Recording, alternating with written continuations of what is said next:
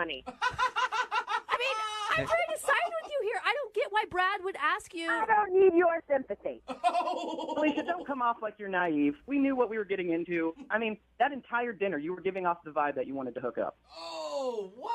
Not with you, I wasn't. Brad, what did she say to give you the vibe that she wanted to hook up? She told me that, I looked great, that she was, super excited to see me. Brad, that all sounds pretty normal. Yep. It does, actually. Yeah, I would say that stuff to my grandmother. Oh, my God, you look great. How are would you? say, no, that's not how it was at all. You grabbed my arm, and you were basically stroking my arm, telling me how great I looked and how much I've been working out. We haven't seen each other in over 2 years. Yeah, it was nice to see you. I gave you a hug and I put my hand on your arm. Really? Did that mean I was taking off my panties? I don't think so. No, I'm not saying you were throwing yourself at me, but I'm just saying, we were No, talking. but that's and what you're you were into insinuating. it. That's what you were insinuating. That I was ready to jump in the sack with you. You were. You were. Guys, hang up on this app, please. No. Oh, my God. Here, all right, Alicia, here. Brad clearly thought you were hitting on him, but Brad, bottom line, nothing happened when you guys went out. Nothing happened, but she wanted to hook up. There's no way in hell I would have ever hooked up with you. All right. I think she's Well- pretty clear. This is pretty classic, Alicia. Just to freak the out. Really? Really? Oh, this is like a pattern here. Oh, yeah, this is why we broke up Don't 2 act years like ago. you know me inside and out, okay? We barely have spoken in years. Well, first of all, I do know you inside and out, if that's where you want to go. Second of all, Whoa. you're the one that's freaking out. It was just a dinner, and now you're on the radio talking about Exactly. It was like just a small dinner, but thing. now you're insinuating that it was something more. Yeah, but Alicia, we learned that nothing happened between you guys. that's good, So right? you got your mission accomplished. It doesn't matter what the you think. I did this so my friends and family would think I wasn't lying, and now he's making it seem like I'm a hussy. I'm pretty sure your friends and family already had a pretty strong opinion before we went out on another dinner. Hey, at this Too point, much, Brad. I would That's love too to much. ask you guys if you'll go on a second date. Brad, would you like to? You, Gilbo. Brad, would you like to go out with? Absolutely not. No, Absolutely not. no's everywhere. Thank you, Brad. Thank you for being honest with us, Brad. I appreciate it. Yeah, whatever. Alicia, are you still there? No. Yeah, All right. Gone again. Well, hey, I look forward to, I don't know, she's going to show up in another segment, She's your new best trying to friend. clear the air somewhere else. Hey, you know what? Maybe she'd be a good phone tap. No. Oh, yeah. She'd be pissed right away. I know that. Hello? Hello?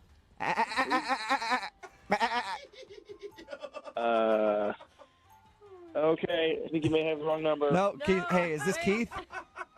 What? Yes? Keith, how are you? This is Jubal from Brook and Jubal in the Morning. What? Yeah, he's This so... is Jubal from Brook and Jubal in the Morning. It's a radio show. A radio show. Yeah, that wasn't a goat who called you. That was me making a goat sound. I bet he was... Okay. I wanted to ask you a few questions about a mutual friend that we have. My mutual friend? Yeah. I don't think I have any friends in radio. No, she's not in radio. Her name is Marissa, and you sort of went on a date with her. You want to... What now? I wanted to see if you could tell us a little bit about your date with Marissa, because she emailed us and says that since you guys spent an afternoon hanging out at her farm, she hasn't heard from you, and she really thought you guys had a good connection and wanted to go out again. She said all that, did she? Yeah, she did. It's a lot of groaning. It's a segment we do on our show called The Second Date Update. If you go out on a date with somebody and they don't call you back, they email us so that we can call you and find out why. A second date? There has not been a second date. No, I know. Yeah. I know. That's what the segment is called. She's basically asking why there won't be a second date. Oh. Did she do something wrong? I don't know. It was okay for a while. It was okay at first as far as dates go. But let's just say it got weird at a certain point. And Was it after you were humped by a goat? she told you about that part too, huh? Yeah, she told us all about it. That was one of the highlights, really. No, honestly, that wasn't it. That was actually that was a surprise. But it ended up being like a funny moment. When she described the date, it sounded so fun. There was a bonfire at the end. You guys made out a little bit. Yeah, I mean it. You On don't paper- agree, do you? Yeah. On paper, it sounds great, and honestly, a lot of it was really cool. I was really interested in her whole like farm deal, and getting to swing a hammer and stuff. Do that kind of like old school stuff was super fun. Old school It was great. There was a certain point it got weird. Just all in all, she's real cool. It's just I don't think I'm ready for everything about what she's got going on out there. So You don't think you're ready for farm life? Like, when did it get weird?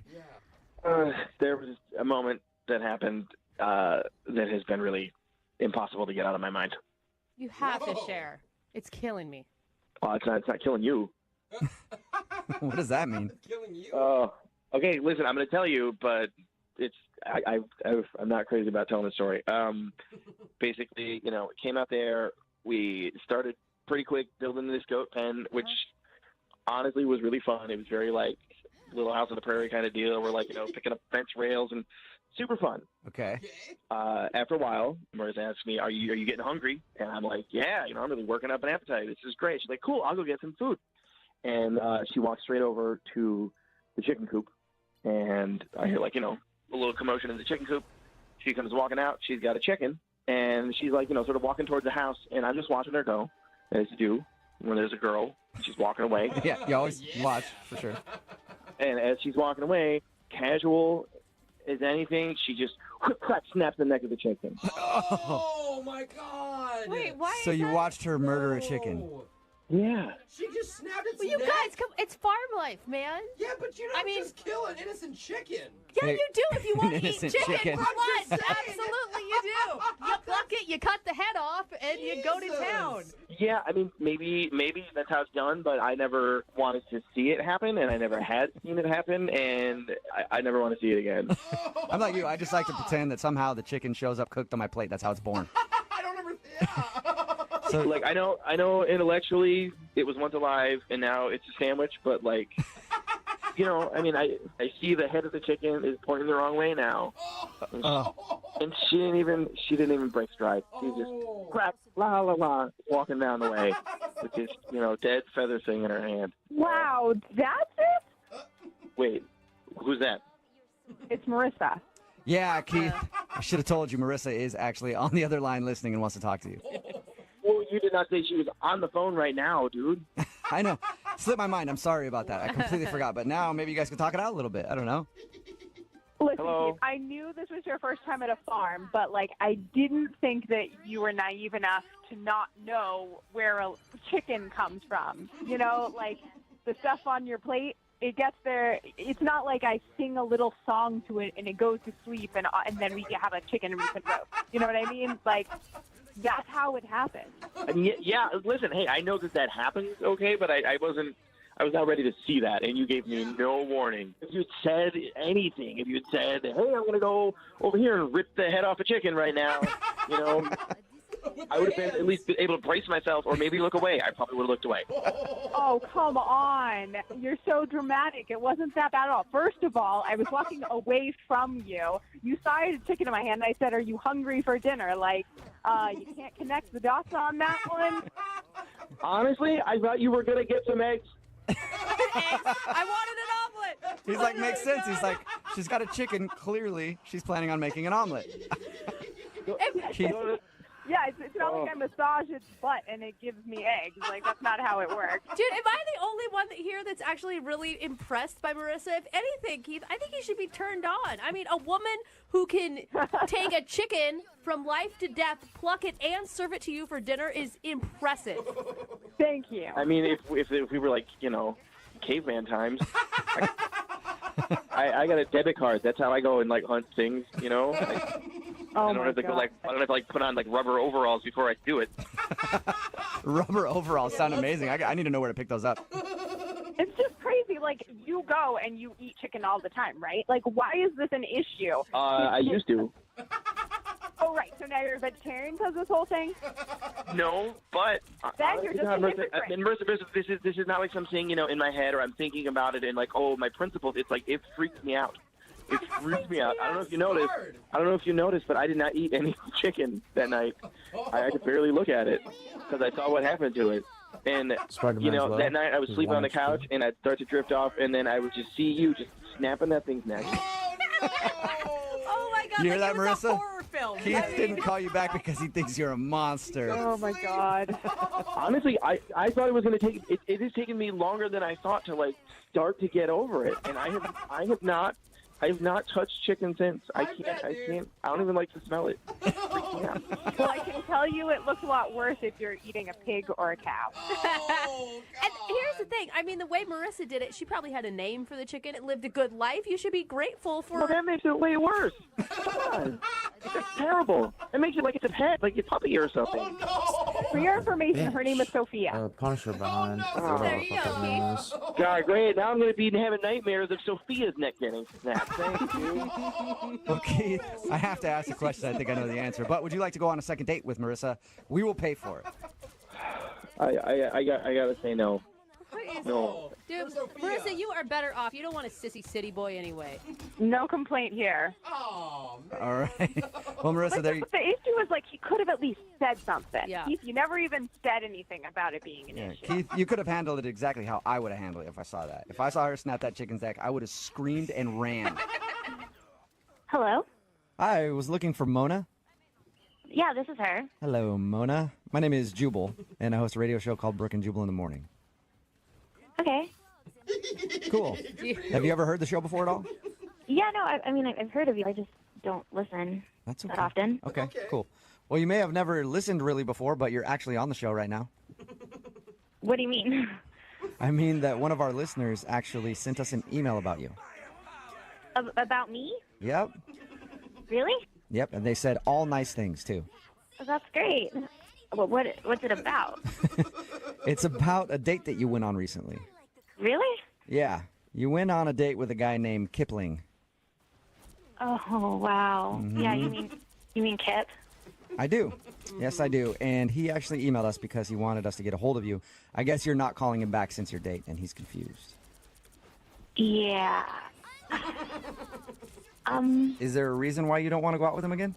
I mean, he seemed like a really sweet guy, but I could just tell he was really, really nervous. Like, anxiously nervous, like, kind of extremely awkward. On a scale of 1 to 10 and the most awkward dates you've ever been on, how was this date?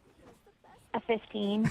I'll tell you why I ask it like that, because we actually talked to Kipling. Sounds like a nice guy, but he was also very nervous talking to us, so I can't imagine how he would be on a date. Yeah, like everything you can imagine, like, times 1,000. Did it get better as you guys hung out longer? No, it only got worse. Oh, How did it get worse? Like, he showed up almost 20 minutes late Right. without letting me know. When he walked in, though, despite being 20 minutes late, were you kind of excited? Like, oh, he's cute. I mean, he was, like, nerdy, awkward, cute. It's like, maybe this could end well, but I'd been waiting for him to order, and the waitress came, and he gave her our menus and said we wouldn't be ordering food. We were just going to get drinks. But I'd waited all day to eat. What? It was already, like, after 7, and I hadn't eaten, and all we were getting was drinks. Like, we went to this nice restaurant, and we weren't even going to get food. Like, why didn't we just go to the bar? Oh, I would have been like, hell no, I'm getting food. You don't even want to see me when I'm hungry right now. We were, like, a few drinks in, and I started getting a little tipsy, and I finally was like, hey, man, like, I'm really hungry. Like, is it okay if we order something? And he was like, yeah, sure, I'll get an appetizer for us to split. Oh, wow. So then he decides to get calamari, which is fine. It was great. yeah. And I was eating, and he could tell that I was uncomfortable. So then he says, can I ask you a question? And, of course, I said, sure. And he asked me if I'm having a good time because my face doesn't look like I'm having a good time. Oh. Your face doesn't look like you're having fun. What'd you say to that? I just smiled and put more calamari in my mouth. Come on, you were, though, probably showing some pain on your face at this point. I think at that point, a few drinks in, no food in my stomach, I couldn't hide a thing. All right. Yeah. So it was just a very awkward time for you. It was extremely awkward. All right. You know what else is going to be awkward? What? He's actually on the other line listening and wants to talk to you right now. Wait, what? Yep. Kip, where you at? Hi, Mona. Oh, no. Hi, Kip. Hi. Okay. Kip, why are you doing this? I'm confused. Well, you weren't answering my messages. I Oh. thought I wanted to talk to you and see if you wanted to go on another date. Okay. Kip, did you hear what I said about our first date? Yeah, and but listen, the thing is, okay, so I don't date a lot, and Yeah. I really liked you, and you made me nervous, and I was already really nervous because I was late, and the thing is, I just showed up, and I just wasn't expecting a woman of your nature to be there. Kip, what does that even mean? What did that mean, Kip? No, I just mean you're very beautiful. You know, you're very You have captivating features. You know. Kip, that's really sweet. Yeah, and I just got nervous, and that's why maybe I wasn't the best dater. Like, I was nervous, and I could tell you weren't having a good time, and the reason I didn't order a bunch of food is because I don't know, maybe we were gonna, you know, something was gonna happen. What? Oh, Kip. Wait, what are you talking about, Kip? What was going to happen if you ordered food?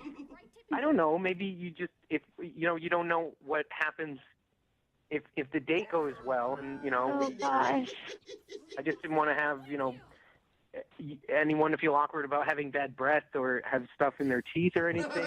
So wait, You mean were like if you planning- guys are gonna kiss or something at the end there? Yeah. Okay. Oh, I thought he was planning a lot more than that. Yeah, Sorry. me Okay. too, but I'm not really giving Kip that much credit. I was like, damn, son, slow down. No. I just meant kissing. Like we might kiss if it went well. It's a date. It's how would, you know?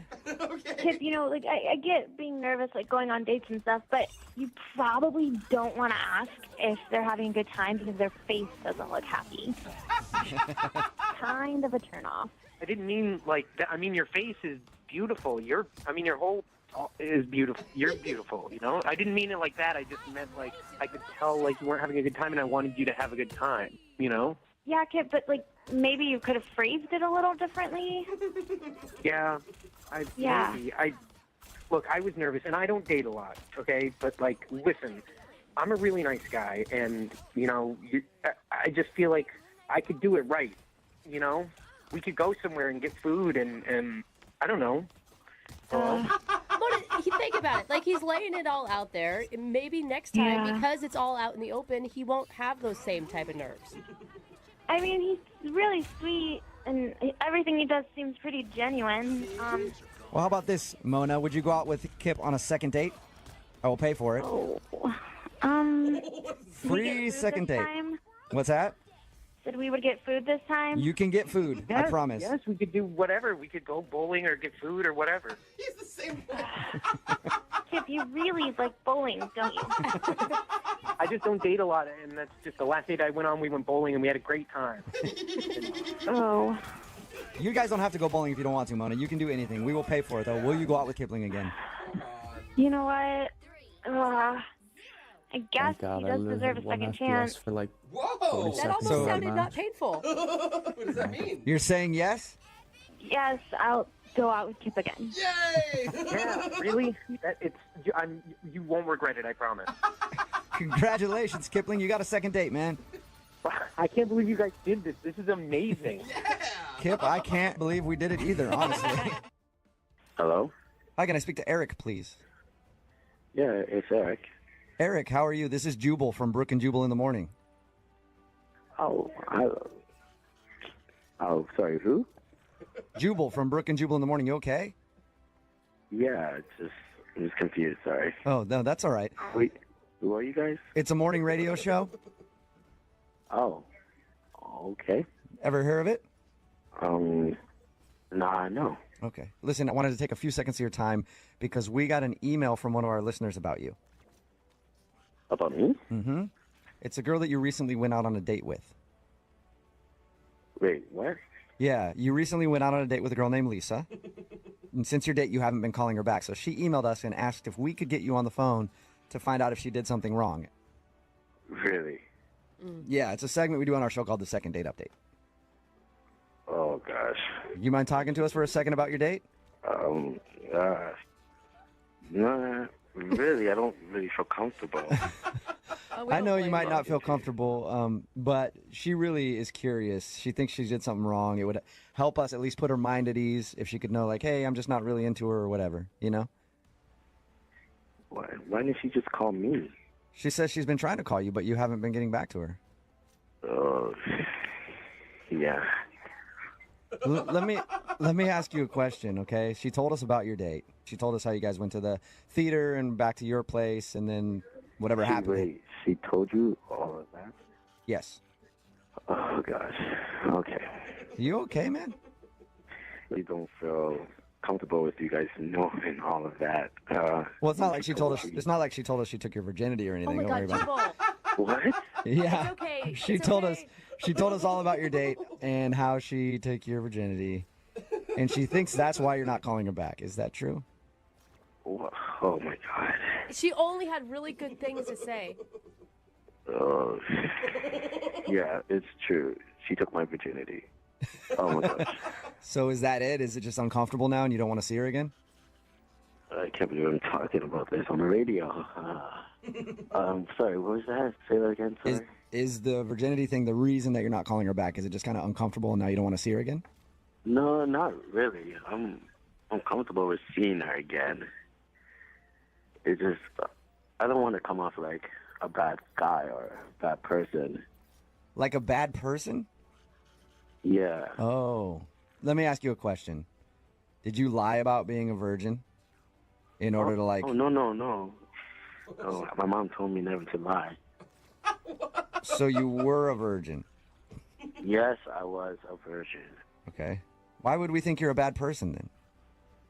Well, she did, I guess, did me a favor, and like she took my virginity. It was awesome, but well, it's just like I'm new to this now, and I've been in relationships, but obviously I haven't had sex with anyone, and the relationships have gone long.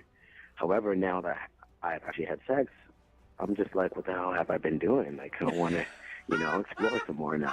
Do you want to explore some more now? So you're not calling her back?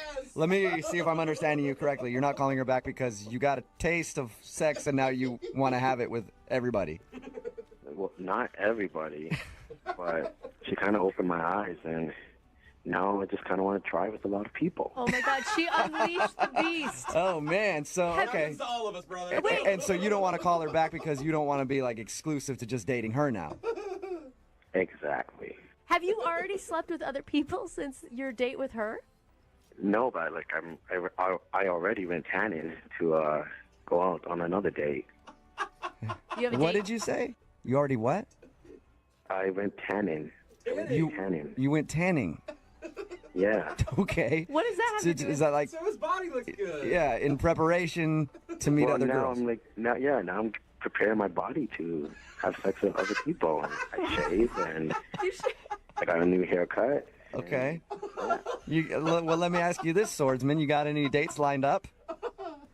I have one tomorrow night, and I'm really excited about it. Just want to see how it goes. Yeah. Oh my God. Me too, man. I'm really interested. So basically, she was like a crack dealer who gave you your first hit, and now you're addicted. I don't do drugs, if that's what you're implying. No, I'm not implying that at all. Innocent. Eric, thank you for being honest with us. I appreciate it. Good luck in your quest. Thanks. You're welcome. I do have to let you know, though, before we get you off the phone, that Lisa is actually on the other line, and she's been listening to this conversation. What? Yeah, I've been on the whole time. I've listened to everything you've said, and it's incredibly shallow. Let me just say that. Like, I did this for you. I felt like I was like opening you up, and now you're supposed to be special, and then you just like go and you're like, you want to go like run around in the streets and like taste every piece of candy you can. It's so disrespectful. What's going on? I didn't know she was on the phone. I know, Eric. I'm sorry to do that to you. You like lied to me. I know. I'm sorry, dude. I didn't mean to lie to you. Thanks But don't you want to just tell Lisa yourself, like, hey, thanks for what you did for me. Now I'm on to the next one. He doesn't have to say shit. I mean, he's already said everything that he needed to say. I heard everything that I needed to hear. And he totally used me. I didn't use you. I didn't mean for that to happen. It just happened that night. It was a mutual agreement. Mutual agreement. It's not like we signed a contract or something. I mean, I was doing you a favor. You realize this. You were a 26-year-old virgin when you met me. I mean... Yeah, I was a 26-year-old virgin. I'm not that anymore. Oh my God. Lisa, you don't really feel used by this guy. I mean, I actually thought he was nice. Like, I made exceptions for him. Like, really, honestly, he's not like a guy that I would normally go out with. But then we had a connection, I thought, and now I just feel like gross. It really actually does feel pretty gross. He still sounds like a nice guy. Eric, you sound like a nice guy. I am a nice guy. You have to understand from my point of view. And you can't blame him. I mean, Lisa, you've had some experience. I'm sure that you're really happy that you've had all those experiences, right? He's got to make up for lost time. Well, yeah, I mean, I guess so, but, you know, it's like you have someone on lockdown. Like, okay, great, let's do this. Like, doesn't he think he needs a little more practice before he goes out in the world? And, like, you know, if it's like your second time to ever have sex, someone's going to wonder if you are really that bad in bed. Are you saying you want to practice with me some more? Because I'm just saying I totally will. You know? That leads me to my next question, I guess. Eric, would you like to go out on a second date with Lisa? We will pay for it. No, but I will go out on any other date, so and get some more fun. No, he doesn't get to turn me down now. I'm not asking anymore. Oh my gosh. Hey, we can hook up from time to time. We just can't be exclusive. I'm not asking you for that. I mean, no, I'm saying no. So don't act like you're like doing me favors now because I'm good. I'm telling you, I'm good. No to hooking up or no to being exclusive? What is your deal? Like we have this thing, and you're a normal guy, and then all of a sudden you're gonna go out and like slay all these ladies. Like you're gonna just like spread your seed all over the world. All of a sudden, like you were shy. Like you wouldn't even hardly talk to me. Lisa, I take it as a compliment. I mean, obviously, whatever you do is really good. It's got him crazed. Yes, Lisa. It was really good. Hello? Hi, may I speak to Martin, please? This is Martin. Hey, Martin, what's up, man? How are you? This is Jubal from Brook and Jubal in the Morning. Okay, can you guys take me off your list? I'm sorry, I get these calls all the time. No, I don't think you get these calls all the time. Martin? Hello? Yeah, I'm here. Yeah, it's not a telemarketing call. Yeah. Oh, okay. Well, who are you guys with? Brook and Jubal in the Morning. It's a radio show. Oh. Yeah, how you doing? Okay, I'm doing good. So anyway, got a like, survey. I got a survey. Wonder if you can take that real quick for us. He's kidding. Martin, he's kidding. Don't hang up. Okay. Martin, the reason we're calling is because we do a segment on our show. It's called the Second Date Update. And you went out with somebody who listens to our show recently. What? Her name is Patty. All right, yeah.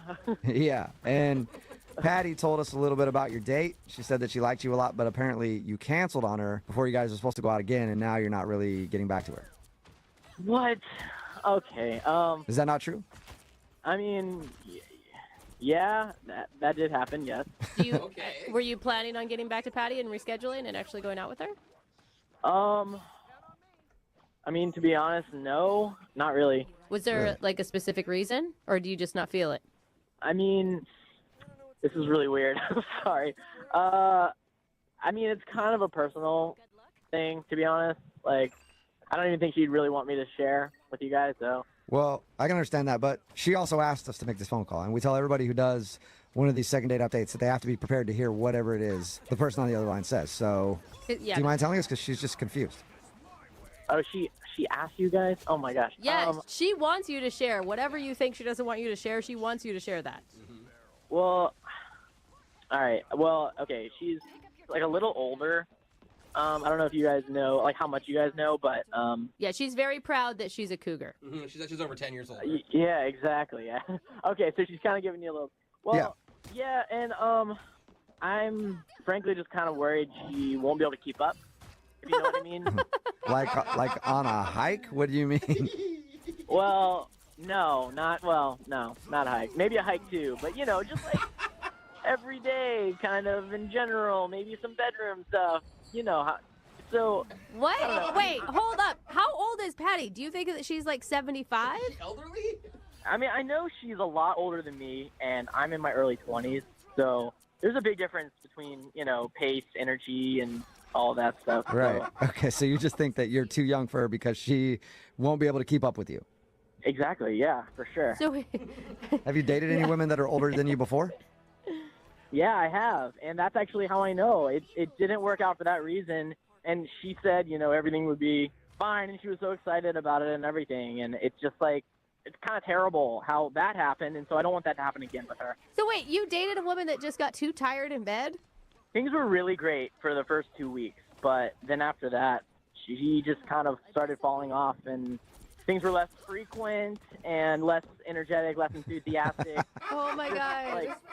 Yeah. All right. Well, Martin, I have a feeling that Patty's going to disagree with you, but we should just ask her about that because she's actually on the other line listening and wants to talk to you. Wait, what? Hi, Martin. Are you freaking kidding How you me doing, right now? hon? Surprise. So this is all Hey. set up, I guess, huh? Okay. Yeah, That's good. pretty much. Well, you weren't getting back to me, so I did kind of want to find out. And I get your concern, but this is something I can definitely put. You can put your fears aside, sir. Between my Pilates, yoga, and weightlifting, it wasn't too long ago that I could still hang on to the ceiling fan. So I don't think that you have any. Whoa!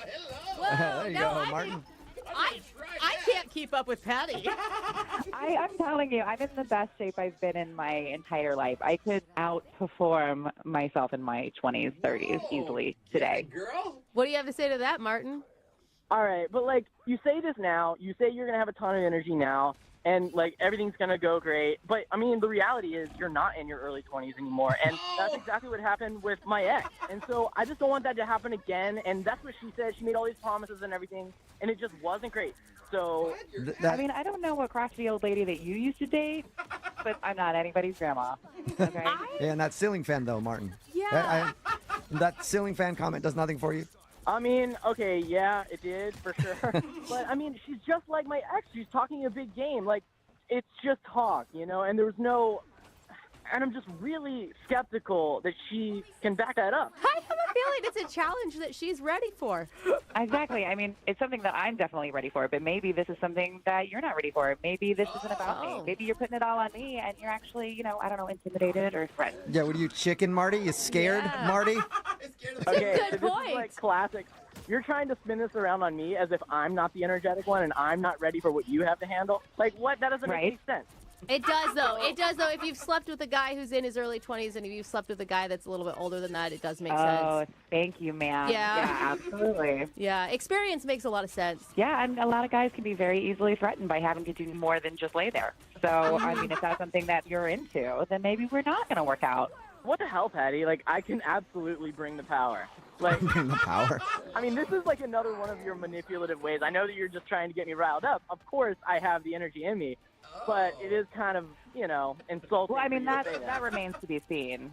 Yeah, There is no proof. all you're saying is words, Marty. Yeah. Where's the power? What Yeah. if you're just like her ex, okay, that couldn't bring it? What are y'all talking about? All she's saying are just words. I can actually prove it.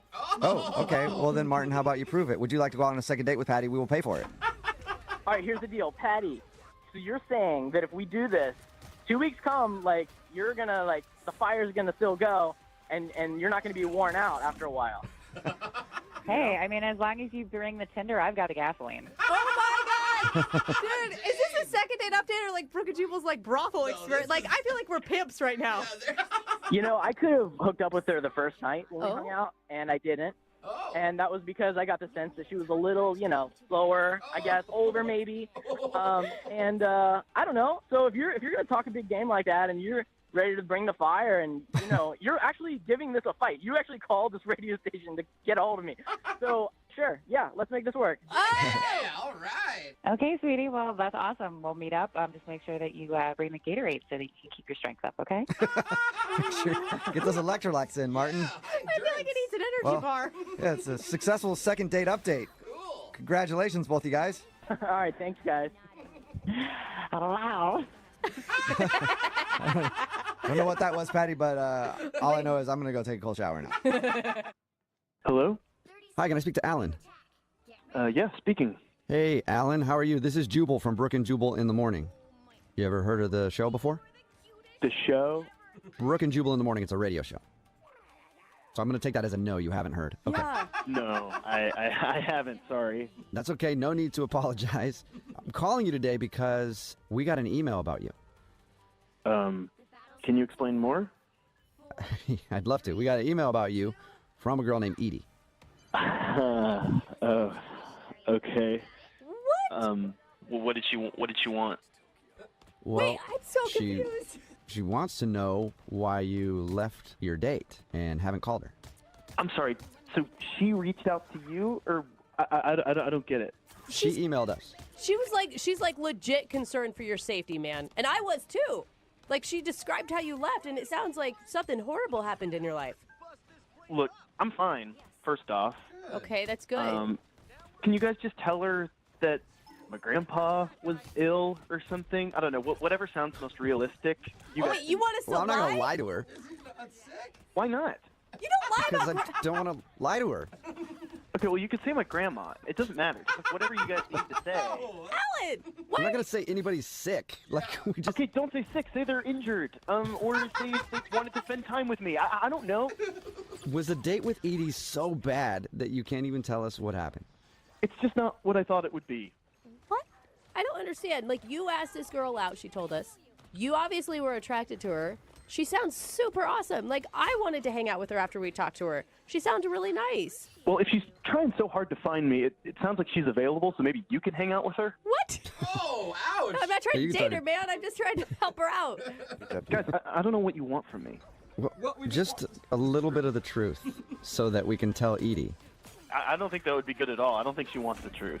Yes, of course she wants the truth. Put yourself in her shoes. Like, she has a date that leaves, like, halfway through the date. Yeah, but I really don't think that she's going to like this. What happened? Well, she's prepared for that. We've told her that she might hear something she doesn't like, so it'd be better to at least tell her so that she knows for future dates, so she doesn't do the same thing. Why don't you just tell her this? Just tell her that it's all me. It's my fault. It's nothing to do with her.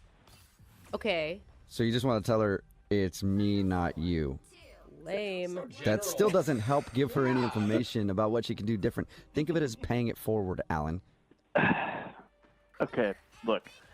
I don't know what she told you, but I'm a huge Darth Vader fan. Okay. Like, I've read everything. I've searched the internet for fan fiction. On nights when I'm not doing anything, I will go through and watch every scene that he is in from every movie. Wow. Okay, Whoa. so that's crazy, but she obviously likes that stuff because she was at Comic-Con and she met you in your Darth Vader costume. Like, none of that would be surprising to her. Here's the thing. I don't know if y'all are familiar with the Phantom Menace. No. Not really. I mean, I know what it is, but, you know, I don't have a lot of Star Wars knowledge. Right, I figured. So here's the thing. That's when Darth Vader meets Princess Amidala, who's Okay. played by Natalie Portman. Oh, yeah, she's a hottie. Yeah, absolutely she is a hottie. Yeah. Okay, what does this have to do with your date, though? So here's the thing. Darth Vader and Princess Amidala end up getting together. Uh-huh. And they get married, and they have children who end up being Luke and Leia. Oh, okay. Yeah, that is what I want with my life. I want to find my Princess Amidala. Okay. And so I was at Comic-Con, and I saw Edie, and she was dressed up, and she had all this, like, great white makeup on. And when I saw her, I, like, had this revelation, and I was like, that's her.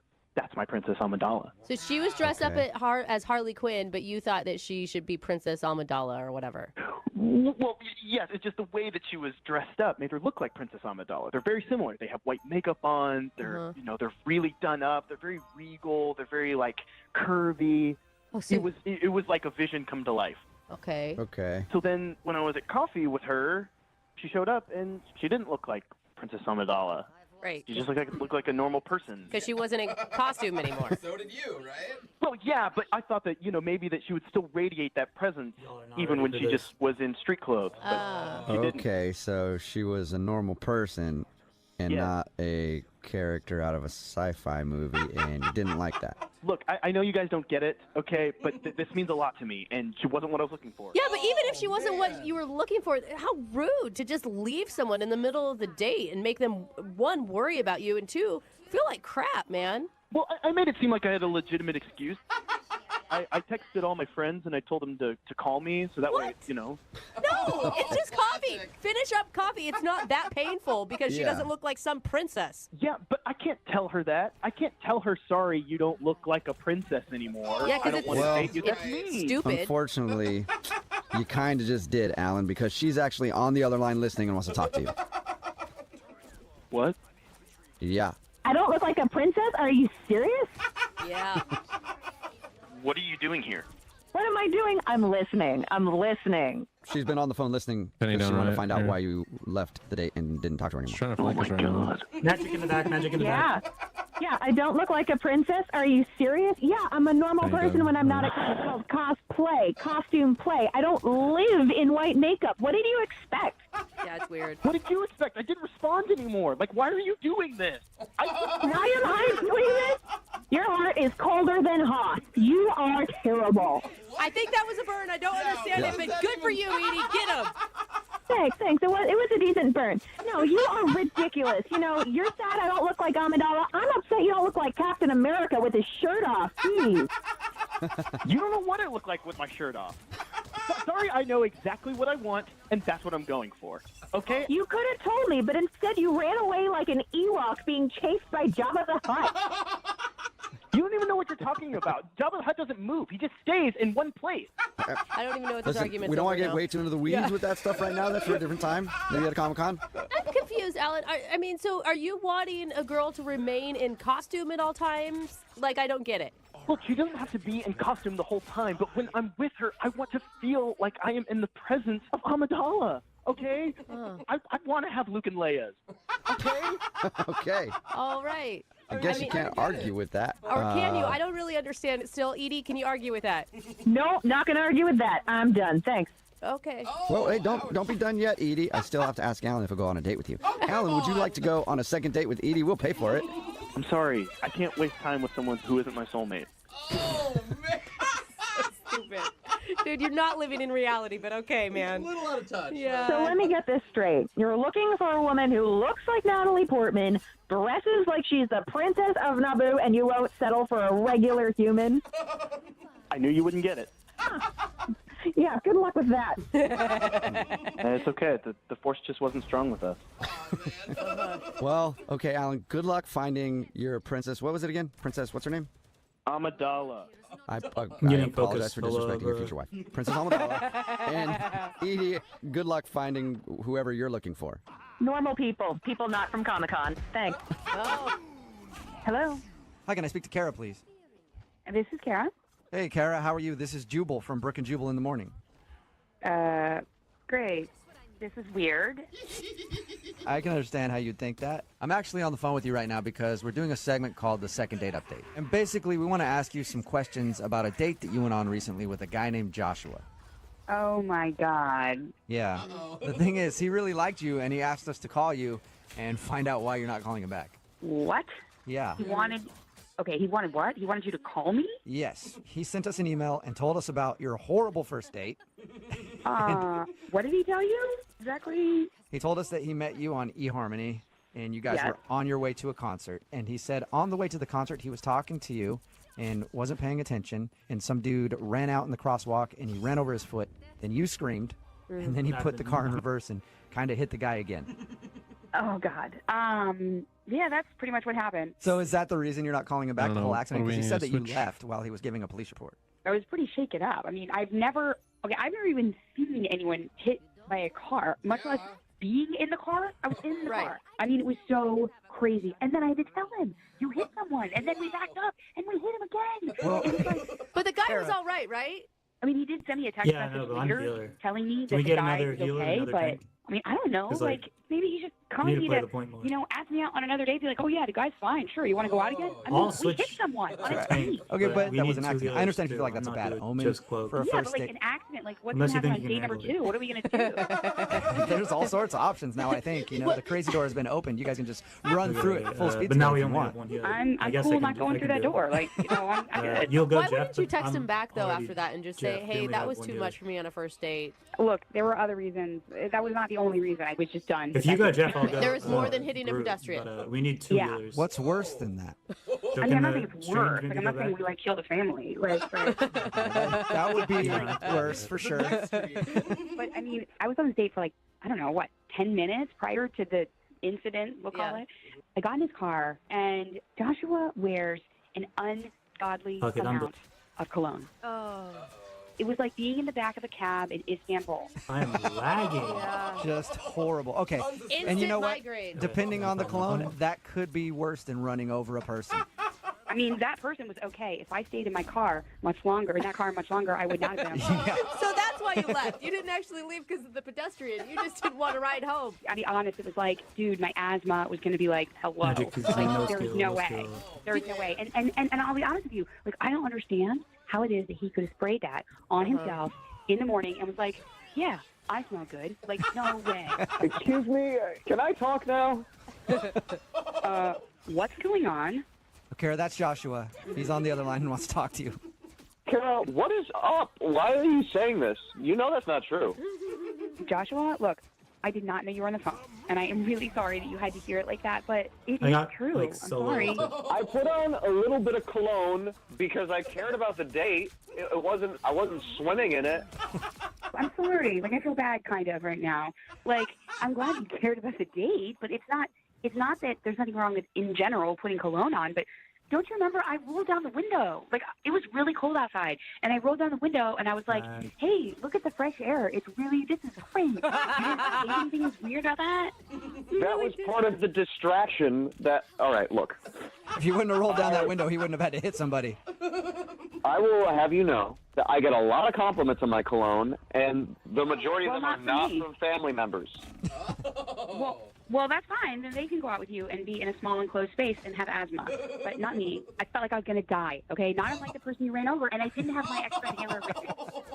Well, the person that I accidentally ran over his foot was nowhere close to death, which I would say is, maybe similar to how your cologne. Okay, look. All right, okay, fine. You're in such a predicament right now, Joshua. It's not about the cologne. I cannot wear cologne. I can change that, all right? I just think that I got a good vibe from you before all this stuff happened, and I'm sorry. And Which part are you sorry for, the cologne or the almost dead dude? I mean, he's not almost dead. Come on. Wow. This was found out in a court of law. He was fine. But honestly, like, I'm just trying to give you feedback about your cologne. Like, it just doesn't smell good, and the amount didn't smell good.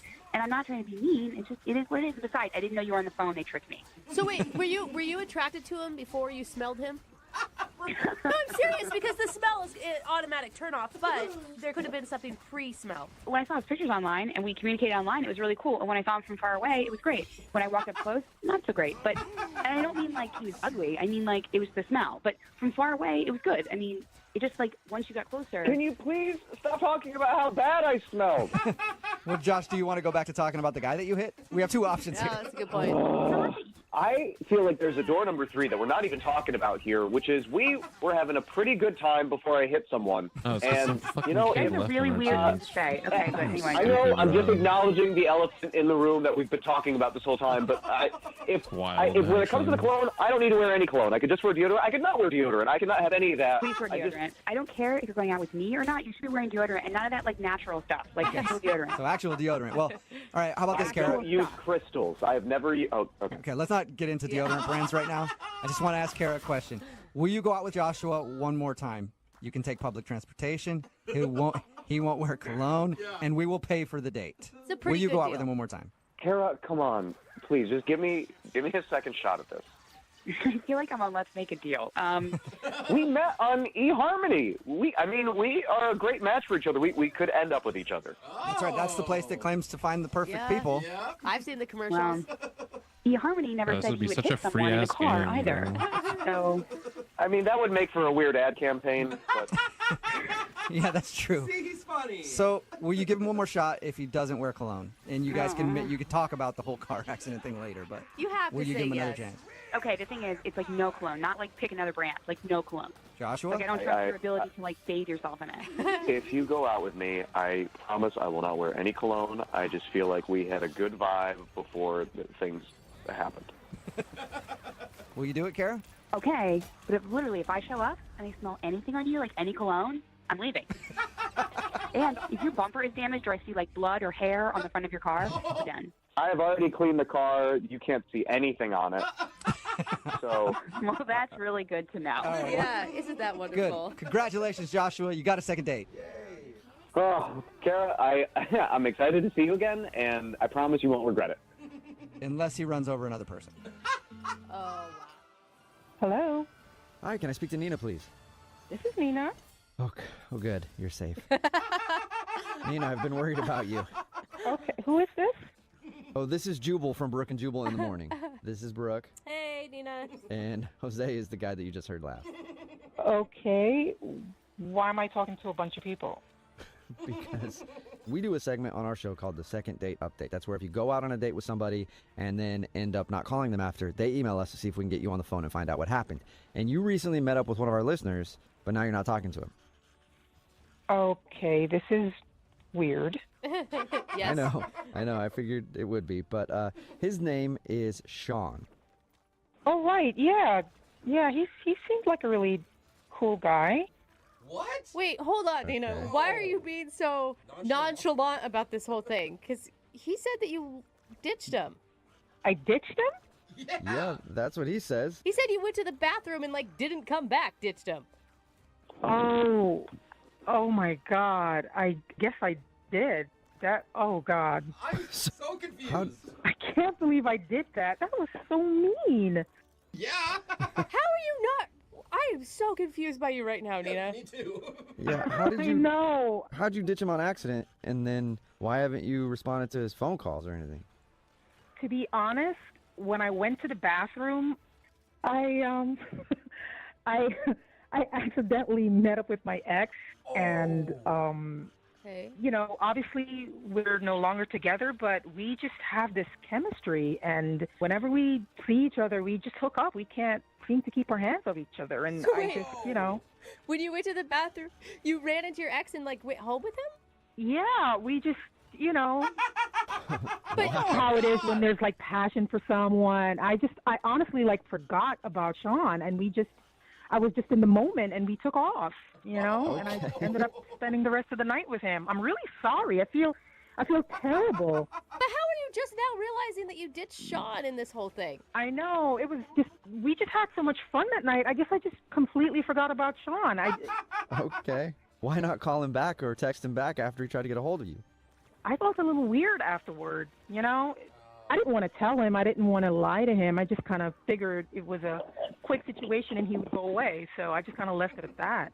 I think that's pretty understandable. Yeah. What are you going to say? The only problem is, Nina, he hasn't gone away because he's actually on the other line listening to this conversation and wants to talk to you. Are you serious right now? Is this really real life? Are you serious? You had him waiting on the phone to talk to me this whole time? What is wrong with you guys? Oh, my God. I'm sorry, but yeah, he was waiting this whole time to talk to you, and now I guess he knows the truth. What kind of person does this? You actually forgot that we were in the middle of a date?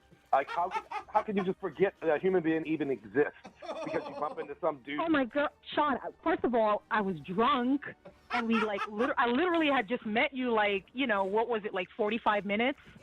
So you're a nice guy, but... So after you sobered up, you saw my text, you saw that you missed calls, nothing in you. There was no remorse, oh, man, that's pretty messed up, nothing. No. I mean, I feel bad about it, but I kind of figured it was such a quick hookup, and I thought I said goodbye to you before I left, so, I forgot. I was, like I said, I had a few drinks, so I wasn't thinking clearly. We're on a first date, Nina. I mean, and you just go hook up with your ex-boyfriend. You don't sound like you're all that broken up about it. I mean... I do feel bad about it, but come on. We met on Tinder, dude. I mean, it's not like you're going to propose to me or anything, so I didn't think it was a big deal. I mean, I guess maybe at some point I would have reached. I just really didn't put a lot of thought into it. At some point? What, were you going to wait till I had a birthday? I mean... No, I figured I would call you at some point, but, I was just wrapped up with my ex, and I wasn't really putting a lot of focus on it, Nina. Oh, my God. I know. I feel so bad for you, Sean. Nina, that is really messed up that you just ditched somebody. He had a bad night to begin with. He had already been ditched by his friends. Well, first of all, not everybody has an ex like my ex. Okay, this guy, well, I won't even get into that. And I mean, I do feel bad for Sean. I just never thought it was that deep, really. You know what? Now I don't even feel as bad. Because you know what I did? So I wouldn't take a total loss of the night. I hooked up with one of her girlfriends. No way! You did not tell us that before, Sean. Wait a minute. What? You did what? Oh, now it matters? Wait a minute. Who was it? Who did you hook up with? I mean, why does it matter? You know, I'm just some guy you were going to call at his birthday. I mean, No, what difference does it make? it doesn't even matter. I bet I know who it was anyway. It's she's a slut in the group. But now I'm just like, I'm really confused because if you did that, why are you going through all this trouble to contact me? Why don't you just go with her? That's a good point. Why are you contacting me? I mean, I was a little more interested in you, but, you know, I'm over that now, obviously. Well, you're not. I mean, it's sounding all confusing to me because if you're interested in me, why are you hooking up with one of my friends? Oh, let me use that's not cool. Let me use your drunk excuse. Oh, I was drunk, so, you know, it just kind of happened. Oh, no, you didn't. No, you All right. didn't. Well, That on is this not note, cool. Nina, I would like to ask you if you would like to go out with Sean again on a second date. We will pay for it. That's a very generous offer, but I think I will respectfully decline. Oh my God! I wanted you guys to go out again to see who you'd actually end up going home with that night. Well, maybe you can pay for him to go out with. Okay. I mean, good. I mean, I don't want to go with you again anyway. I mean, honestly, your girlfriend was a little hotter than you, and then there was a couple other ones that I might be more interested in that was in that party. Anyway, so, you know. Okay. So now Sean's got all the girls. This is why I should meet up with guys on Tinder. I am done with that whole situation. I mean, you have, like, completely turned me off. And, like, if I'm going to be meeting jerks like you, then, nah, not even worth it. Whoa. That's fine. Yeah, stick to guys that dump you in real life. Oh, my God. My God. All right. Well, thank you very much, you guys. And at least, hey, Sean, look at it this way. Now that you're kind of an ex of hers, you went on a date. Next time you see her out with another dude, you might be able to hook up with her. It all works out. Hello? Hi, can I speak to Charlie, please? This is he. Hey, Charlie, how are you? This is Jubal from Brook and Jubal in the Morning.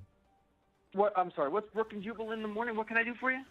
It's a radio show, a morning radio show. A morning radio show. And what does it have to do with me?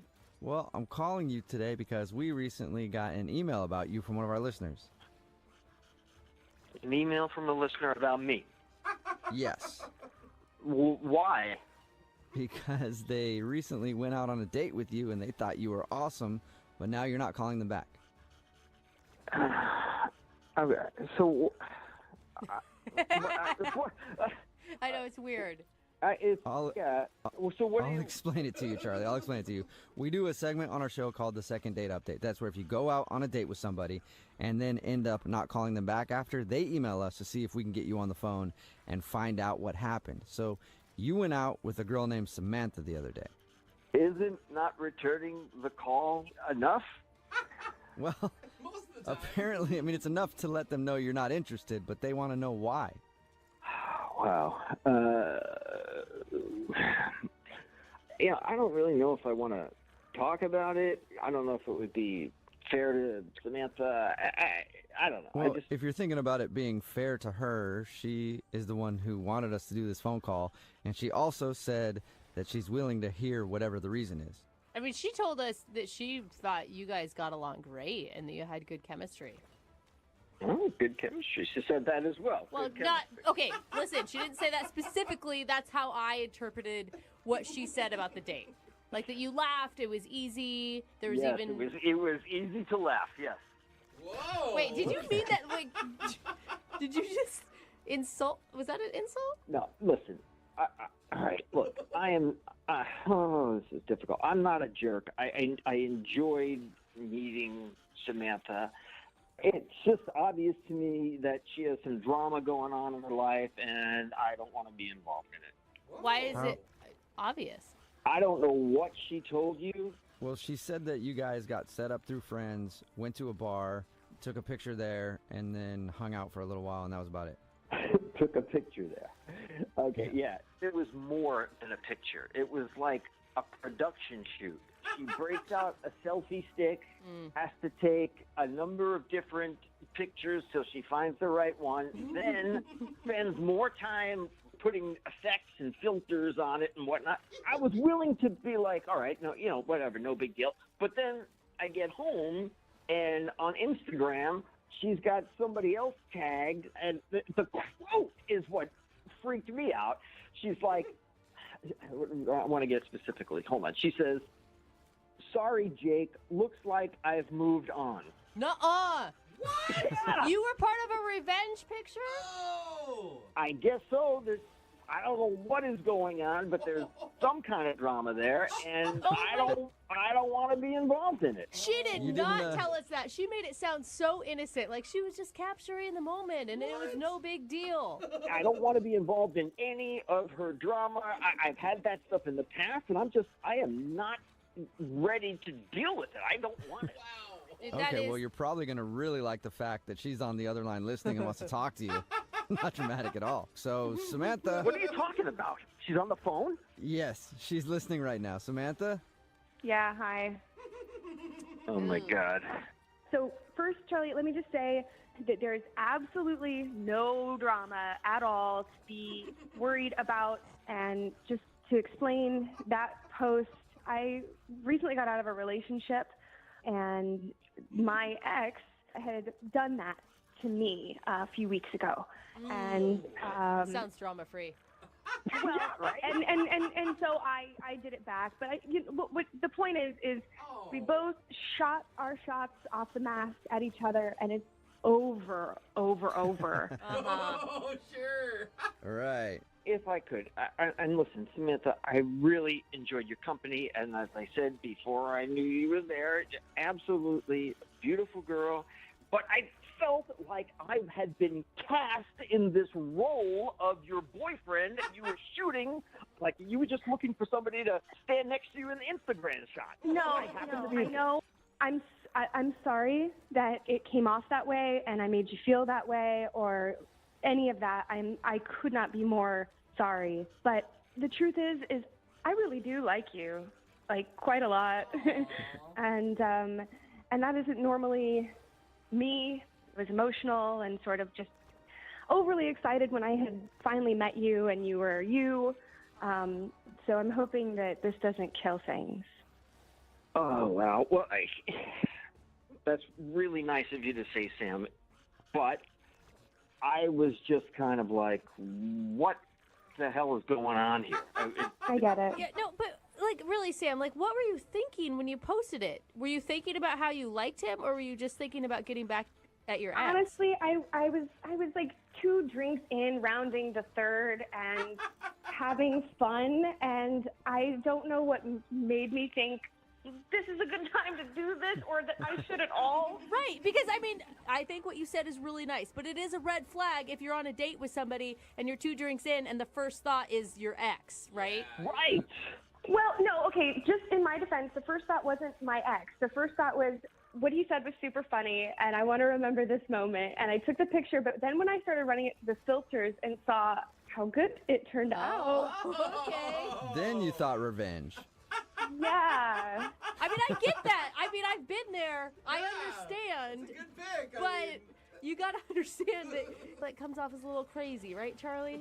Totally crazy, and it just seems like she's got this thing where she's got to let everybody know, including Jake, that she's going out with somebody else. I don't need this, man. I don't need Jake all of a sudden contacting. Who knows? I don't know how things ended, but all of a sudden I go home. Here I am in her Instagram with a quote that says, "Sorry, Jake, looks like I moved on." Well, I will say, Charlie, you should be flattered, though, because no girl would post that if you were ugly. You're obviously an upgrade from Jake, because that is the only reason she would text and tag Jake in that. The picture really did come out really great in spite of it all. And I know it was stupid of me to write that caption, and I really hope that I'm not entirely judged by one stupid, buzzed, bad caption.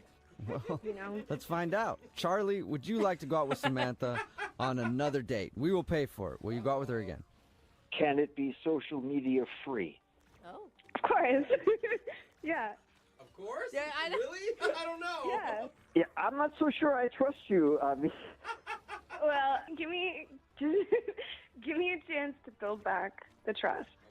I think you can actually trust her, because if she was going to call us and put all this on the air, and if her ex heard, she looks pretty pathetic right now. So she's just risking a lot for this date, I'm saying. Thank you. What do you think, Charlie? You know what? I think it's worth one more date. Let's do it. Oh, cool. So that's sweet. All right. Well, congratulations, you two. And hey, Samantha, on this date, if you actually do try to lean in for a kiss, it might actually happen. You weren't supposed to say anything. Say what? I just thought maybe you guys could share a kiss. Almost everyone has dreamed of being famous. The idea of exorbitant wealth paired together with love and admiration from millions of strangers is a lifestyle many find to be appealing. But no one would go further to achieve this dream than Lily Jean Truman. With an online following of over 1 million on her Instagram, one might think she would be somewhat of a well-known figure. However, the only thing she's truly known for are the strange circumstances of her supposed fame. Revelations of her inconsistent growth and engagement has led to allegations of buying followers, fabricating fan accounts, and even faking event appearances and brand sponsorships. With her questionable status as an influencer, many began to take note, and as online discussion of Lily Jean began to increase, she would be set on a warpath to remove any criticism of her online, with the help of her mother Laura. This culminated in the doxing, harassment, and stalking of a handful of creators and internet spectators. But who is Lily Jean, and how did we get here? Lily Jean's earliest known online activity dates back to around 2011, when she was only 10 years old. As a preteen, she would create a handful of blogs discussing topics of interest like makeup, nails, gymnastics, and American Girl dolls, the latter of which she would use to create stop-motion animations demonstrating her early interest in acting in film, and more specifically, her desire to be famous. Meanwhile, her mother Laura had worked in the entertainment industry for over 25 years, supplying props for movies like Men in Black 3 and Public Enemy starring Johnny Depp. Many speculate this had some effect on young Lily, who aspired to work in the same field, but not behind the camera like her mom. She wanted to be a star. Lily Jean would get her first taste of notoriety at the age of 16 years old in December of 2017. However, it wasn't the kind of attention she craved. In a now deleted post, a Reddit user by the name of Adventurous Jenny would share Lily's digital art to the Delusional Artist subreddit. This was also paired with a biography on the young talent. Lily Jean is a rising actress, an upcoming model, motivational speaker, and a well-known beauty and fashion blogger. Her backstory for one so young is fascinating and inspirational. At the tender age of 3 years old, Lily Jean was already using a laptop and researching items on the internet. By the time she turned 7, she revealed to the world, as well as her parents, how much she had learned in just a short time, all on her own. Attached to this post would be a few pieces of art created by Lily, which commenters would mock and poke fun at. It's unknown exactly what was shared, but if it was anything like her more recent art, it's not hard to imagine why users found it so funny. This thread would eventually garner the attention of Lily Jean's mother, who would lash out at multiple users in the thread. "Hello, I am the parent of said young woman who you are bullying online. It is inappropriate and will be dealt with accordingly. I am very glad that you think it's funny to make fun of a 16-year-old woman online who is quite lovely. Uncomfortable to look at? I think your style of writing is uncomfortable to look at, and I will be reporting this post. Subsequently, please be advised, if you ever troll my minor daughter's profile again, I will track down who is writing this information and report you to the police in your communities. Cyberbullying is a crime." That is right. I am posting because guess what? I can, with my hashtag Twitter army and my hashtag Facebook following, and Lily's combined 200,000 followers, which took 2 years for her to grow. You are absolutely right. Would have been better to pick on somebody that was not as well known. One of her fans alerted her to this thread. "Who do you think you're talking to? You're done. Period. I will ensure that by today's close of the day, we find out who you are. Got it." Her mother's intervention would only cause the situation to escalate further, resulting in a spat between her and multiple users on Twitter and Facebook. While there are almost no archives of the social media posts available, one of Laura's Facebook posts was uncovered. "Dear @Reddit, I will be putting a formal claim into the Attorney General's CA office today regarding your disgusting service or lack thereof. You have PDF files on your site, some of whom are moderators. I will not allow anyone to threaten my daughter's safety ever. Duly warned,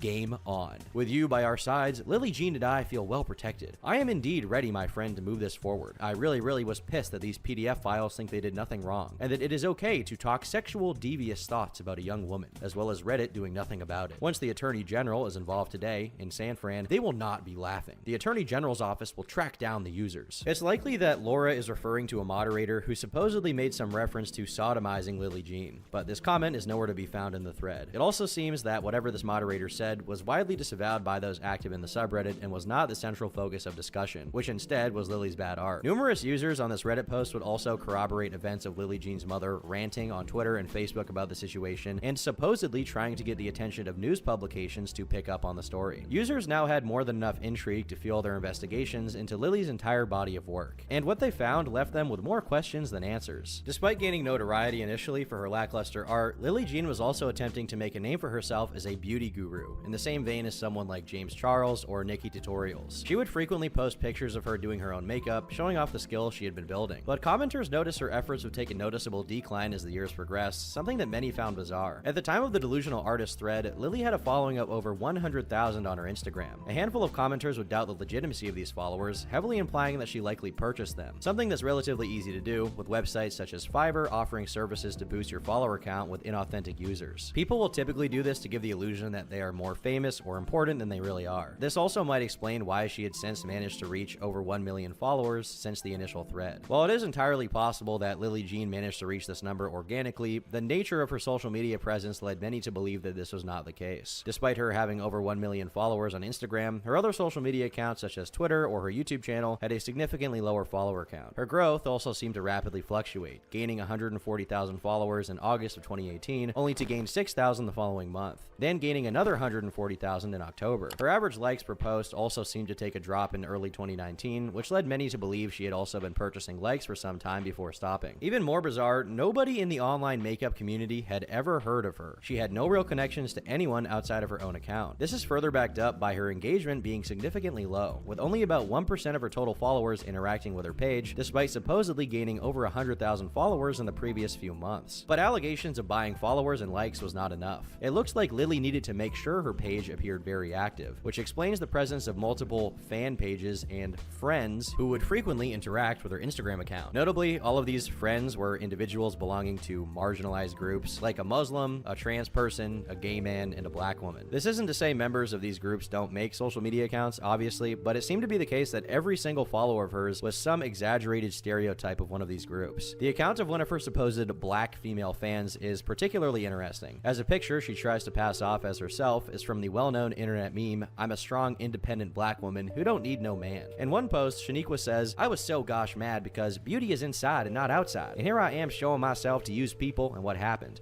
I gets called fat. Black snot rag, N-word factory. Well, I was so pizzled, but it actually has not bad ending." It was obvious to onlookers that nobody actually speaks like Shaniqua spoke here, and these are obviously not real people. This begs the question, who would create fake accounts to constantly interact with Lily Jean other than Lily herself? Lily Jean at one point would even comment on the claim that her friends were fake, stating the following: "I have no control over the accounts people make. I have no control over you guys even commenting hate, but my control is blocking." I love that button. But just when you think her online presence can't get any stranger, it does. Not only were there allegations of faking followers, likes, and even friends, but Lily Jean would definitively go as far as to fabricate event appearances and brand deals. These would be done to give the illusion that she was more famous and well-connected than she really was. One great example of this is her photoshopping herself at the Met Gala over a picture of Katy Perry. With the inconsistent metrics of her posts, her bogus brand deals and event appearances, lackluster makeup skills, bizarre social media musings, and her army of fake fans constantly interacting with her, many were led to believe that her entire internet presence was a complete hoax. But in a sense, Lily had got what she finally wanted: attention. But this desired fame was now becoming more akin to infamy. And Jean's efforts at becoming a beauty guru would not be her only venture. The biography posted to her website states that she is an actress, filmmaker, writer, and director, best known for her award-winning celebrity talk show, Lily Jean Talks. Now, this talk show is just a podcast uploaded to her YouTube channel, which has received an overwhelming negative reception. It also appears that the reviews for this podcast have been manipulated in some way, considering that despite its 1-star rating, it has over 800 10-star reviews. And as far as this being an award-winning talk show, the award in question is simply a Best Web Series of the Month, distributed by the Gothamite Monthly Film Awards, which is an extremely niche film festival that I doubt anyone watching has heard of. As for her supposed acting, writing, and directing, these are not things Lily appears to have done professionally. According to her website, Lily has acted in 6 films, in which she plays the lead. These films are notably short and low production. They typically feature Lily herself, and sometimes one other person, and oftentimes that person is not even in the same room or speaking the same language, and it's hard to tell if they even know what's going on. My husband!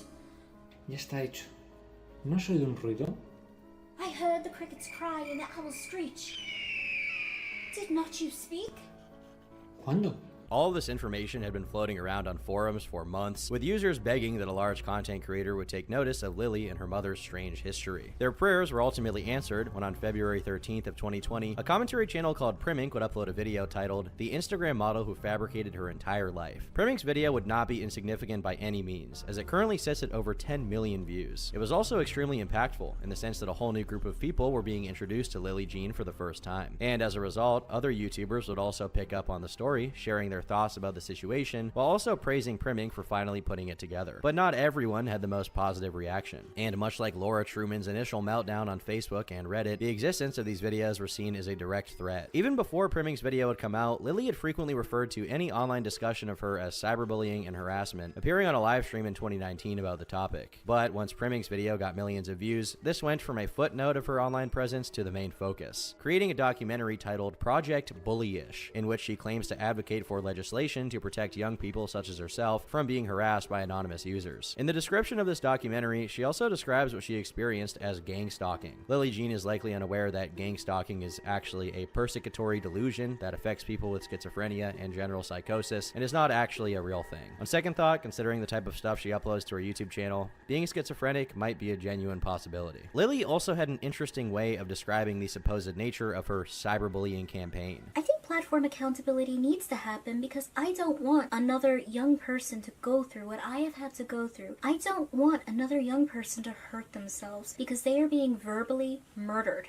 online by people who have no soul. Because the word cyberbullying is not even the word anymore. It's online verbal murdering that is occurring to people. She constantly refers to her experiences happening when she was just a minor, even though the only thing that happened when she was under the age of 18 was the initial Delusional Artists subreddit post. This situation was an isolated incident, and she was a full-on legal adult by the time a majority of her controversies initially cropped up. Controversies which were not fueled by harassment and hatred, but were instead questioning her fake career. On top of this, Lily frequently referred to herself as being a Jewish woman, claiming that the harassment she receives is actually fueled by anti-Semitism. While there's no doubt that random users may make genuinely hateful remarks, to conflate this with a broader analysis of her phony career is a clear deflection. But even with that, could it be said that the Truman family's intentions were still good? Simply a mother trying to protect her daughter from mean comments online? Maybe at one point that could have been said. Unfortunately for the duo, all of these are simply false justifications used to excuse their unethical methods of seeking justice from their haters. Primink would receive a large amount of failed copyright claims from Lily Jean over the coming years. He notes that the more these claims were shot down, the more intense future claims would become. Lily Jean and her mother began submitting images used in Primink's video for official copyright protection with the US government so they could then use their supposed intellectual property to get the video removed. This would send Lily's mother into a complete mental downward spiral. The user has violated my rights and is using my copyrighted photo on their cover. As the rights owner, I demand this to be removed immediately. This is not fair use. This is a violation. This is verbal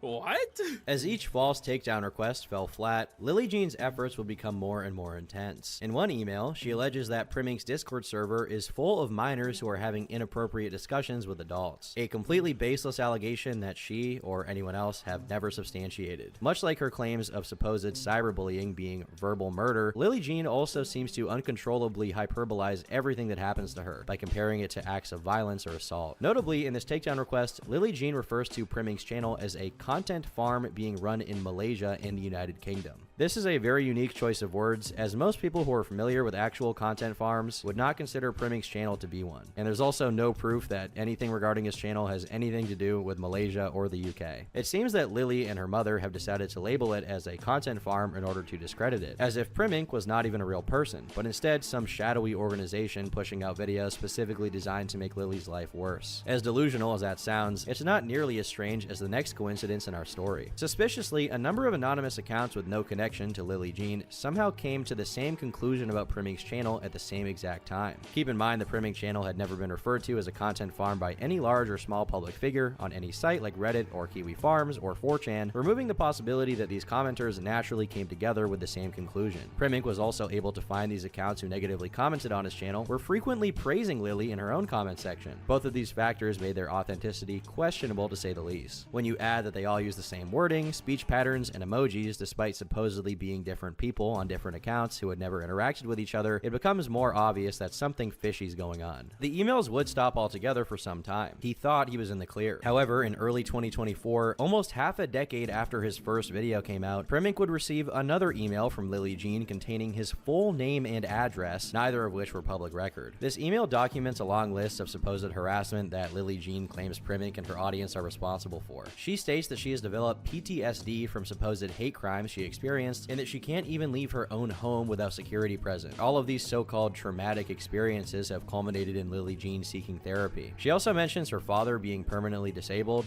for some reason, as if that has anything to do with the existence of Primink's video. Worst of all, this email also includes private information of a handful of other YouTubers like SunnyB2 and JellySmack. In essence, Lily was attempting to use the copyright system in the hopes of silencing any and all criticism about her. And while Primink was fortunate enough to keep his video up, the same cannot be said for other creators. Over the 4 years since Primink's initial upload, he was in and out of contact with YouTube support to attempt to resolve the situation. With very little luck getting help in the past, he decided to upload a second video in the hopes of sparking action from YouTube support to finally end the insanity. And while he didn't hear from the platform themselves, he was reached out to by a handful of individuals who had very similar experiences with Lily Jean and her mother. Supposedly, some people who had simply shared Primink's video on Twitter would have their post instantly DMCA'd and removed from the site. He was also reached out to by moderators of the Do We Know Them podcast subreddit, and this kind of behavior would also happen on a few other subreddits, including r/H3H3 Productions and r/YouTube Drama, which Primink had no involvement with. As mundane as these takedowns seem, they would even go as far as sending a DMCA takedown request to Primink's Discord account after he shared a link to his own video on his own server. This would result in his account receiving a strike that will last until June of 2026. Most people didn't even know you could submit a copyright strike over a platform like Discord, and it truly goes to show how meticulous Lily Jean and her mother are when it comes to censoring criticism. But censorship, as bad as it is, wasn't even the worst part. New information revealed that after the larger YouTube community began talking about the story after Primink's first expose from 2020, the Trumans had begun systematically intimidating critics with their personal information. Laura Truman doxed a YouTuber by the name of Curtis Price on her personal Facebook page, not only revealing his own private Facebook account, but also sharing his family's accounts as well with their place of work. Keep in mind, all that Curtis had done was make a video reiterating many of the same points that Primink had already made. He did not reveal any personal information about Lily or even really make fun of her. He was extremely tame. Now you may be wondering how Laura even got this info. Well, when someone receives a copyright claim on YouTube, it becomes a legal dispute, which requires the creator in question to reveal their full legal name and address to the claimant. Laura likely used this info to locate private information and weaponize it in the hopes of scaring these creators into removing their videos. This is obviously an egregious misuse of YouTube's copyright system and a common method of censorship for those who have something to hide. While it's unknown if Primink was in fact doxed on Laura Truman's Facebook, an anonymous individual did add his full name and location to his Wikitubia page. While the information was removed rather quickly, this would unfortunately not be the final instance of doxing. During a live stream from commentator Nicholas Diorio, Lily Jean would upload 3 separate videos to her channel before quickly deleting them. All 3 contained Primink's full name and address, effectively doxing him once again, but this time on the YouTube platform. Primink would inform Nick of this, which prompted him to send his live stream viewers to Twitter in the hopes of getting Team YouTube's attention. Thankfully, this effort would pay off, as YouTube would finally respond on the 23rd of May, stating they would be looking into it. Better late than never, I suppose. In an almost comedic twist of irony, shortly after this public doxing, Lily Jean would file a privacy complaint against Primink. This only further demonstrates Lily Jean's complete lunacy and lack of self-awareness, considering she, as well as her mother, had just violated Primink's privacy by leaking his full docs on their YouTube channel, something Primink himself had never done to anyone, let alone either of them. But the situation would go cold for a short amount of time, until the following month, on the 10th of June, Primink posted an update. 2 weeks ago, I got in contact with YouTube and their internal investigation team concerning the copyright claims made by Lily Jean and Laura Truman. They spent this time reviewing every single claim that these two had made for signs of abuse. This has led to the reinstatement of numerous videos and the removal of strikes from affected channels. Moving forward, the investigation team remains on standby to review any new copyright claims from Lily or Laura to prevent further abuse. If anyone encounters what they believe to be wrongful copyright claims in the future, feel free to contact me and I'll escalate it to the team for review.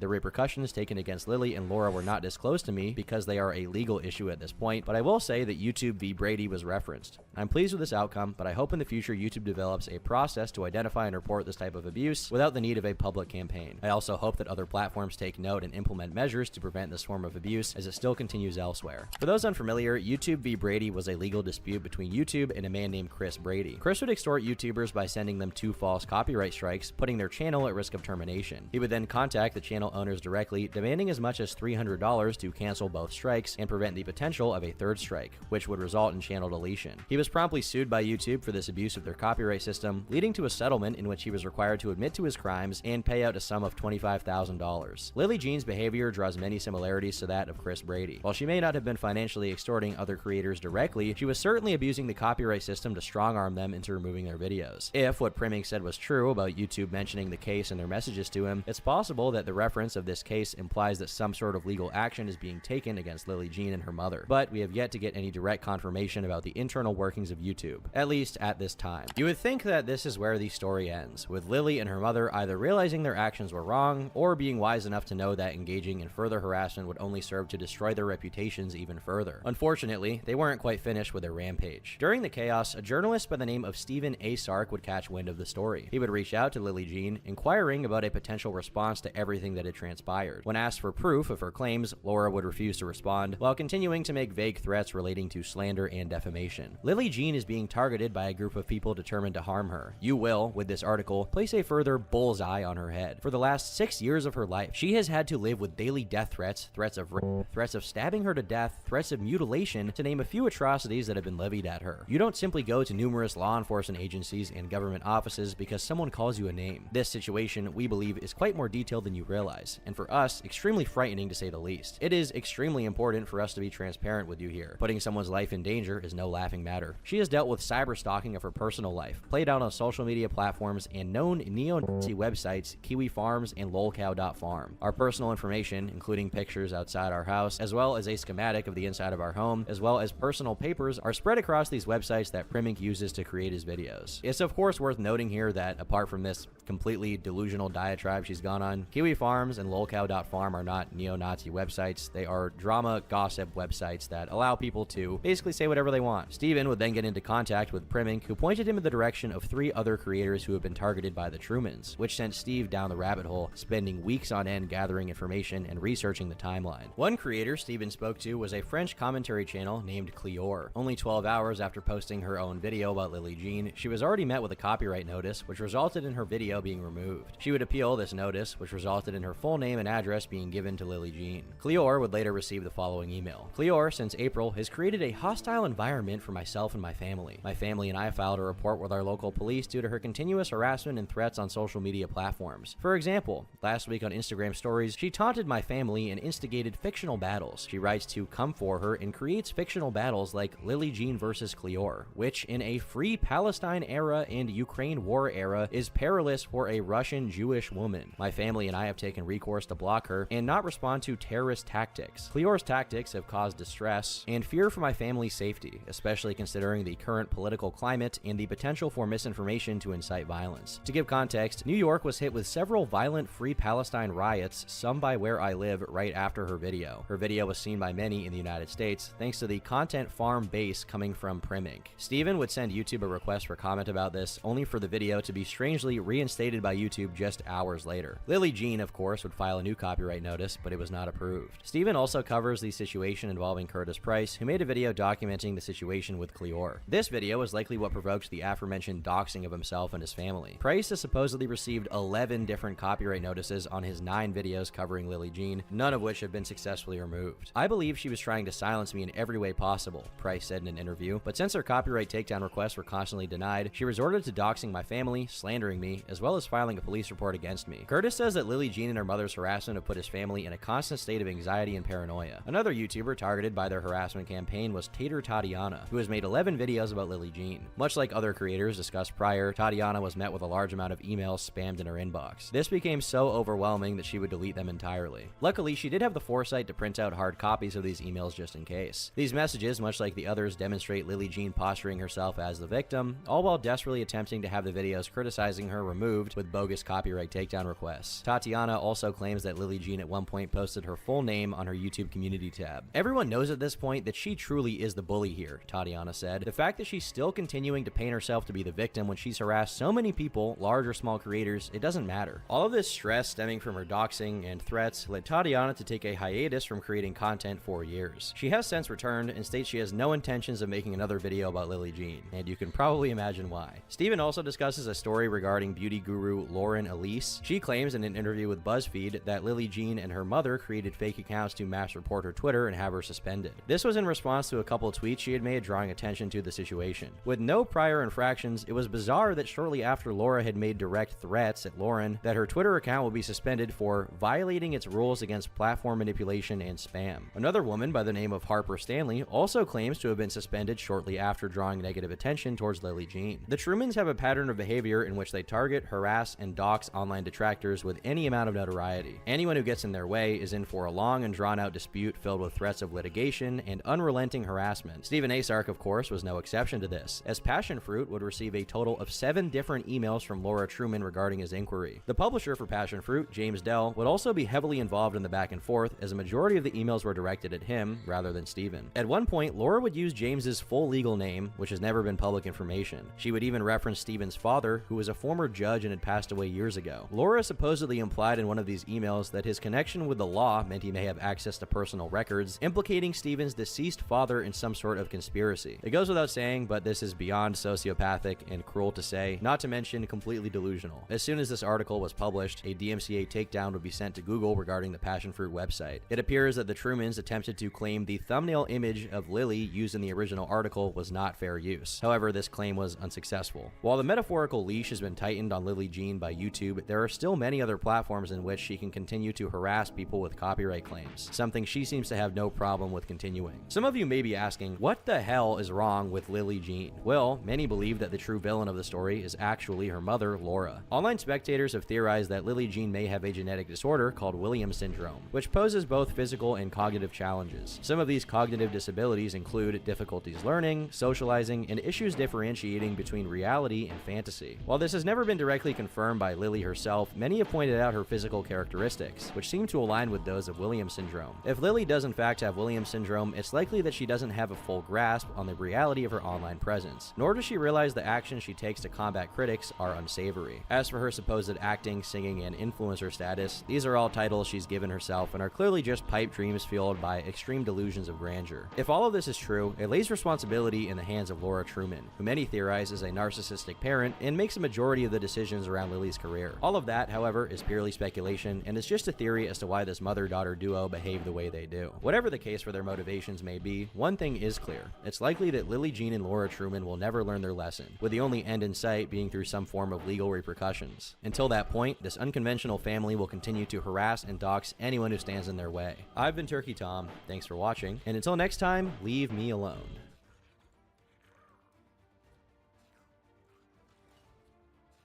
What do you think should happen to you?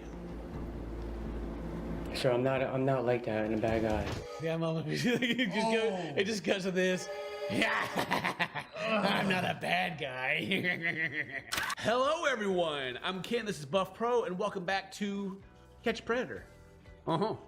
This is Hanson versus Predator. Oh, it's actually Hanson versus Predator, I guess, but Catch a Predator, whatever, you know.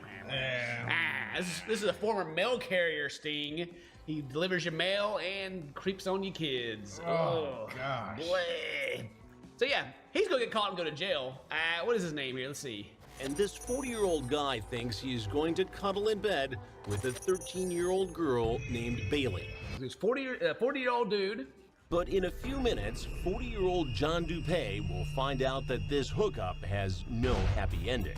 Ooh, all right. Yeah, 40-year-old John DuPay is coming over to visit. The same house that, same girl that's been throwing them all in jail. Heck yeah. That's right. Get them all. Please do. Man, it's so crazy they've been able to make so many series, or so many seasons out of this show. Yeah. It's nuts. But anyway, if you're not subscribed yet, please hit the subscribe button. We're trying to get to 10 million. Actually, we're trying to get to a billion, all the subs. Ooh. There's not even a billion people in the world, Dave. We're going to get to that number. Let's do it. A billion. I feel like people in the comments right now, like, there's way more than a billion. There's only, no. We don't care about the rest of those. Nah. They don't got the internet. Well, leave a like, do all that cool stuff because it helps out a whole lot. And also, you can check out Dane at Buff Pro on YouTube and Twitch. And so, yeah, let's roast a Predator. Couch Gang versus Predator. Couch Gang versus Predator. Tase him. Got him. DuPay contacts not one, but two of our decoys. One we'll call Brittany and the other Bailey.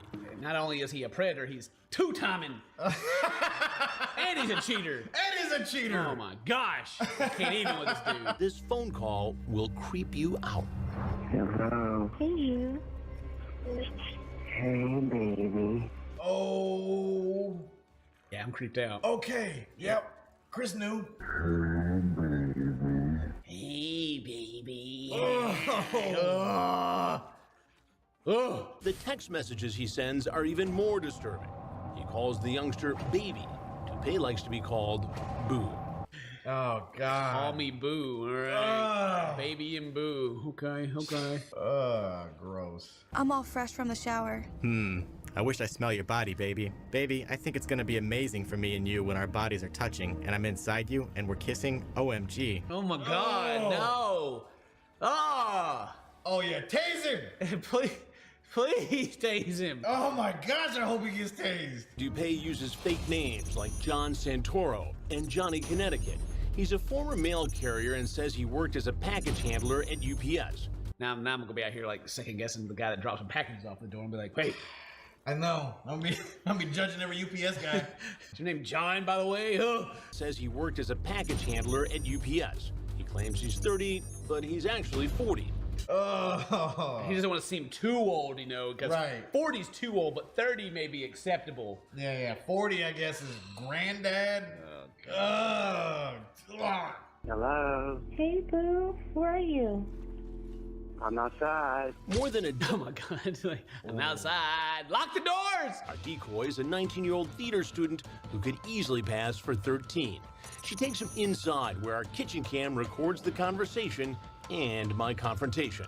I like how they throw her in the bus like that. She's 19, but she could easily be confused for a 13-year-old, too. Poor girl. Yeah.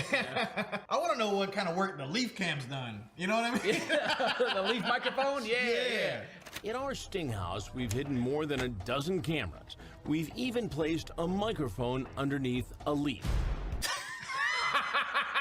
We've even put a microphone under the leaf. Wow! I can hear that leaf rustling. Presents. Show me. Presents. Chips. Yep.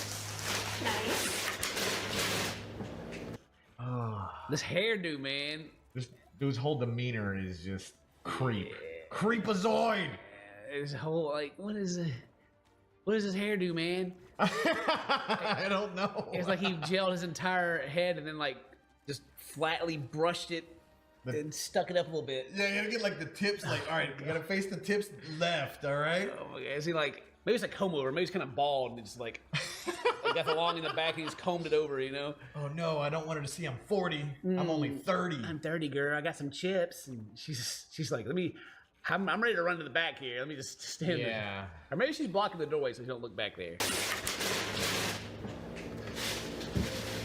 I don't know, like, this is a small thing right here, but this one camera they use is like looking, this camera is so orange. It is. Somebody set the white balance on that camera. Jesus Christ, I got so many cameras, and then they can't even freaking set this one camera up right. Look at that. Blah, wow. blah, blah, completely different. Or maybe it's like that on purpose, make it feel like hell or warm. I don't know. What kind is it?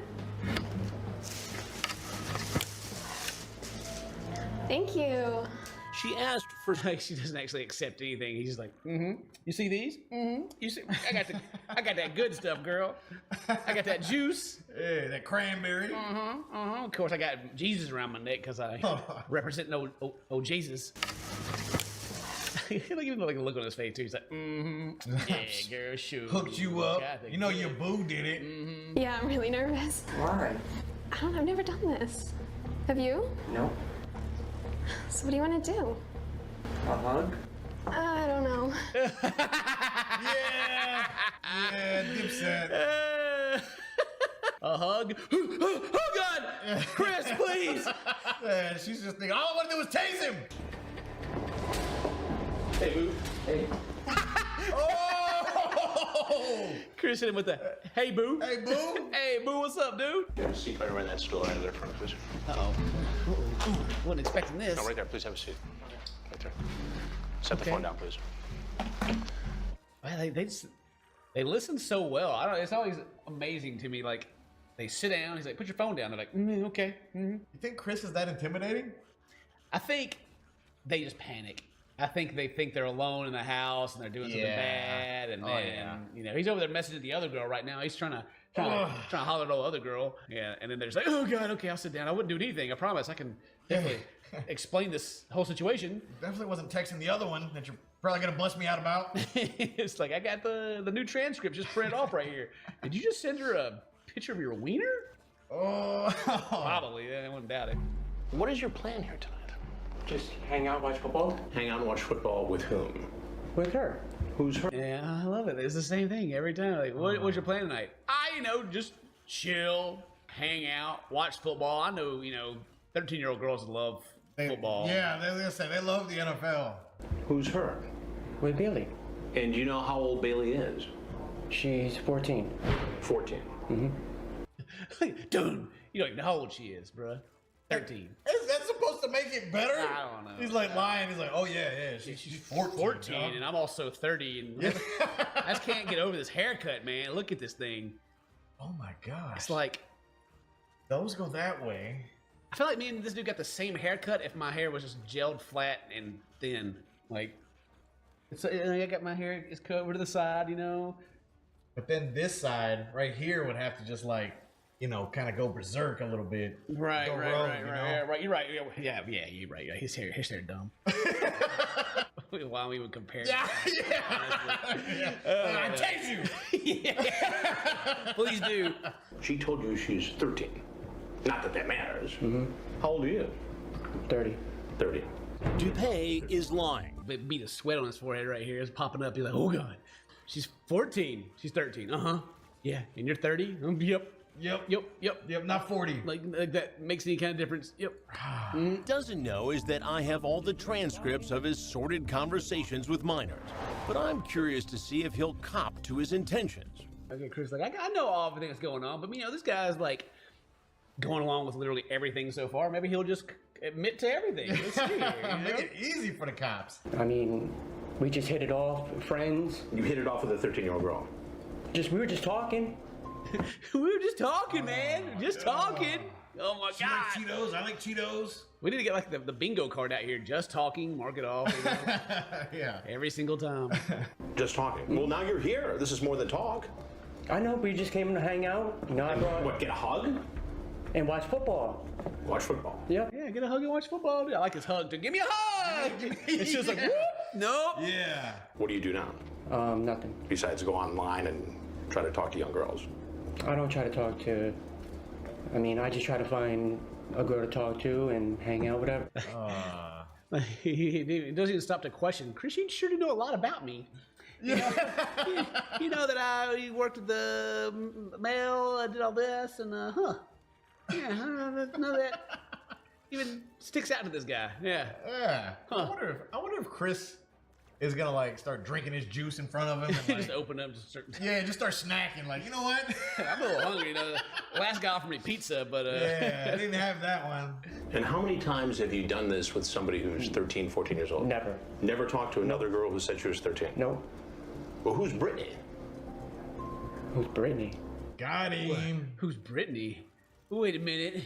That was John Connecticut. Or John Santoro. This guy is getting, he's starting to sweat. Either that or the gel's on his forehead. I don't know. It looks like his hair is constantly in a hairnet. Yeah. And it's just like, look at the hairnet. Yeah, it's just like poking out over there. Who's Brittany? That was the other girl you were talking to.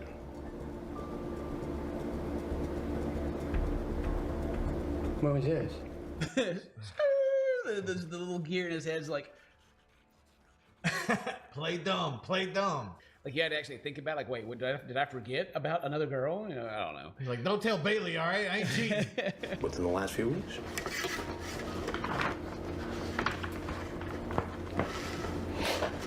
So you say to Bailey... Wait, what do they got at the top of the page over here? Does it actually say what the show is? Yeah, it does. Yeah, it does. What does that say? You say, you're not 13 in that pic? Yes, I'll be 14 next month. That's pretty clear. You remember that, right? Mm-hmm. You do. Mm-hmm. Oh, now he's real sweating now. Dude, oh man, he leaking. He getting real sweaty now. Yeah, he started looking around like, is he finna swing on him? I don't know. Looking for the escape, or I don't know what's going on here. The chat, the appearance, the dark chocolate. Did you bring condoms with you? Not in your pockets? No. What's Chris got against dark chocolate? He a milk chocolate fan or something? Is that what it is? This don't look good. Dark chocolate. Yeah, he talked about his outfit too. He's like, this don't look good. looking like that, dude. I don't know about that outfit. Get your sweater and a t-shirt under it. What is this, the 90s? Get out of here. Definitely looking 40 in that outfit. And if you were the parent of a 13-year-old girl, would you be comfortable with that? I mean, it depends how if I'm a good person, you know, like. Yeah, but.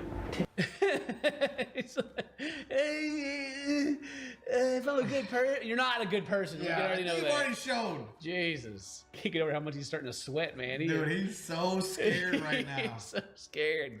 Good, he should be. His whole face is gonna be sticky. It's just gel. Now, you talked about spending the night. Well, yes or no?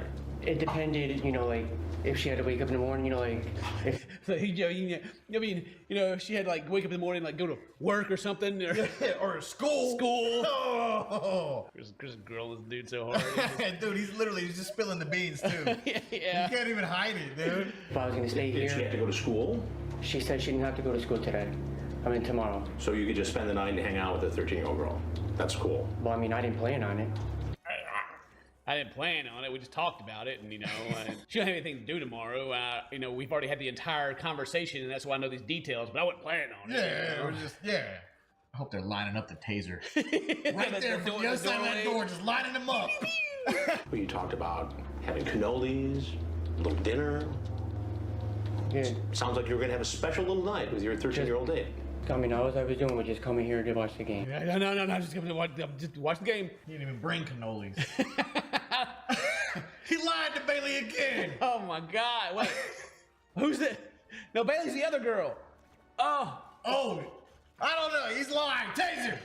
I was just thinking about like if somehow he got away, if he just like showed back up to the house to meet Bailey. Oh my God! The same house. Like this dude's dumb enough to do that, honestly. With his cannolis. Tried to solicit a 13-year-old girl online. What do you think should happen to you? Sir, I'm not like that and a bad guy. Yeah, Mama. It just goes to this. Yeah, I'm not a bad guy. They remind me of the old vampire.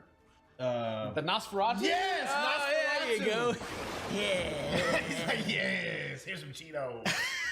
I didn't bring the cannoli. There was no, I mean... Well, what am I to make of this? There was no intentions made by it. That shows clear intent. There's no intentions. Like, bro, you're in this house right now. You said you wanted to do it right here. What do you mean there's no intent? He obviously flunked Don Juan 101. Remember, this is the same guy who made that creepy phone call. Hey, baby. He then... Oh, God. I don't even know what else to say about this guy. This guy's just like his... surprised like a smoke coming out of his ears. His brain is just fried right now. I was just here to watch the game, baby. Bragging about his mad party skills. And then you talk about that you and a bunch of people snuck into a mansion. Because you don't have any friends. I was gonna say, You're just making up stuff, man. You don't know nobody with a mansion. I'm a mad partier. Look at me. I get invited to all the parties. I show up with my hairdo and everything. I'm a hit. Yeah, I bring hairnets for everybody. For days. Where was that mansion? That was a while ago. How long ago? Maybe 8, 9 years ago. Oh, so it was a long time ago. Yeah. Oh, yeah. Where was that? Where was it? Long time ago. yeah. Back when I was 30. Yeah. I partied back a lot when I was 30, breaking into mansions and just living there for days, me and my homies. They're still there right now. We can call them up, it's cool. They got cannolis. Well, I don't know what a cannoli is, honestly. I don't either. Yeah. We've been saying it this whole time. What is it? The cannoli. Cannoli. 2 ends. Oh, it's like a little, yeah. Okay. That looks delicious. Little cream-filled burrito. Oh, they're pretty big. Okay. You're going wild for cannoli. Gotcha. There's ASMR for it. Oh. Ooh, man, we should ASMR cannolis. ASMR's. I'd rather not do something that people pretend isn't a fetish. It's relaxing. That's why, like, it's got the picture of the girl, like, licking the ears and everything. You know, it's relaxing. They have to change the name if we do it. They got dudes looking like this over there, ones that love it the most, you know? You love ASMR, sorry. It's just... 8, 9 years ago. Oh, so it was a long time ago. Yeah. How does this look? How does that look? Do it down on, dude. How does this look? Boom! That thing was heavy. You or me, what would you think? That I honestly made a mistake. That you made a mistake. Well, that's true. You did mess up, bro. You made a big mistake. True story. And how would you define that mistake? Not to talk to girls like online. What? Yeah, I don't think this guy's following the conversation at all. Oh yeah, he's in trouble because he's online dating. Yeah, not because they're 13-year-old girls when you're a freaking grown man. Or try to come over and have sex with them. I wasn't trying to come over and have sex with her. John, do you want me to read it again? What do you mean by that? Yeah, but bro, you want to look? We read to you again? No. I was just playing with her, Just playing with her. I'm not playing with her, but you know, just seemed like where she was. You know, like John said he's out here running game. Yeah, so I'm just thinking back to that. Hang on, let's see. This is this dude right now. those are his beans. Those are he got the whole pot. Just throwing them in the floor right now. And he's sweating just like this man was too. He's like, woo! This is an investigation called Hansen versus Predator. The look on Dupé's face says it all. Sir, if you want to leave, you should go out that door right there. He knows. Oh, cameras! Oh, I should. Oh no! Wait, is this like Punk'd? Oh, you guys got me! Oh man, good prank! Oh, I hope nobody sees my face. Police call. Any weapons? He's unarmed and put into the back of an unmarked police car. Got him! Yes, get him! He's gonna get time, yo. Oh my God, please! Cam shows him being hauled off to police headquarters where he's booked. Oh man, look at this shirt he's got on. Look at that, like nines on it. What is this? That's what they gave him. That's how long he stayed in jail. Yeah! How many years, baby? The 9s. Where he's booked, fingerprinted, and poses for a mugshot.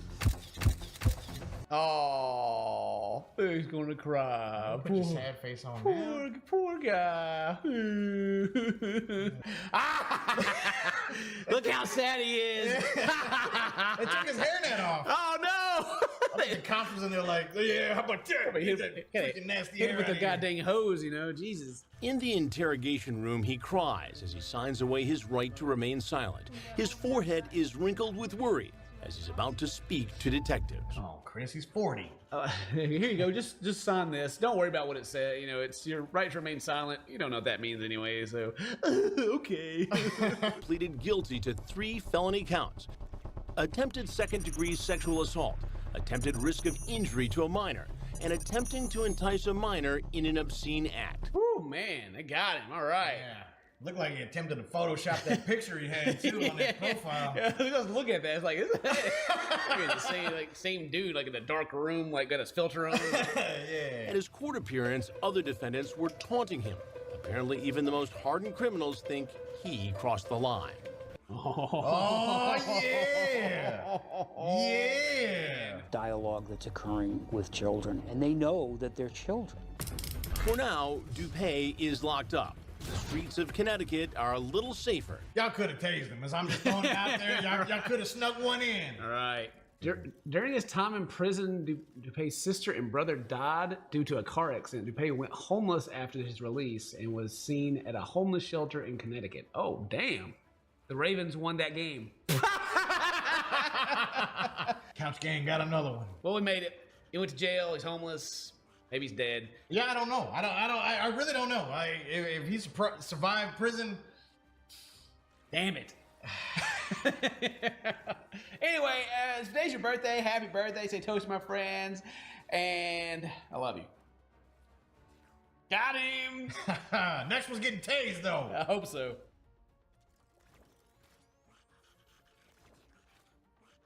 After an agonizing 5 minutes, the detectives unlock the hardware, and Velez is ready to unleash an explanation.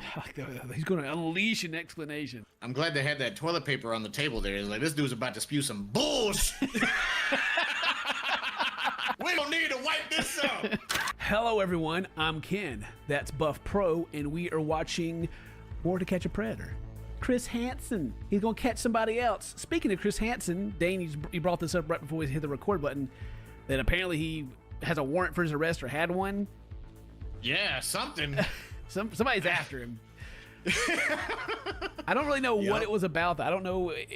I thought it was like, I just kind of skimmed over something. I thought it was like a harassment suit or something he just didn't show up for. But if you guys know, let us know in the comments of what happened, if it was juicy or not. I don't think there's anything worth making a video about, but maybe it is. Is he still in prison? Right? Is he in jail with the people that he's put in there? Oh boy. Oh. But today we're checking out a video called "Oh My God, I Didn't Know I Sent That." You, Chris Hansen. You is right. Oh God. So we got one of those gross ones coming up, I guess. Before we get to it, of course, hit the subscribe button if you're not yet subscribed. Do all the cool stuff that helps out the video. Leave a like, leave a comment on parts that you want to talk about. Recommend more videos for us in the Google Doc in the description, and of course, check out Buff Pro at Buff Pro on YouTube and Twitch. Road to 10 million. 10 million. Shoot, I'm just trying to get to 5 million now. You know. The road to 5 million. Couch gang. The couch. We didn't get rid of the couch. The couch has just been extended around the world. I'm still on the couch right now. In my heart. I'm actually on a metal, uncomfortable chair, but still. That's right. It's kind of like the rainbow. You know, after it rains, you see the rainbow. Well, sometimes when it's really cloudy or really dark at night, that's the couch in the sky, baby. That's the couch going across. That's when we're recording. Yeah. All right, let's see what's going on with this dude. Not all the predators I catch are interested in young girls. Some, like this guy in the bright orange shorts, lust for young boys. Yes, I don't know, the way he just like walks straight in the house like that. I was like, oh God. My man didn't even knock. He ain't trying to find a young lady. He's trying to find him a young man. Okay. And on this sunny autumn day, my house is your house. He's coming to meet a boy who he thinks just turned 13. Dude, this is the oldest 13-year-old I've ever seen. Man, 13 going on 28. He's swole over here. You know? God dang. Jesse Velez. He's 28 years old. His screen name is Jose. He's engaged, and he's a general manager at a major sandwich shop chain. Oh, no. You think he's got your friends named Jared out there? Oh, oh no. Oh. He even sent a pic of his private parts and asked the boy to send him nude photos. But if that isn't shocking enough, what he asks for next will make you sick. I mean, make me sick? I'm already sick, dude. What do you mean? Exactly. That's the whole reason we even like go over these videos, is because it's just like we can finally just rip into dudes and people and not feel bad about it. God, I'm already disgusted.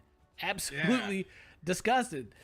20 minutes, a few minutes in, the dude's like, here you go. Click, click. Oh my God. Yeah, press X to doubt that this dude hasn't done it before. You know what I'm saying? He's like, oh, do you care that I'm 13? He's like, nah, but let me tell you what I want to do.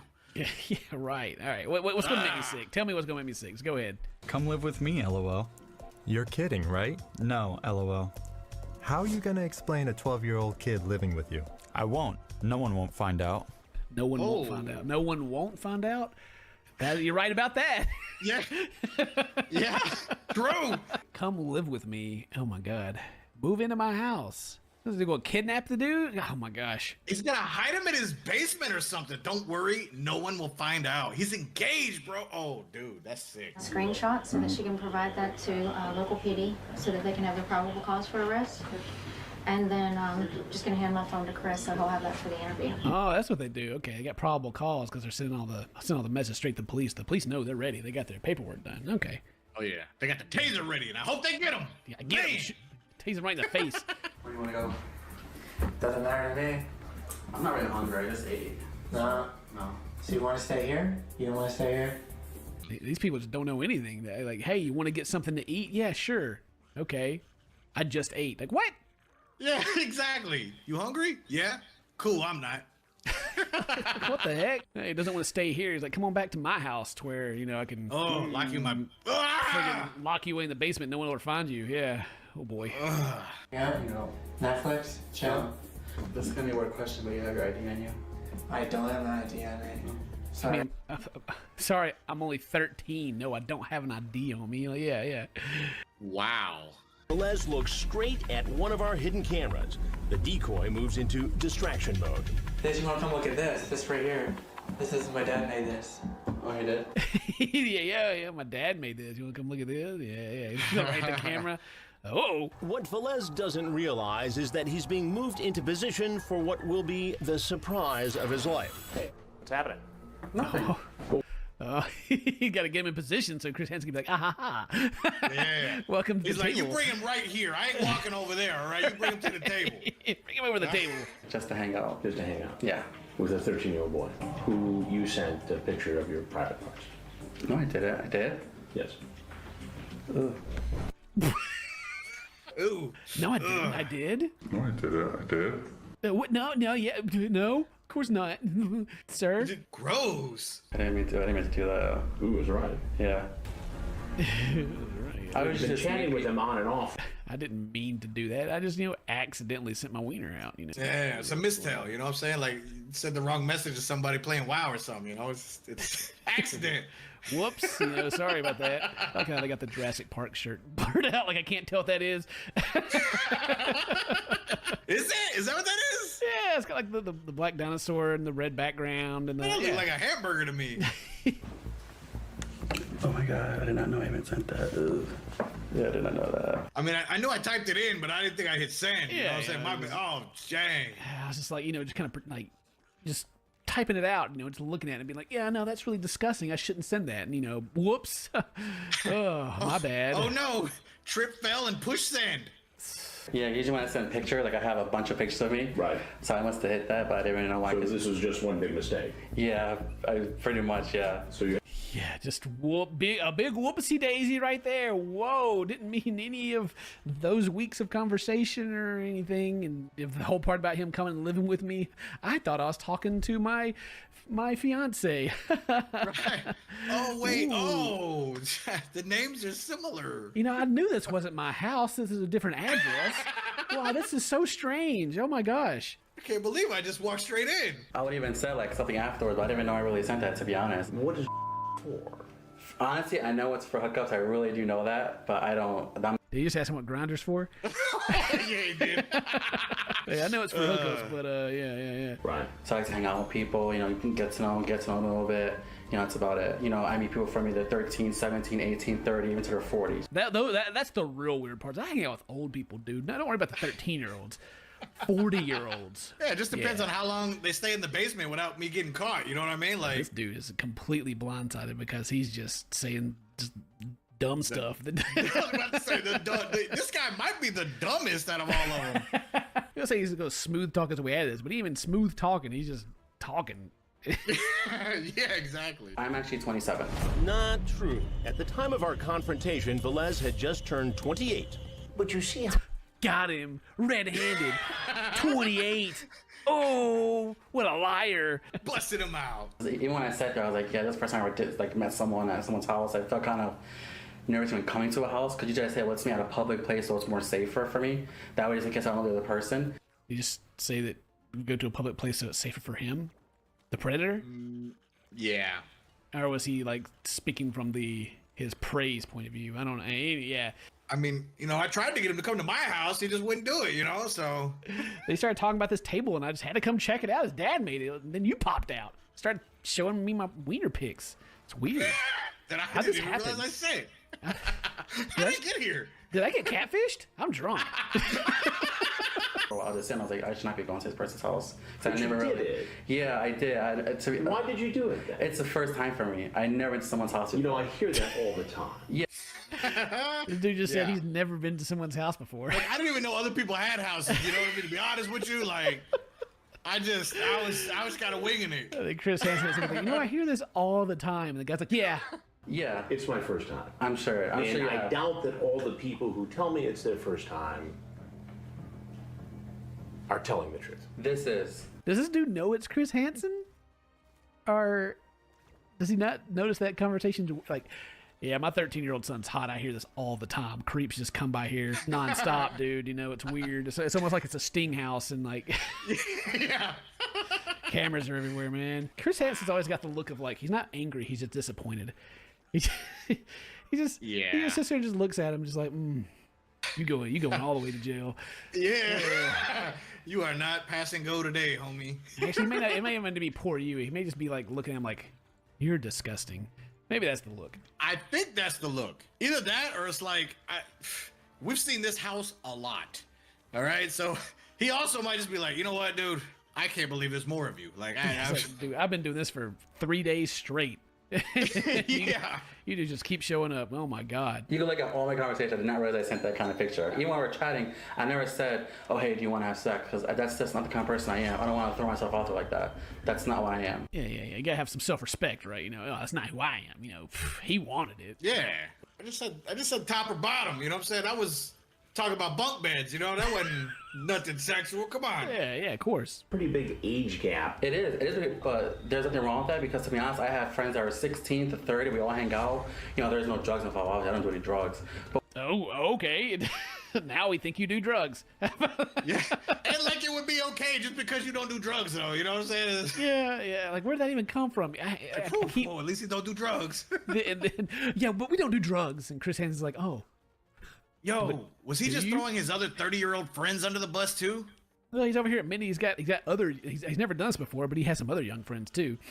Yeah, and they hang out with his other 30-year-old friends. Yeah, that's why. Oh my God. Oh God. That's why he wants to come over to the house so he can have his parties. No drugs involved, of course. You know.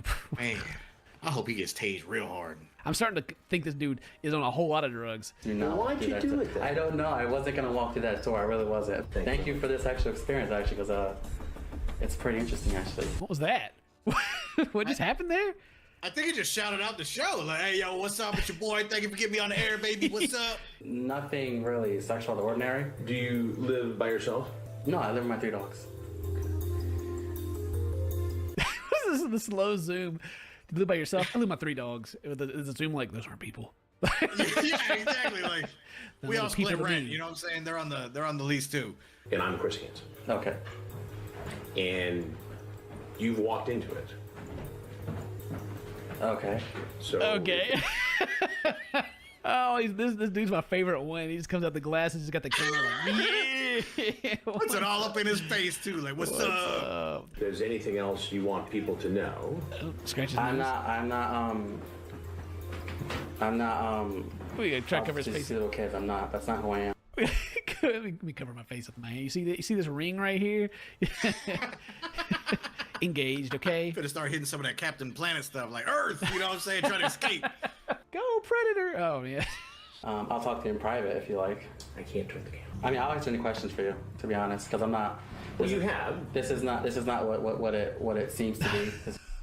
Oh, can you turn the cameras off, please? This is super embarrassing. Yeah, it should be. All right, you should be very embarrassed and ashamed of yourself. Exactly. Okay? I want everyone to know that's actually seeing right now. It's not what it was.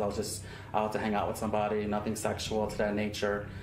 It may seem to other people it was, but to me it's not. I wish Chris would just stop and be like, actually, here's what you say. This is where you sent your wiener again, and. But to be honest, I can't remember this right now. I'm not going to somebody's house. And what? I'm not walking to no one's house ever again. This is the first and last time we're doing that.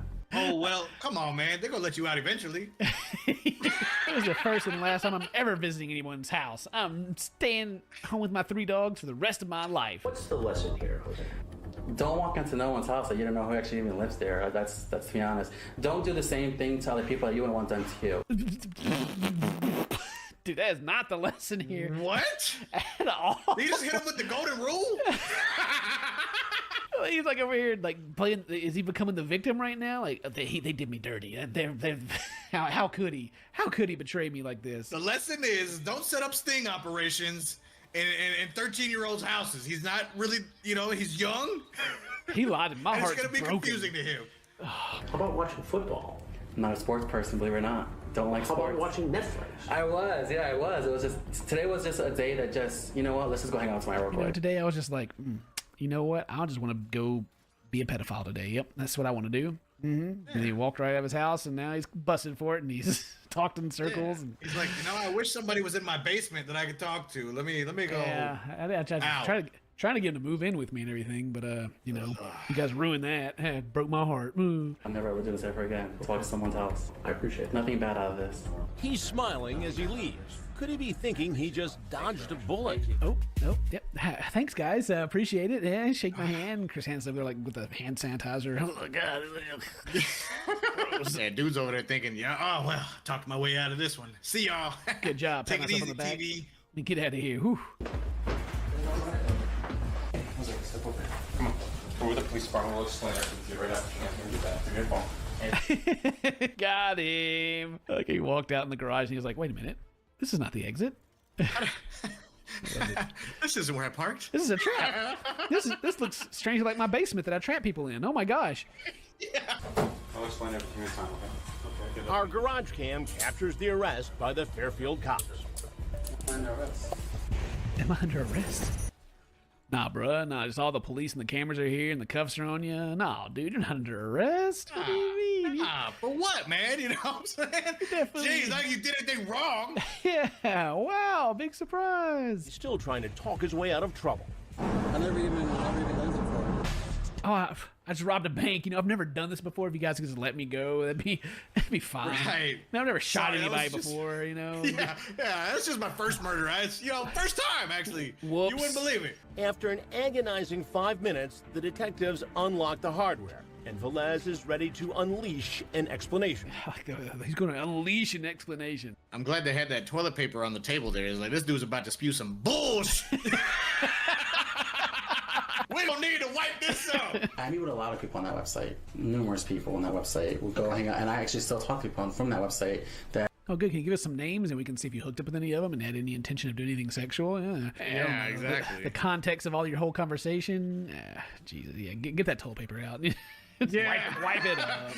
Exactly. Actually made friends with. I don't have any friends. I have no friends. So he got on the website and he made friends and he still hangs out with, but he doesn't have any friends. Well, they're still in the basement. Jesus, dude. Dude, but we don't see each other as much as we used to. Okay. I mean, he works a lot, I work a lot. I know some people look at me like, okay, you're going to this guy's house to have sex, aren't you? That's your whole intentions. No, it's not. He's got a fiance, but they don't see each other anymore. Is that because he's trying to distance himself from what you're doing? Is he aware of it or something? Yeah, like. Oh, gosh. Hi, I'm a child. Just to be sure, are you a child? Yeah, I'm a child. Okay, let me share with you all these disgusting things. And in the middle of Gee, Chris Han's got the face. That's whenever people go by my streams, they're like, "Ken, you look so mad and tired." And I'm like, "That's my actual face." But this is what my actual face looks like. I'm just like, yeah. Velez won't be dining on submarines anytime soon. Just the usual prison fare at New England's biggest penitentiary. Man, they even threw out the subways. You know, we know where he works too. Oh, God. Yeah. No subs. He's just getting shanked, hopefully. God dang. I hope you guys enjoyed it. If you got more, recommend, let us know. Thank you guys very much for watching. If today's your birthday, happy birthday. Stay toasty, my friends. I love you. More than I love Subway sandwiches. Because they're gross. And they did a DNA test, and the tuna's not even tuna. It's just like nothing. I don't even know what it is. Bring back the $5 footlong, please. 2 for Tuesday. Where's that at? Ooh, you right. Still wouldn't need it. Gross.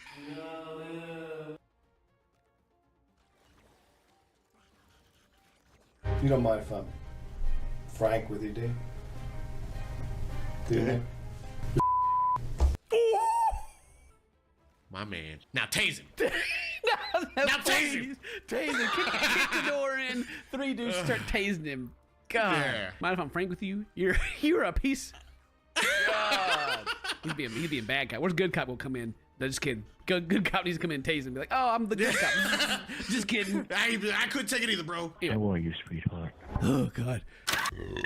Hello, everyone. I'm Ken. That's Buff Pro, and we're back with more To Catch a Predator. This freaking series, you guys have really enjoyed it, and I'm glad because I'm happy to spread awareness of who these creeps actually are out there, and you guys like joining us making fun of them, so this is freaking awesome. It's really working out.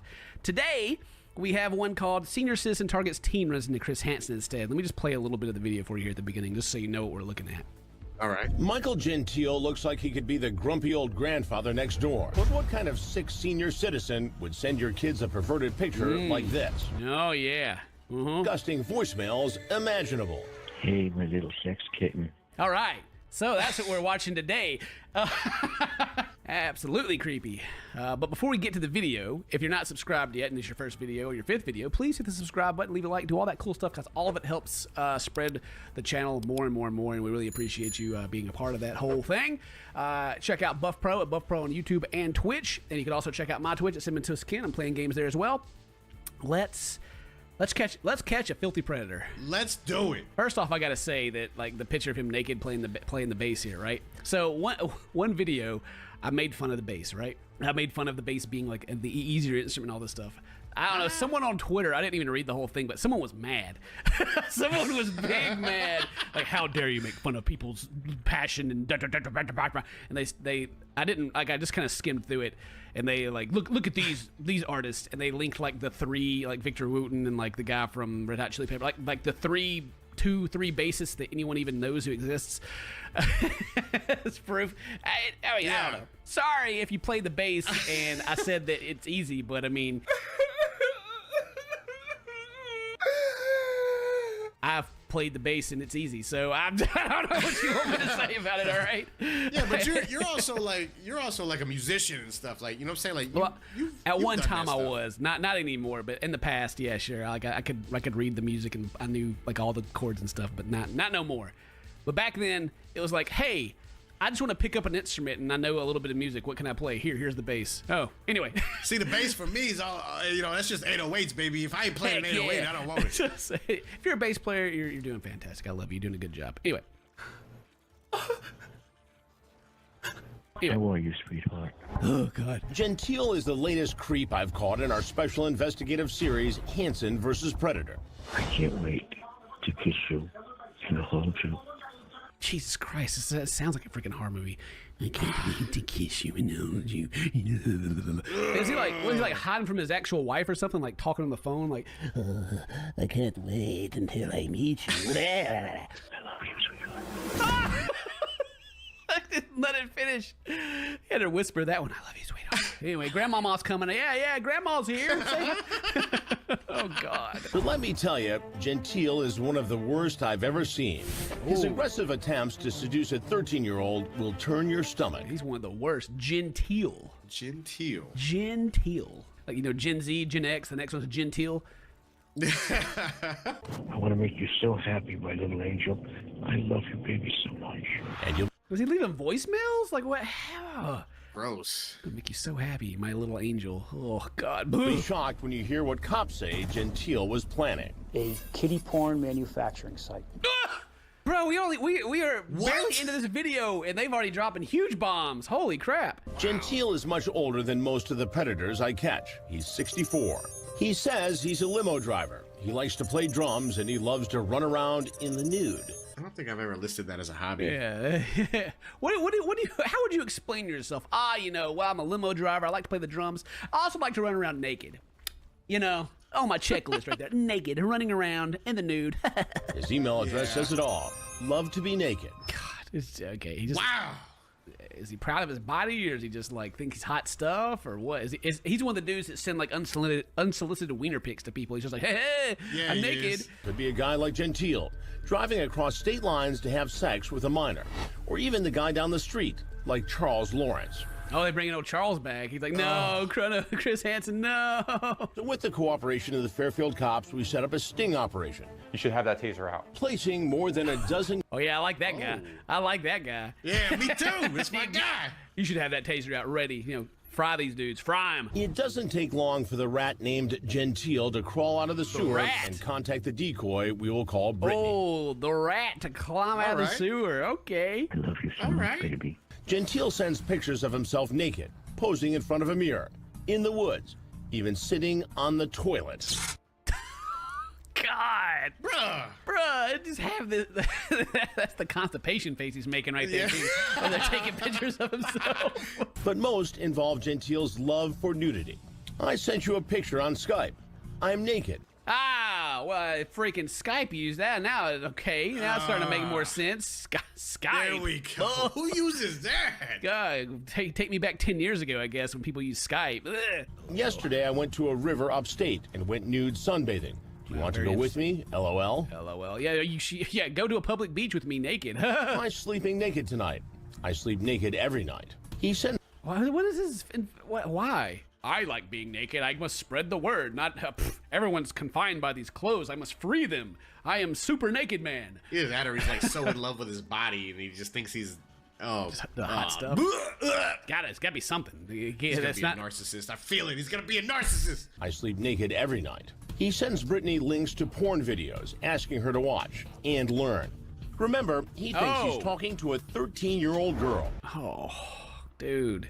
A lot of these that we do, like, it's not so on the nose. Like, it's just kind of like there's like implication to where like they're like, oh, you know, like maybe I could show you a thing or two. But this dude's like, hey, yeah, check this out. I want you to hit this. You know, do this and that and the other. Blah. Right. Yeah, this dude's freaking extra gross. I also want you to learn what they're doing.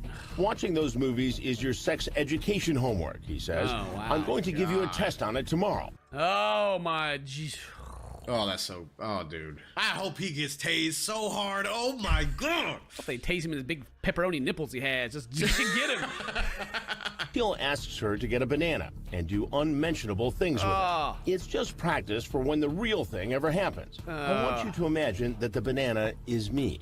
Bruh. Dude. Let's be real, dude. You know, get the baby corn out. You know, that's oh, God. This is disgusting. Okay. It is. He reveals what could be interpreted as a passion for pedophilia. It could be interpreted as a passion, yes. Tour today of an old castle on the Hudson River. There were 2 girls around your age. I was looking at those girls today, thinking of you, and getting so excited. There hasn't really been one yet that just made me like. I mean, they're all disgusting and gross and make me angry. But this one's just like, I don't even want to watch this one because this guy's just disgusting. I can't. Like, I'm so mad that he was 64 years old before he got caught, right? Right. Like, yeah.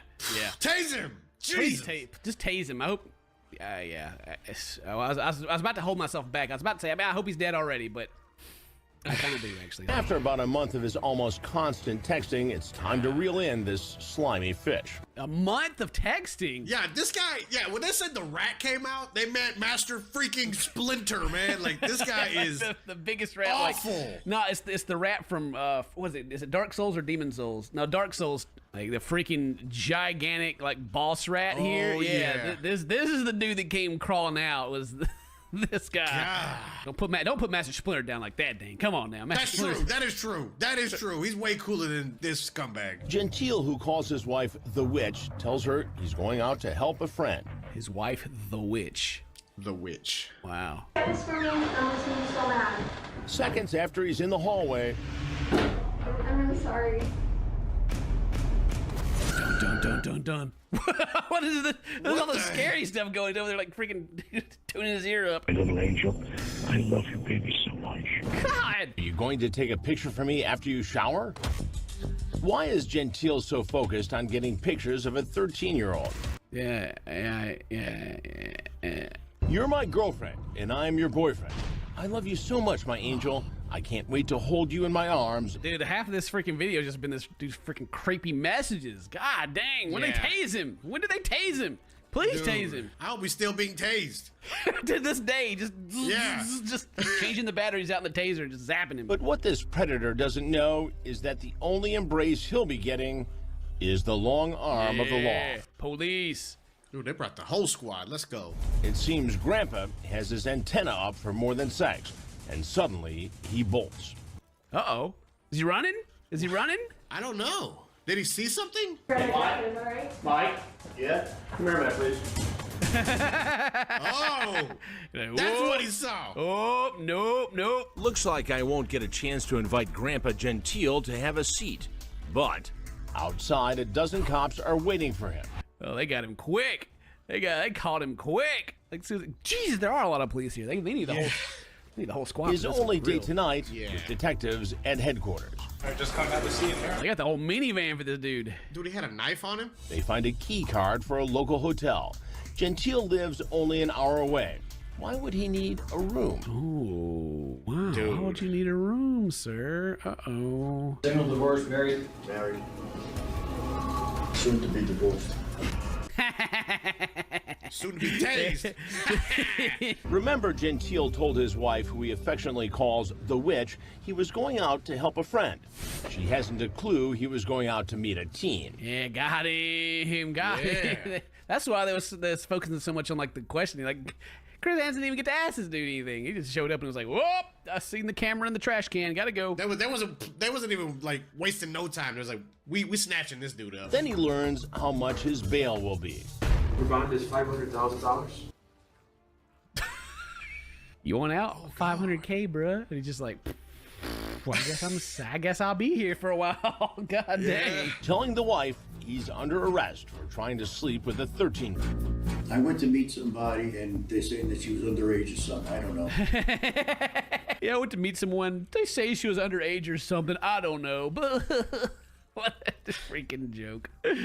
She's gonna call the lawyer right now and just divorce this guy before I hope she has nothing to do with whatever the heck this guy's connected to. They're really making this seem like he's connected to like something far more nefarious, and I hope it's not the truth. Oh, this is Officer Whitman, Fairfield Police.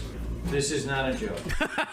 Like she's like, let me talk to the police. Are you kidding? Girl, let me tell you all about it. Walk into the room. Girl, you should. Ooh, let me read you these messages he done sent.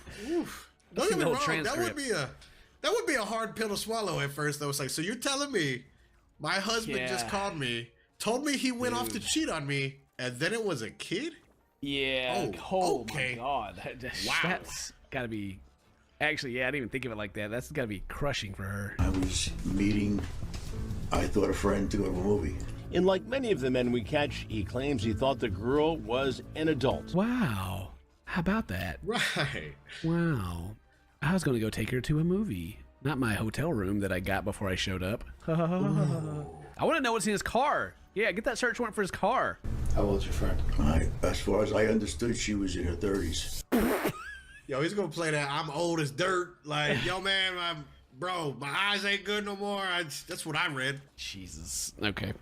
There's not a lot to say about this dude. They're just like disgusting. Yeah, this dude's, oh gosh. And he walked in that house with such like confidence and like, dude, this guy's bad news. Why did he turn around so fast? That's what I want to know. Did he like, she's too old? Is that, like, what happened? Like he saw Chris maybe? Because he heard around the corner like, oop. What was your dialogue between the two of you? Everything. Like? Sex to school. You know, sex to school, yeah, with a 30-year-old, of course. Yeah, of course the 30-year-old's going to school. I mean, people are, of all ages go to school, right? Yeah, okay. Sex to school? Yeah, everything, parents, and, She definitely sounds 30 years old from this description you're giving already. Yeah, we're talking about her mom and her dad and her school, Recess. Do you go to school? No. Does a 30-year-old go to school? She said she did. If I got him, it's like, he almost said no. Like, she said she did. Well, whose house is that you were at? That, as far as I know, it's hers. Hers? Her parents. 30-year-old lives with her parents? All right. Calm down, officer. That's a tough blow right there, man. That's close. That's real close. You didn't know she was a minor? No, I thought, she told me she was younger, but I thought we were just doing role play. Oh. Role play, yes, of course. We was just role playing that she was 13 years old because that's normal too. Right. Well, he was just role playing a predator because he did say, "I'd like to see you do stuff with other kids." Right. What's the common name you're using? Michael. He's thinking real hard about this one. What's the common in your name? Love to be naked? No, Michael. No, love to be naked. Oh, there it is. Love to be naked. He didn't say it. Okay. He was upset. He didn't want to give it out at first. He's like, man, they're going to take it on every other platform I'm not on. You know what I'm saying? I'm trying to save the name. You don't mind if I'm frank with you, do you? Do you? My man. Now tase him. Now tase him. Tase him. Kick the door in. 3 dudes start tasing him. God. Yeah. Mind if I'm frank with you? You're a piece. God. He's being bad cop. Where's good cop will come in? No, just kidding. Good cop needs to come in and tase him and be like, oh, I'm the good cop. Just kidding. I couldn't take it either, bro. Well, tell me. When I first found her picture, it said she was 34. No, it doesn't. It's like, no, it doesn't, because we set it all up, dude. Yeah, we know exactly who you've been talking to. And the detective was like, look, bro, we got you red-handed, dude. You just go ahead. I'm 13. It said. In your response, it's 13. Now that's gorgeous. And we have the transcripts here. Oh, you're gorgeous. I still want to know what he has. What does he have? What does he have in his car? What was he planning? Tell me. She's still playing a role? Yeah. Even when you tell her you're old enough to be her grandfather? I guess so. Yeah. Stop. This guy, I like this guy was just like, stop with the bleep. They're just bleeping him out. This dude is ready to go at him. He's got that pin right there. He's about to go for the juggler. He's about to John Wick. Yeah. You sit here and you tell us you're role playing that you weren't here to see a 13-year-old. You think your wife's and your daughter gonna buy that that you just told us? God, that's my man. Yes, I like him. I like this guy. Heck I do yeah. too. Gentile won't need that hotel room. As he's put behind bars, the cops have their warrant to search the room. Oh, yes. Search it. Oh, here we go. They find Gentile's digital camera. He was set up to actually photograph this sexual encounter in the hotel room. So not only is he a pedophile, he's also going to create A kiddie porn manufacturing site. Yeah. I hope they add that to the list of charges. And that is an additional crime and an additional factor that we have to weigh. Yes, additional crime. Heck yeah. Heck yeah. Cops reportedly found 24 sexually explicit images of minors on his cell phone. What? Just on his phone? On his phone. Attempted risk of injury to a minor. Attempting to entice a minor by computer and possession of child pornography. Thank God they got that on there too. Yes. Jeez. He pleaded guilty. And like, wanted to produce it? Like, pleaded guilty. Yeah. I don't care what actually ended up happening to this guy, because in my head, he got tased a bunch, and man, it makes me feel better. They got the wiki for all these dudes. You can go look them up. Let's see. Oh, really? Yeah, it'll tell you everything. I mean, it's good that the information's there, so you know who these people are. Oh, he was released January 4th, 2021. Oh, he's out there again. No, he's been out for a month. Oh, he's watching this video. Gross, dude. I mean, I was saying yeah because like, haha, now you can watch the video, but now I'm at the same time. Oh no, he's out. This guy's the worst, man. Well, anyway, I'm upset that Chris didn't get to, like, you know, dog him a little bit, but yeah, add some more embarrassment to it. Yeah. I wonder how did he get out so soon? I don't know. Yeah, I guess I don't know. Maybe you guys got some more insight on it. Leave a comment if you know some more about this. But that is this video. God, I hope you guys are discussed as we are. If today's your birthday, happy birthday. Stay toasty, my friends. Tase him! Tase him! Tase him! Taser gun. Only one probe stays attached, so the taser is unable to shock him and drop him to the ground. He's just screaming, dude.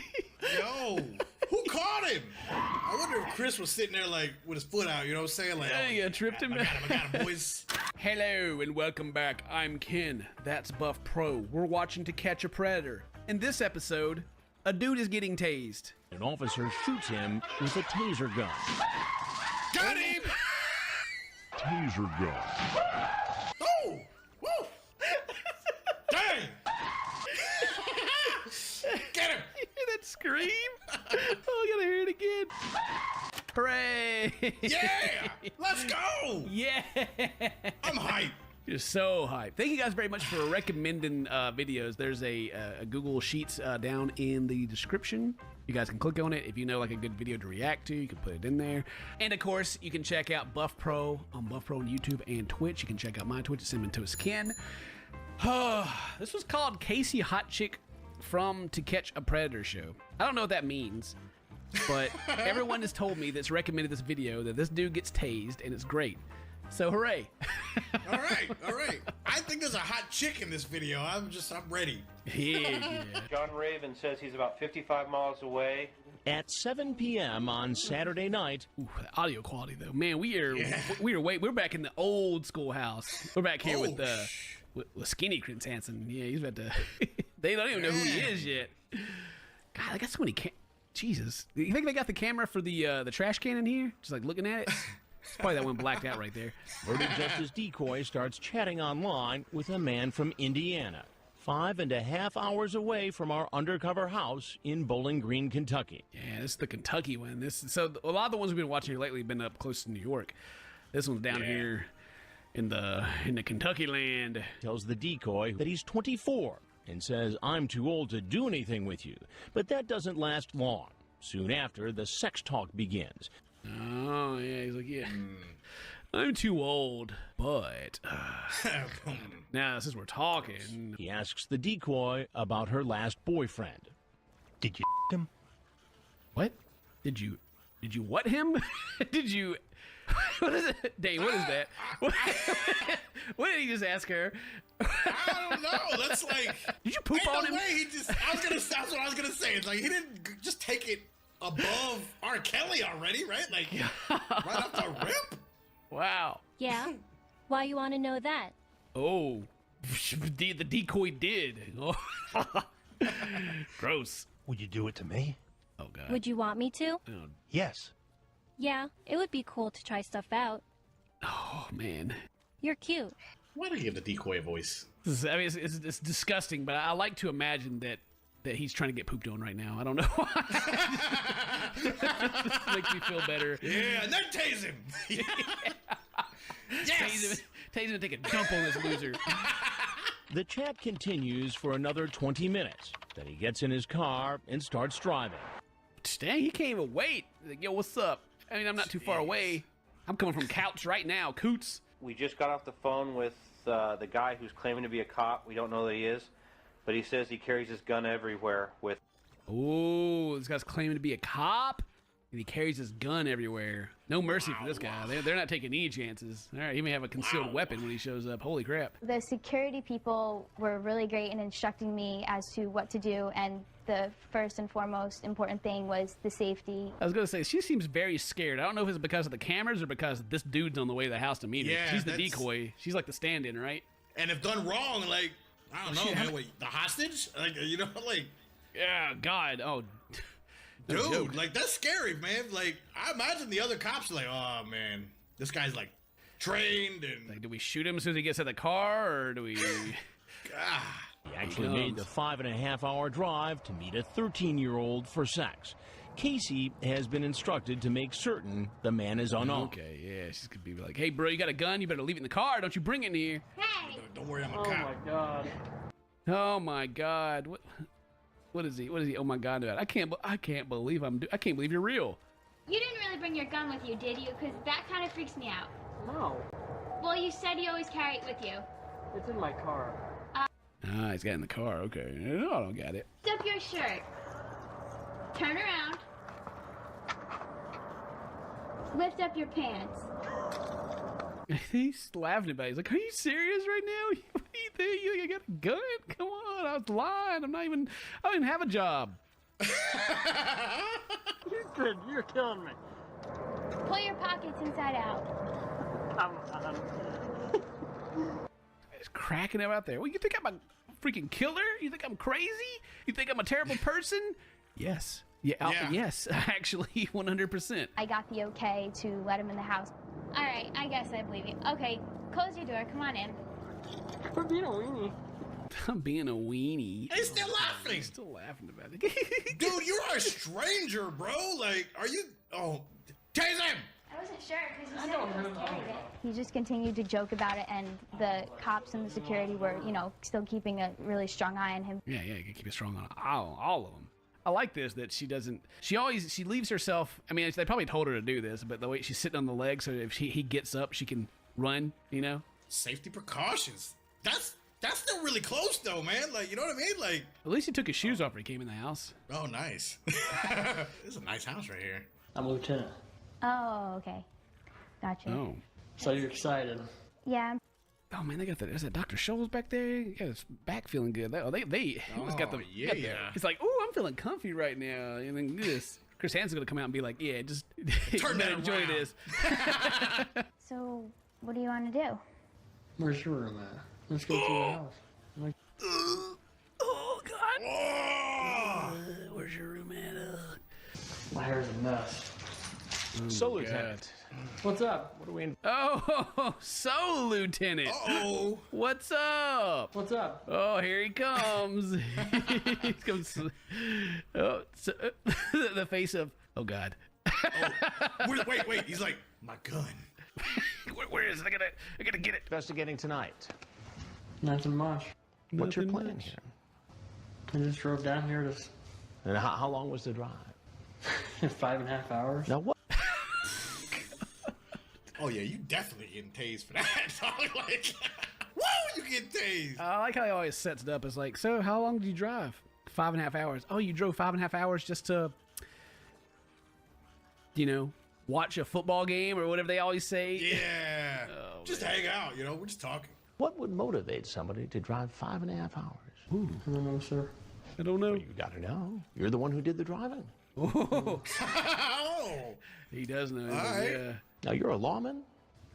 So if you're doing the interview, what would you want to know most? Basically, why was I here? Yeah, why were you here? Just lonely. I don't have anybody. Yeah, the old go-to, I just need someone to talk to. Alone in their house after having risque conversations about getting pooped on. That's so gross, every man. single time. It never is like, oh, you know, it never dulls the grossness. No matter how many times we see this happening. I don't know how Chris just don't ask some of these questions and then just walk over there and just start throwing haymakers. You know what I'm saying? Like, oh my bad, man. Boom. Oh, boom. My They bad. did do it. They sorry. did do an interview. Someone recommended the video where they interview Chris Hansen, and he talks about one of them died or killed himself or something, and Chris Hansen's like, yeah, he deserved it. Like, he's very, very heartless about it, and it's such a difficult. Yeah, it's like he's savage, dude. He just straight out and just says it. You know, like I can't. I don't feel like I can give an opinion on that because you got the whole the whole suicide aspect of it, and you got the also pedophile aspect of it, which you gotta hate. You know, it's. Anyway, this is that's a rock and a hard play, you know. So that's just a peek into how Chris Hansen sees it, you know. And I mean, I can't say that I completely disagree with him. You knew she was 13. She told you. I was kind of worried about it. I told her she was 5 years older. I wouldn't mind talking to her. Oh, but here you are. But you kept talking anyway. Yeah. You wouldn't know what to do with me. Oh, he's just dying on the inside. He's like, oh, you have that. Yikes. Oh, boy. Okay. All right. You with old men? Only with me. So that face! Don't make your face! Oh, God, it's just a joke. Come on, man. I'm sorry, sir. It's funny. What do you think should happen to a police officer who gets caught doing something like this? Well, really bad could happen. Really bad could happen. No, I don't think it will happen. Oh, he's looking for the door. Like, hey, go my, I'm a detective. I know what they look for at a murder scene. Let me just go out there and grab my gun real quick and take care of this. Explain to me why somebody with apparently so much going on would take that risk. I'm going through a divorce partially. So that makes it okay. No, it's not okay. Yeah, I'm going through the divorce. Trying to justify it, bro. A divorce partially? Is that what he said? Is it divorce? I mean, I understand why he's going through a divorce. Yeah. What do you suppose your chief's going to say about this? He's going to be too happy. Well, there's something you got to know. And it's I'm Chris Hansen with Dateline NBC. His face he's making. Yes, very interesting. Yes. It's like counting them. All right, got it. Okay, I'm gonna really gotta process this. This is really blowing my brain here. You can see my starting to leak a little bit right here. It's gonna. That's his hairline, kid. Who try to meet young teens online for sex. I apologize, man to man. All right. Oh, man to man, I apologize. About to cry. He gathers up all his belongings and heads to the door, apparently thinking the worst is over. Because of the possibility that Patterson is armed, an officer acts more quickly than usual. Oof. They are ready, man. Jeez. Hang on a minute. I don't know. This guy. That guy's got a blow dart. Yeah, look at the guy's pistol up to his eyeball here. He'll get a black eye shooting like that. He's got his dart gun. You know what I'm saying? Sheriff's office. Patterson steps back into the house, and an officer shoots him with a taser gun. Got him! Taser gun. Oh! Woo! Dang! Get him! You hear that scream? Oh, I gotta hear it again. Only. I bet that's exactly how it feels too. Taser gun. Only one probe stays attached, so the taser is unable to shock him and drop him to the ground. He's just screaming, dude. Yo, who caught him? I wonder if Chris was sitting there with his foot out. You know what I'm saying? Yeah, tripped him. I got him, boys. Chris is in the background here. Chris is walking away. He's like, oop, up the stairs. Yeah, Chris saw me. Oh, shoot, it's coming for me. Oh, God. The screams, man. They gather. Oh, they make me so happy.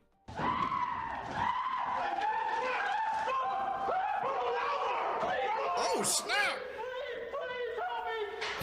Please help me. Jeez. Oh no. Who's he calling? Who's he calling for? Who's gonna got him?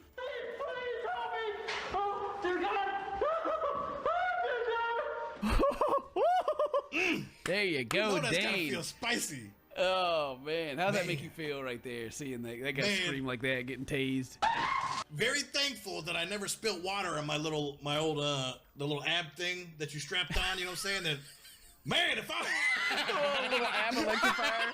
yeah, You'd be sitting same out there. thing. I'm sure. It'd be ripped though. Yeah, true. Once Patterson is cuffed, he's brought outside and taken away to the local police station. When officers search his car, they find a loaded gun. Oh, there it is. There's his gun. It's in the car. He went lying. Loaded. One in the chamber. A spare One in the round, chamber. He was ready to go. Oh, he got his handcuffs in there too. a spare round of ammunition, and handcuffs. Later, he agrees to waive his rights and answer questions. Oh, good. He waived his rights so we can. I wonder if they offer them money at this party. We're doing a show. If you waive your rights so that we can actually show this on TV, we'll give you some money. We'll spot you that bond, homie. It's like we caught you red-handed, but we'll let you out a little earlier if you agree, and then everyone on national TV knows who you are. Discuss with you why you're here. Now we hear the truth about the man claiming. Oh, dude, he's bleeding. His arm's cut. Oh, that's probably where the thing stuck him. Yeah? Hear the truth about the man claiming to be a detective. He tells the agent that he was only on the police force for a few months as a trainee before he was thrown off. Oh, he's not even a cop. He's one of the guys that pretends to be a police officer. Wait, is this the same dude that was on the Dr. Phil? He said he was a lieutenant too. Oh, yeah, he's a man. detective, man. Just kidding. I was only around for like a month, and they saw I was really weird and kicked me off. Man didn't even make it to his gas card.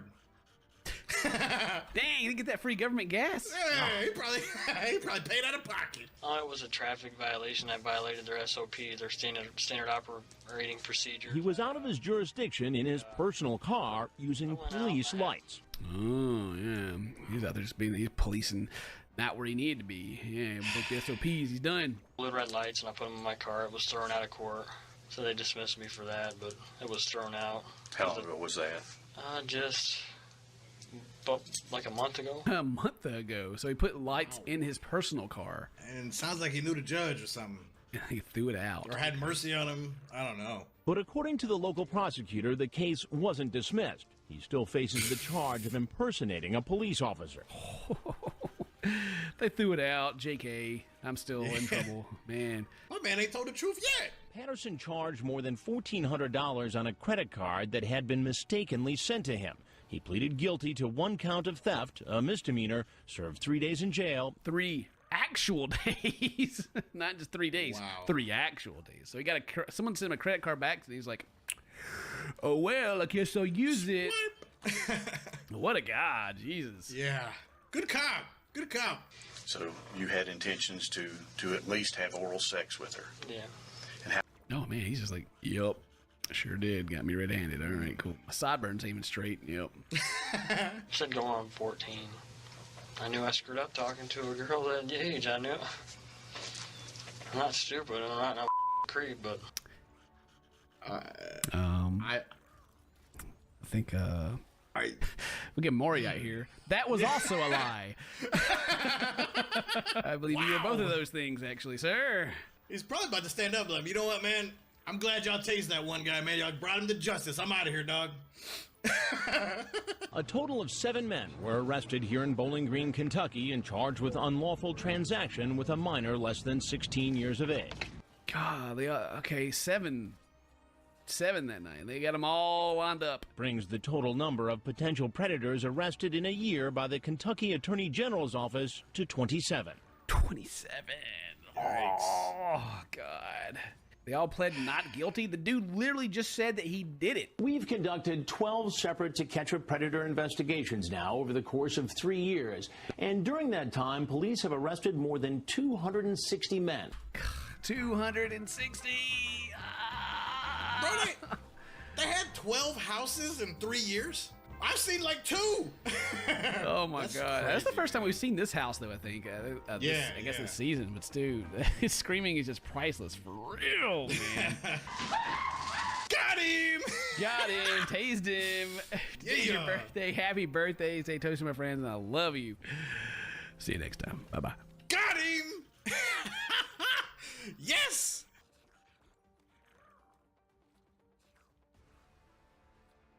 Did you tell her you loved her? Yes. Why? I don't know. I guess it kind of, pull her in, I guess. The manipulator. Oh, Jesus, this dude is the worst. Holy crap. Hello, everyone. I'm Cementoskin, that's Buff Pro, and we're watching more To Catch a Predator. Woohoo! Heck yeah. Our guilty pastime of putting creeps on blast. And tasing them. Got him! Taser gun. Oh! Woo! Before we get to the video, if you haven't subscribed yet, please hit the subscribe button, leave a like on the video. I know you haven't even watched the video yet, but go ahead and like it anyway, because you will like it. And yeah, you can check out Buff on Buff Pro on YouTube and Twitch. And you can check out my Twitch too on Cementoskin. Let's see what we got today. We got the Hansen versus Predator. Hansen catches a plumber on the prowl. Oh. This guy from New York City just drove more than 50 miles in the rain to have sex with someone he thinks is a 12-year-old girl. Oof. Dun, dun, dun. Hi, Poppy. Come on in. Poppy? Well, at least they got someone that actually looks the correct age this time instead of like, yeah. You know, a freaking like 25-year-old dude that looks like he's 25 playing like a 14-year-old, you know? Lone likes to be called Poppy, Latin slang for daddy. But we have another name for him, Predator. Yeah! 32 years old, All old right. enough to be the girl's father. Lives in Queens and works for a plumbing company in Brooklyn. Besides Poppy, he likes to be called Boss. Yeah, they like the nickname. Call me Poppy, call me Boss Man. There's no way. That dude's like Henchman 3. Yeah, Henchman number 3. Tops. At best. Shows he belongs to groups like Kush Smokers Are Us and Love Seekers, a site for teens. Oh, for teens. Ooh. Oh, okay. I was fixing to say, how are they gonna? He's on. He's smoking that marijuana. You know he's bad, and he's also looking for love. He then makes a bizarre proposal no adult should ever make to a 12-year-old. You make me more happier. It's too bad you aren't old enough to marry. I would marry you. They even got the dude to be like, all up in the microphone. It's too bad I cannot marry you, because I will do it. You make me happier. Happier. Tells him her mom is going out of town. Cologne reveals his fear of getting caught. I don't want to, you really can't tell anybody that we're doing this because I could go to jail. Oh boy, and then they'll get there and be like, oh, I was just here to watch football, Yeah. Okay, what do you mean jail? She's talking to Cologne as he drives up I-95 from New York City to our Sting House in Fairfield. Be really careful when you drive up, So okay? she does all the talking. They never showed her actually talk on the phone with these guys. Yeah. It's the first time. Handcuff him here, and then basically just search him. The Fairfield cops are prepared for any possibility. You should have that taser out. Oh yeah. Yeah, he should, baby. Yes, he should. You should have that taser out. Yes. Get ready for it. He's carrying an overnight bag as he walks to the back door. Oh, he brought some clothes. Oh, he's ready for a sleepover. Hold up. Which one's the overnight bag? I've always used the Walmart bag for overnight bag. No. Is that not how you do it? Please, Dean, please. That was my Xbox carrying case as well. All right? Just put it in a Walmart bag, you're all good. Theater student who could pass for a preteen invites him inside. Watch again. He locks the door behind him. What could he be thinking? Oh. What? Don't want anybody sneaking in behind me, lock the door. Now we're alone. What'd you bring me? I brought dinner for myself. Oh. I brought dinner for myself, I ain't get you nothing. You live here. Come on. Mind if I use the bathroom? Because I was way holding for so long. Yeah, it's right here. You look hotter than your picture. Hey, you look way hotter than your picture. God dang. Oh! They gonna let him use the bathroom? Or are they gonna get him before he goes to the bathroom? They gotta get him, right? You can't risk the man going to get a gunner or something, right? Like, you gotta... I don't know. You think he'll come out of the bathroom and then Chris Hansen will just be sitting there and be like, welcome. When he comes out of the bathroom, they're gonna let him use it. Sees me. The old switcheroo. The old switch, like, yeah, all right. Is there a light switch in here? Oh, it's behind you, is that it? Come on out, Joshua. He's like, oh no. Oh, bro, no. I didn't even get to use the bathroom, dude. Bro, there's a light, man. I got like halfway through and I realized I can't see. I know who you are. You know who I am? Yes. So you've seen my shows before? Yeah. Oh, he knows. He knows who he is. Oh, he's just like... What's he got? What is around his neck right now? Is it like the little behind the ear headphone things? Like little bone ear vibration headphones or whatever they're called? You know what I'm talking about? I know. Well, guess what? We're starting up again. Okay. Guess what? I'm back, baby. Yeah. Get tased. And why did you think it was appropriate to talk to a girl who said she was 12 years old? I don't know why. 12? I know. It was wrong. Where do you think he goes with this? Do you think he just says I'm busted? I don't know. I'll be like, look, man, I didn't click on the app link. It wasn't me. I'm just like, I thought she was 21. We're just gonna watch football. I'm wondering from a legal standpoint, like, if he realizes what's happening, but if he still goes like the same route with everybody else in the show and just denies everything, if legally he still gets like less of charges, or if he just sits there and comes clean, does he get punished more for it because they can prove everything easier and he just admits to it? Can you plead insanity? like if you come in and you just start acting like you're crazy, as soon as you see Chris, you're like, oh! Whoa, god damn, man, I'm real hungry. You know what? Big fan, dog. What's up? Yeah. I did all this just so I could meet you. I knew you was behind this. Yo, let me get my camera crew out, baby. You got plugged, baby. What's up? You know? Yeah, put this on my YouTube channel. Finally, guys, I did it. I've been looking for him. Oh man, the old switcheroo. Yeah. And what were you going to do with this girl? What do you mean you don't know? Like, Chris, I can't. Can you just read me my rights or something, dude? Because, anything I say will be used against me at this point, bruh. Say it. I want him to admit to everything. Admit to it. Yeah, that's right. We got the text anyway. Have sex. Have sex. Yeah. Now, you had quite the chat with this. Oh, he admitted to it. Yikes. Oh, he did. Oh, my God. Good. Good. It's too bad you aren't old enough. I would marry you. You would marry... Oh, they even got that big zoom in on his face. They're like getting real close. They're like, yeah, finally, we got one that admits to everything. Chris Hansen, he's savage, man. Like, no mercy on this guy. He's like, oh, you know the show? Well, good. Yo, what are you doing? Are you stupid? Any nieces and nephews? Yeah. Well, what if a guy was hitting on them like this? Yeah, I wouldn't like it. So explain to me what was going on in your mind to come here and do the very same thing. I don't want to say anymore. There he goes. Like, I don't want to say anymore. He's got the sweat going on. Yeah, he's sweating it. He's like, man, I'm gonna get tased. Did you bring condoms? Yes. Where are they? In my bag. What else is in the bag? Clothes and toothbrush, stuff like that. He's coming over to sleep over me. He's got his toothbrush and everything. Yeah, brought his blankie.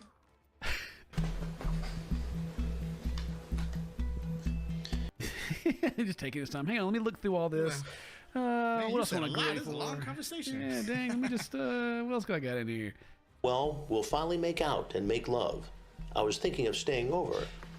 He's like, bro, come on, man. Oh, he's trying to flip the table. So when I come over, we'll go to your room and you'll take off all your clothes. Since I'm the boss. Yeah. Why did you? Since I'm the boss. He the boss, Poppy. Oh God. I do. Hey, Chris. He's not. Like, we're only halfway through the clip. I mean, that's true. Just sit there, just keep grilling this dude. The cops are out there just waiting. Like, God dang. They're probably in the back laughing right now. Hey guys, we got the boss. I don't want to say anymore. What is Poppy? Latin saying. Nickname? Yeah. You wanted her to call you the boss. He's like, I don't want to say anymore. And he's like, well, I'm just going to ask you more questions. If you just keep answering, then I'm going to keep, man. That's good.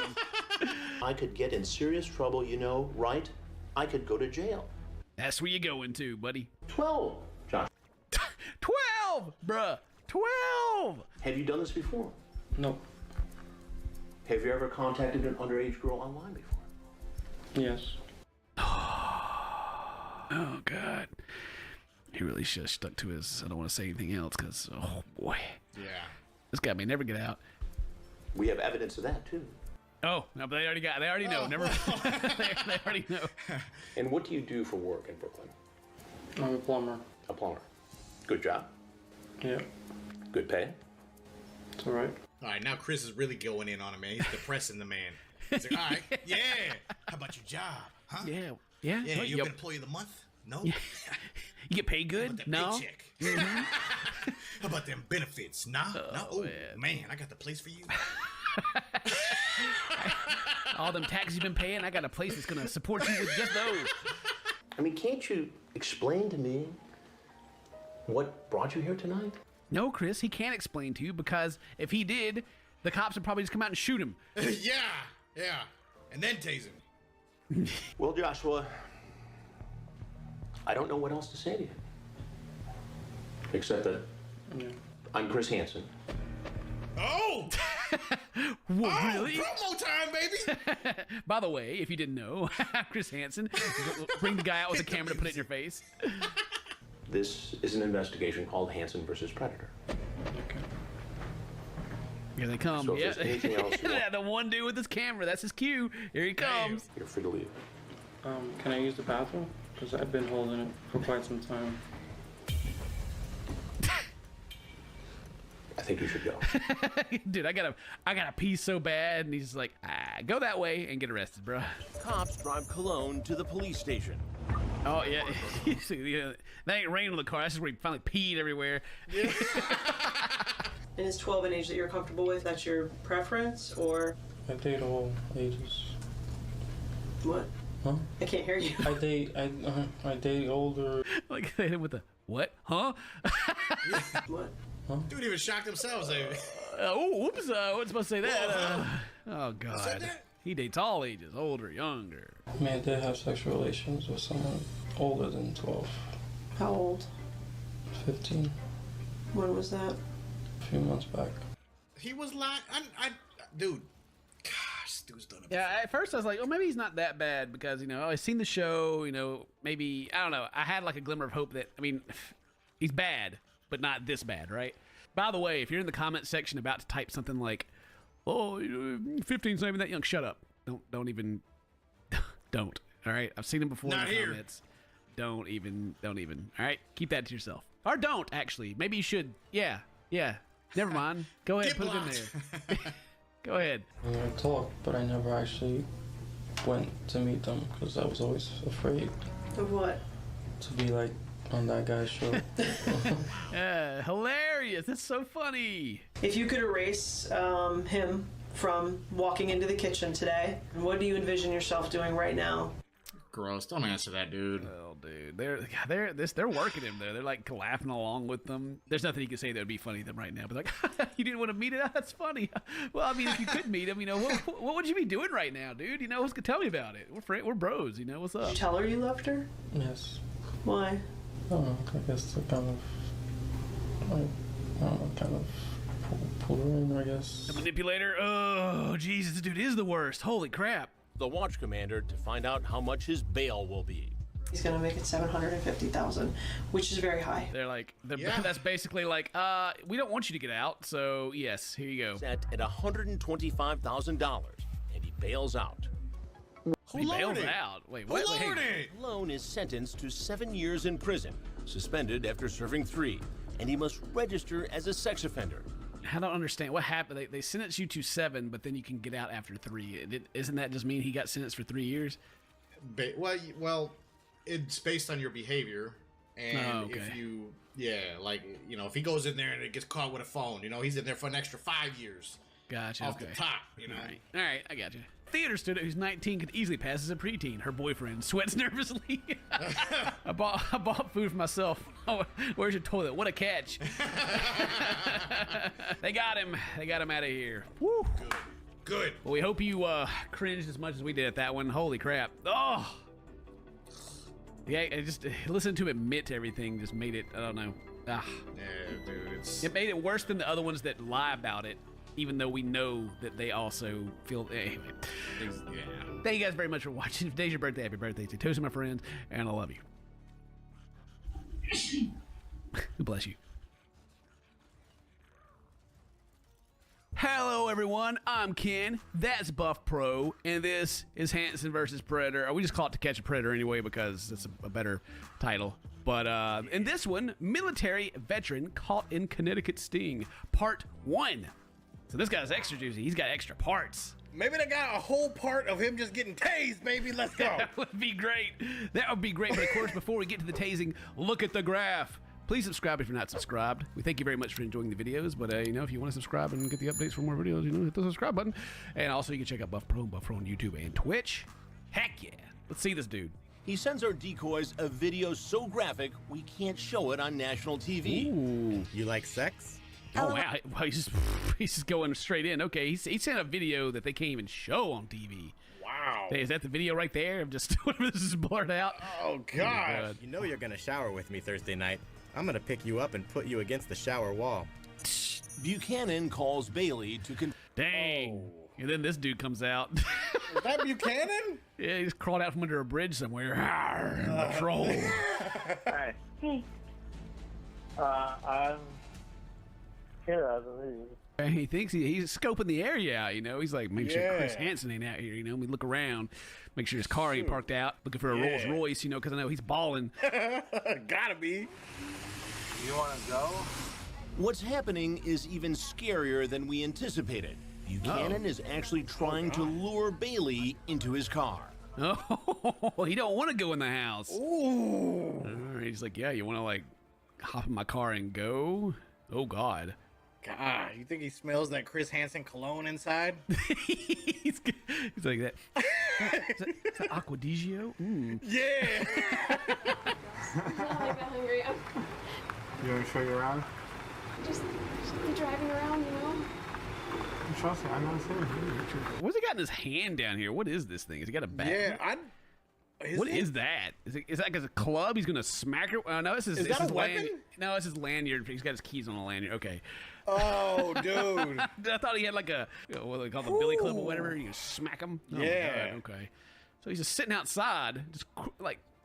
I wish they had the camera on the inside of the door right here, like showing his face, like sticking through. Like, here's Johnny, you know. Hey, you want to come take a ride? Gosh. Yo, do you think they caught him on the garbage can? The garbage cam? maybe the microphone under a leaf. That leaf cam came in. What if I took you to an empty parking lot and tell you to drive? Are you serious? I'm serious. Would you like that? I don't know. He's trying real hard. He's like, yo, meet me somewhere in the middle of the night on a rainy night. Come on, let's go. Let's get out of this house. Dude, that sounds creepy, yo. Yo, what if you drive my car? That way I can run and point this gun at you the whole time. Get me out, dude. I hate this. We're about to learn Buchanan may have something more sinister in mind. Oh, God. That freaking face. God. Stephen, I'm going to need to talk to you for a minute. Please come in. Unbelievably, Buchanan comes inside to talk. Wow. Dude, he probably had to have backup come out right then, dude. Like, yo, he's like, oh, yeah, bet. I'm coming in. Well, thank God that they, you know, they're like, okay, look, we need to go bail out our girl here before dude, like, grabs her or something.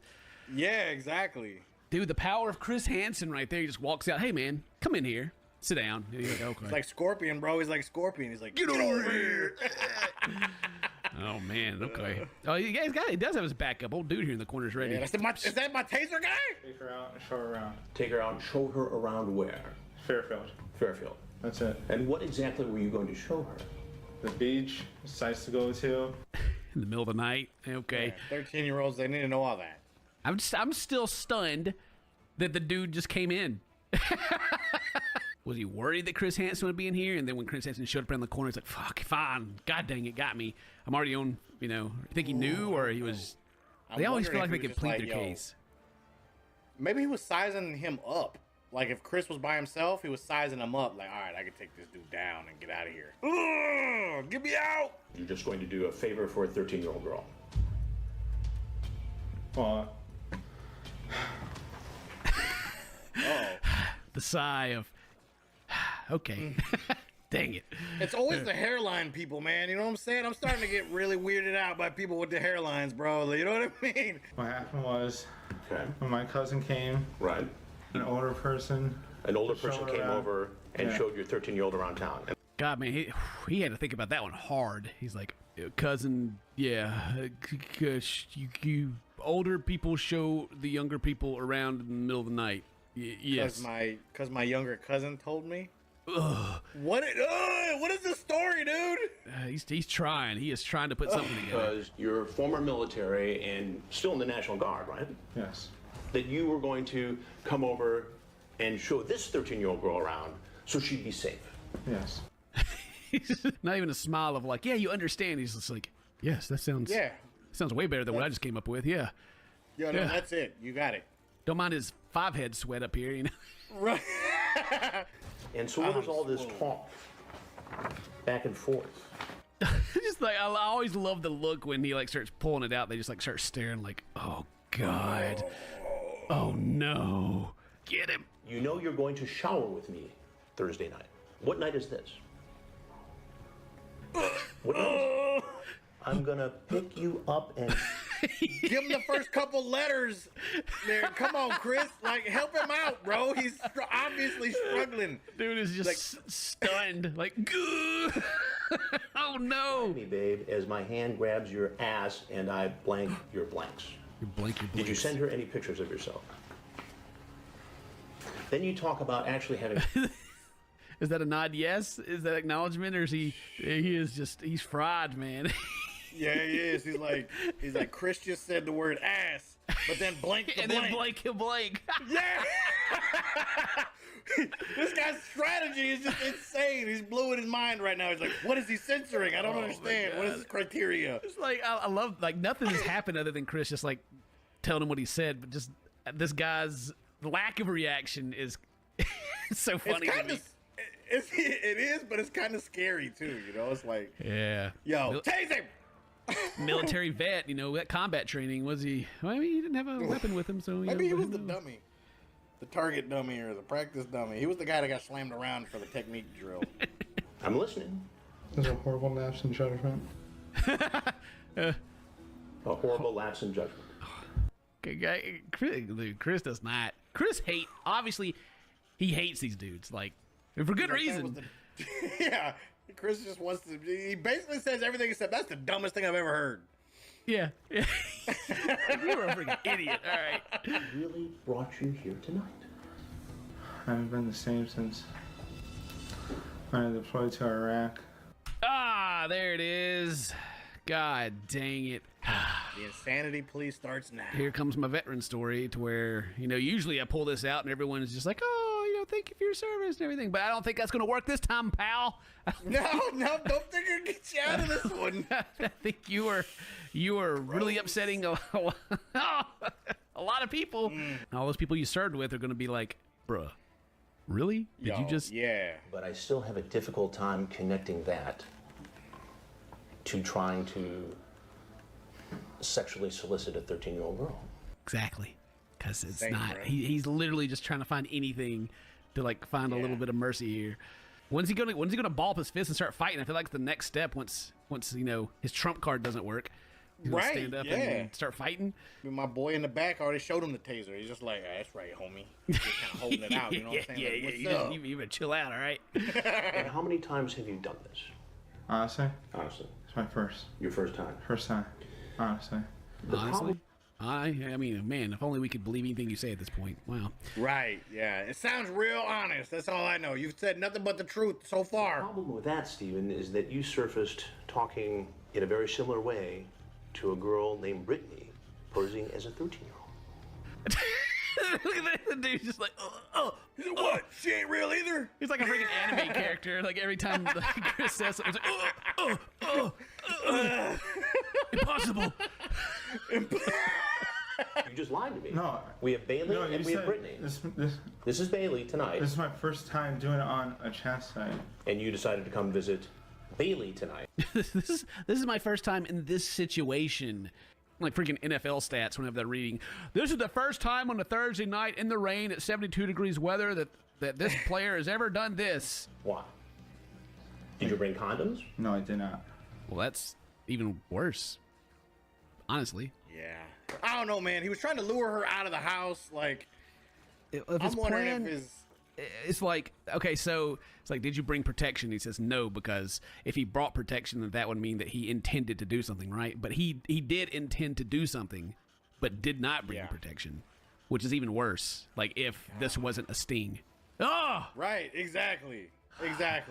Can we tase him? Maybe he'll shut his mouth. Freaking mouth breather over here. He's a mouth breather. He's going in right now. Like, we running out of oxygen. That's what I'm saying. My man's out here like, Chris is probably like, all right, bro, somebody turn the air on, please. It sounds like to me, sounds like somebody who's trying to create some kind of a plausible excuse. Dude, I'm just enjoying it because everything the guy comes up with, Chris is like, yeah, but this is what this obviously is, so you can shove that. And the guy just gives him the same look every time, like, huh? Huh? It didn't work either. Oh, God. Ultimate plan. Oh. Yes, I understand. Here they come. Is there anything else? Oh. Where's he at? Where's he at? There he is. The man right there. Get that camera in, baby. Yeah, just shove that camera in his face, dude. You're trying to get some help? Yes. And I have your word on that. I'll shake your hand. All right, Steven. Chris like, don't touch not. me. Do not touch me, bro. You're free to go. And I hope you get the help. Thank you, sir. Thank you very much. Oh, he did. He did shake his hand. And Chris was like, oh God, what? Oh man. Oh, this is even sweeter because like you're free to go. He's like, oh man, thanks. Shake your hand. Yeah, I'll get out of here. I'm so sorry. I'll never do it again. Right now. Oh, I hope. Good thing the police aren't waiting outside. Handcuffed and put into the back of an unmarked police car. Yeah. Is a weapon in the car? Yes. Yes, in there. He's got his weapons are in the trunk. Oh man, this dude didn't tell the truth about anything. He's got his shoes, he's got the Trojans, he's got his gun. Oh my God. A shocking discovery. .40 caliber Glock. Along with the legally registered Glock semi-automatic, they find a knife, duct tape, a camera, and a pack of condoms. Duct tape, my God. camera, condoms. Dude, that is what I was. Yo, when he wanted her to leave, dude, I was like, and he's talking about his PTSD. I was like, yo, dude, this dude's. When Chris said, how does it equate to this? It don't, bro. Like he's got some sick, sinister stuff on his mind. I hope he never gets out, bro. It was what cops commonly call a kill kit. What do you think was going to happen if there was really a girl there and she got in that vehicle? Nothing good. Yeah, no, definitely nothing good. Okay, yeah, I want to know. I want them to go through the camera, and I'm curious if there's anything on that camera already. Instead of selfies, Buchanan is posing for a mugshot. He's fingerprinted and suddenly decides to confess. Oh, confesses. All right. Wow. I thought it was going to say he suddenly decides to fight all the police because he has that look on his face like he's... Dude. Or meeting just random strangers off the internet or anything like that. My body is growing older, but my mind just... Still like a young mind. Yes, sir. Well, everything he just said kind of contradicts itself. Basically says, before I went to the military, I was like a normal guy. I didn't have these thoughts about being with, random people on the internet or do anything to young girls. But now, now that I went to the military, my mind stayed the same. It didn't catch it. My body's getting older. So what, your mind was like this before you joined the military? Right. Yeah, you're right. Still trying to play as I'm a veteran card. Disgusted right now, dude. I'm sorry. I'm in literal shock right now. I'm so disgusted, dude. I'm mad at Yeah. And Buchanan ultimately pleads guilty to attempted second-degree sexual assault. Attempted risk of injury to a minor is never charged in connection with the gun police found in his trunk. Well, I mean, yeah, they keep going back to the gun, but I mean, it is America. It's not like it's illegal to have a gun. That's fair. Yeah. But the rest of the kill kit, bro. Right. You know what I'm saying? Yeah, it's just like circumstantial stuff, I guess, is why they can't really use it. Because, like, you had stuff in your car that you're legally allowed to own, Right. So, yeah, I get it. But in the context of what's going on is very alarming, right? You're like, oh, God, what was going to happen here?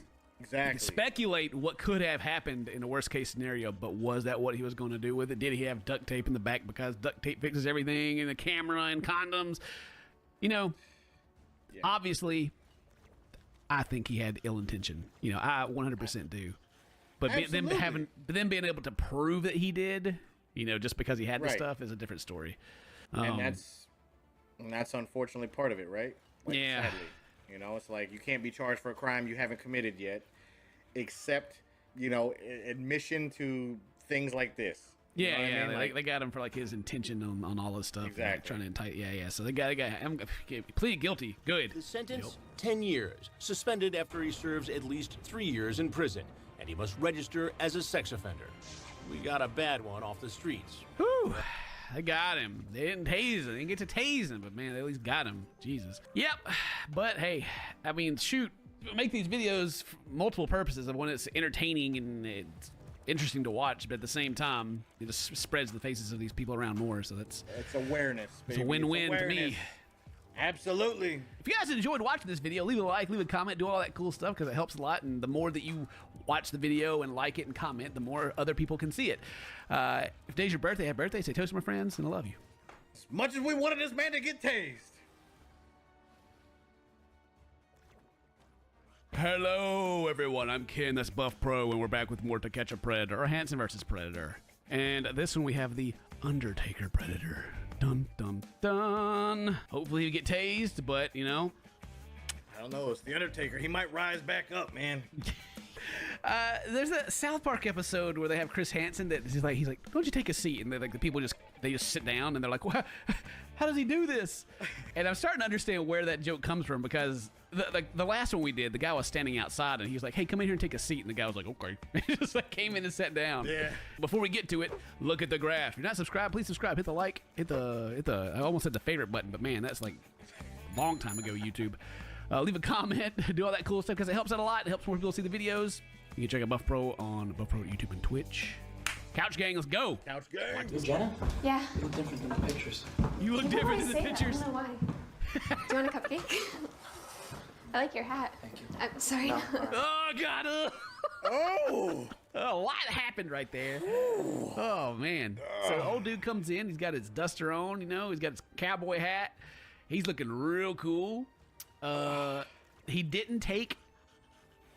She offered him a cupcake. Nobody ever takes the cupcakes. Yeah, I don't know why. Oh, they look delicious. That's what I'm saying. That's what I know. And then she ducks the hug. All right. We got everything in like 15 seconds. I think he went for the choke slam already. It was like right off the rip. He was just like...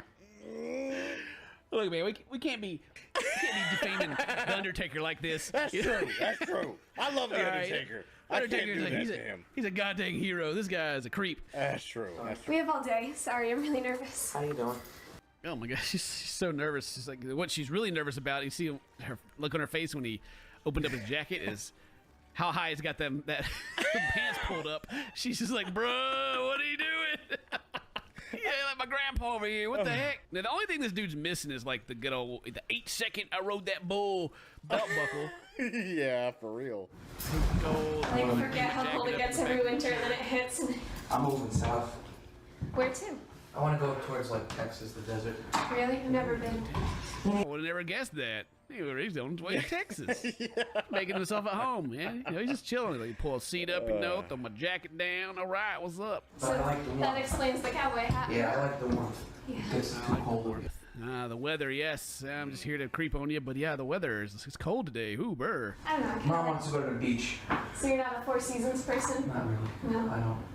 I want to try Alaska. Me and my friend want to go try to live up there. Wait, what? He hates the cold. He wants to move to Texas. But you know, him and a friend, his friend that he has, they'd like to go live in Alaska. Alaska? Is that what he said? Oh my gosh. It's so warm there, you know? It's so I hate the cold, but you know, me and my friend, my imaginary friend, want to go live in Alaska. You know, I'm so adventurous. Isn't that interesting to you? Oh, how cool! I heard it's beautiful up there. Yeah, he likes the outdoorsy stuff too. Outdoorsy stuff. He's really talking his friend up. Is his friend coming over too? What's going on here? Yeah, really. I like the big. Yeah. My heart's racing. Nice too. Do you want a water or anything? Yeah, give me a couple more. My heart's racing. Mine is too. Because I hope you don't try to kill me. Yeah. Gosh.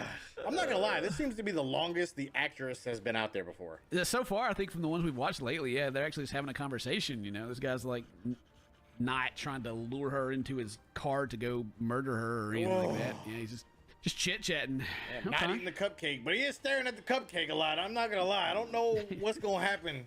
This man knows his cupcakes. He's like, these cupcakes have been out here for days. Ain't nobody ate one. They ain't fresh. So what do you want to do? You want to just hang out here? Yeah, you got a TV? Mm-hmm. Sit and watch TV? Sure. Yeah, wanna watch TV. Oh, was that the sign right there? It was. Was Like, that yo, the get me sign? out. It's like, she's like, what did you say? They're over there like, move him to the table. And she does have an earpiece. Oh, I can wow. see it from here, right? Is that the Is earpiece, that an or is that earpiece? just her? Or she's got still a weird ear? I don't know. It definitely looks like she goes, come on, got him. Do you want to like watch a movie or Yeah, TV? movies? Mm-hmm. What movies you got? Tombstone, your favorite. Here, you just hang out here for a sec. I'm gonna grab something. Hey, Tex, how you doing? How you doing? Why don't you come over here and have a seat on the stool, please? Yeah, I kind of figured it was Kind of figure what? Oh! Hey, Tex. Yeah, I kind of figured that. Oh, this is too big brain. That's why he figured it. He assumed this was going to happen. That's why he got just so comfortable. Yeah. Oh, he knew it was going to happen. He calculated it with his big brain. Oh, genius. Yeah, I kind of figured it was Kind of figure what? No, right over here, please. Come. Does he know it? No. Over here. The dude should ran. Run. I can't. Them pants are too high. Well, I want him to run to the cops station. What's going on? How you doing? I'm good. How are you? I knew this was going to happen. You knew what was going to happen. Somebody was going to show up here. Somebody was going to show up here. It's all right. Somebody. Oh, he doesn't know it's Chris Hansen. Oh, yeah, I knew this was going to happen. I knew somebody beat me to her. Somebody would show up here. I knew it. Oh. Okay, so is he going to defend himself? Like, I never had any intention of doing it after he just said that? Or what? Somebody was going to show up here. It's all right. You know what? I have nothing to live for anyway. What a roller coaster! Jesus, what just happened? Okay, all right, let me just let it play for a second because I keep stopping it so often because this guy's blowing my... Okay. I failed high school. I have no motivation to finish it. None of the pills about work. Oh. 10 out of 10. What an actor, man. Give this guy a freaking Oscar nomination right now. Oh, boy. I came over here to meet a young girl, but man, I'm so depressed. That makes me just be creepy. Because high school was so hard. I mean, I'm never one because I've had, I've suffered from depression before. I know it sucks, but I mean, no. Under any other circumstance, I would never make fun of someone's depression. But in this case right here, what are you talking about, dude? Bro, there's just no excuse for this. And this man is just like, hey, yo, this is my ace in the hole, I think. You know what I'm saying? High school was real hard, and this is where I'm at. Ugh. Get him, Chris. I never left high school mentally because that's why I'm here. That picture behind him has been crooked this whole time. It's been bothering me. Is it in every episode? Is it? That's the I first don't time I've know. noticed it. I feel like it's the plumber dude that went in there to the bathroom, like knocked through the jar, and now it's yeah. What is a jar? Is a jar crooked or a jar like slightly open? Your door is a jar, so it's open, right? Yeah. I can understand how tough that is on you. Oh, come on. But why does that make it okay? I wasn't gonna do anything. But that's not what She you said. said you. I know. Okay. Yeah. I was wondering where it was going to show up. Wednesday, Yeah. I wasn't going to do anything. I'm not here for that. I just knew someone else was going to show up. I said all these things, all the evidence. Oh, God. The cops already have probable cause. I'm going to jail. Oh, feel bad for me. I'm sad that Chris didn't use any of these opportunities. You know what I mean? Like, he looks genuinely like this guy almost had him with the acting, right? He was just like, ooh. Chris is being he's taking the PC approach of like, that sucks, but explain why that matters. Whereas we are going, screw this dude. Don't start using your mental issues as a freaking reason to take advantage of young people. Like, exactly. God, that's terrible. Terrible. I wasn't gonna do anything. I just want to be a cop. I'm a friend. his friend. He's got a friend. He got a friend. We want to go to Alaska, but I hate the cold, and I want to be a cop, but I hate police. Well, then why don't you go join the police academy or... Why don't you go and do that, Chris? Go to prison. I'm fat. I can't do it. Oh my God. I thought Chris was gonna say, "Why don't you just go out here into the garage and Go ask tell the him police if you can that." join. They're here already. Dad, I can't do anything.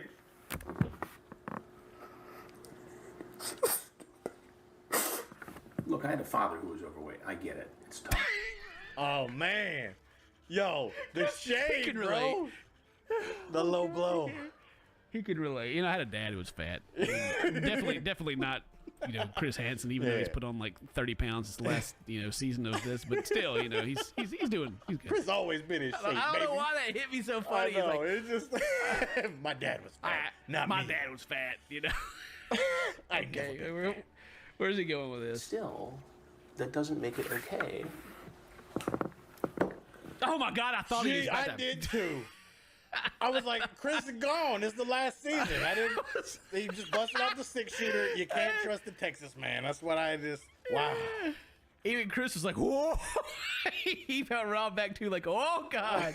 Oh goodness. Oh, what is this wallet? What is that? What did he whip out? No, it's in his pocket. Is that a knife? What is that? I don't know. Maybe it's his vape. I don't know. He's vape. Throw his vape down. I meant a naughty pic. You send a picture of yourself. I know, don't remind me. I'm not that big, but I could fit. Oh, that's so awful, but at the same time, Chris is like, oh, so you got a small wiener too. But there's no friends 19? 20? I have one friend, he's always working, nobody else. Look at where I dress and stuff. Everybody thinks I'm weird. Wow. His pants are up a little high. It is a little weird. I'm just going. I'm running with it, kid. What I don't understand is if he's so aware of him being. I mean, that's the reason I even picked this one, is because I was like, this guy dresses funny. If he's so aware of it, then what is he doing?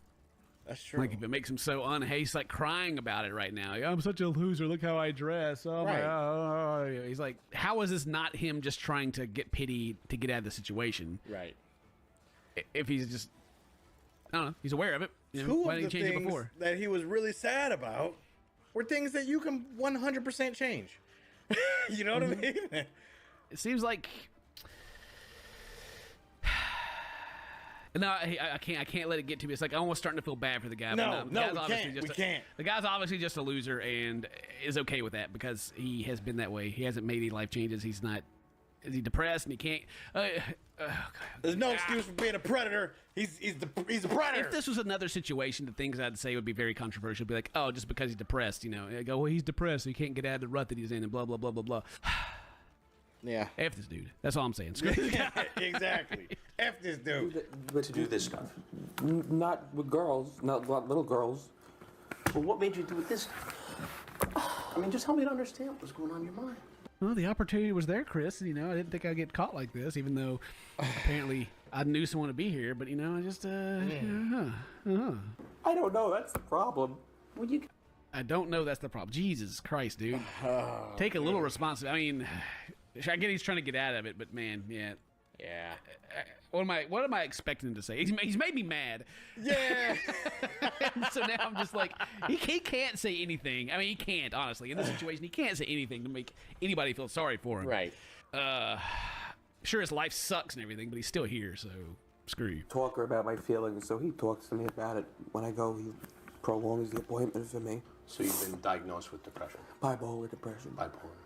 I do appreciate how Chris is like, okay, well, you're having obviously you're having this hard thing going on in your life. Tell me more about it. Instead of being like, that don't matter. You said this. He's being pretty compassionate with this guy. I mean, they do still go into jail.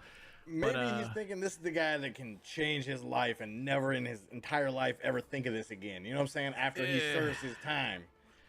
Or maybe he's just talking so much that Chris is like, oh, this will be good for TV. Keep going. Yeah, that could be. Yeah, exactly. You make me sound compassionate. Keep going. It's that bad. I sat on the floor and I cried the other night to my mom. Oh my God. He's so depressed. I don't feel bad for him. I mean, like I said, in any other situation, sure. I would be like, oh man, this sucks. It's a serious disease. But it doesn't, like, in my mind, he's still trying to get pity to get out of the situation. I don't even know if he's telling the truth. That's true. There's no, I mean, who knows? Maybe by the end of this, it'll be like, this and that, and I'll be like, oh, well, I kind of feel bad, but right now I don't. I'm saying that just for the people that are watching. If you're like, man, Ken, you're being pretty tough on this dude. Yeah, I mean, I am with these guys. This went a whole different direction than I thought, too. I thought he was going to get tased about 3 times and sit up every time. You know what I'm saying? I'm really come in here and get his therapy session in. Yeah. I said, I don't want to feel like this anymore. Well, you know who else didn't want to feel like this? I mean, the girl that you came here to take advantage of definitely doesn't want to feel the way you're going to make her feel. Their guy. Yeah. Listen, I can empathize with all of that, except this. Exactly. Same. Thank you. Thank you for saying it. Yes. that all that sucks, but this, bruh, nah. Yeah, but you still can't do you have any hobbies? Not really. I like driving and I like smoking cigars, but I can't do that for the rest of my life. Why? Oh, come on, Chris. Don't trip. You know why. Like, why? What do you mean? I do that all the time, man. What do you mean I can't do that for the rest of my life? There's some people over there who are going to get you on the next step to get better, okay? Okay. After prison. Just after you get done in prison. They're going to help you get better, dude, and by locking you away and teaching you a goddamn lesson for doing this. You about to get all the shock therapy. Tase him! My coat. I'll get the coat. I'll get the coat. I'll get the coat. You go over there. Don't you come over here. I got your coat, bro. Oh, God. Oh, they had to come out, man. Like, he's over there like, dude, come on, guys. My man with the mic all up in his... Oh, man, my man's pointing the mic all at him, too. He's like, here you go, bro. He's like, yo, bro, we caught you in 4K, dude. What's up? It's that shotgun mic, bro.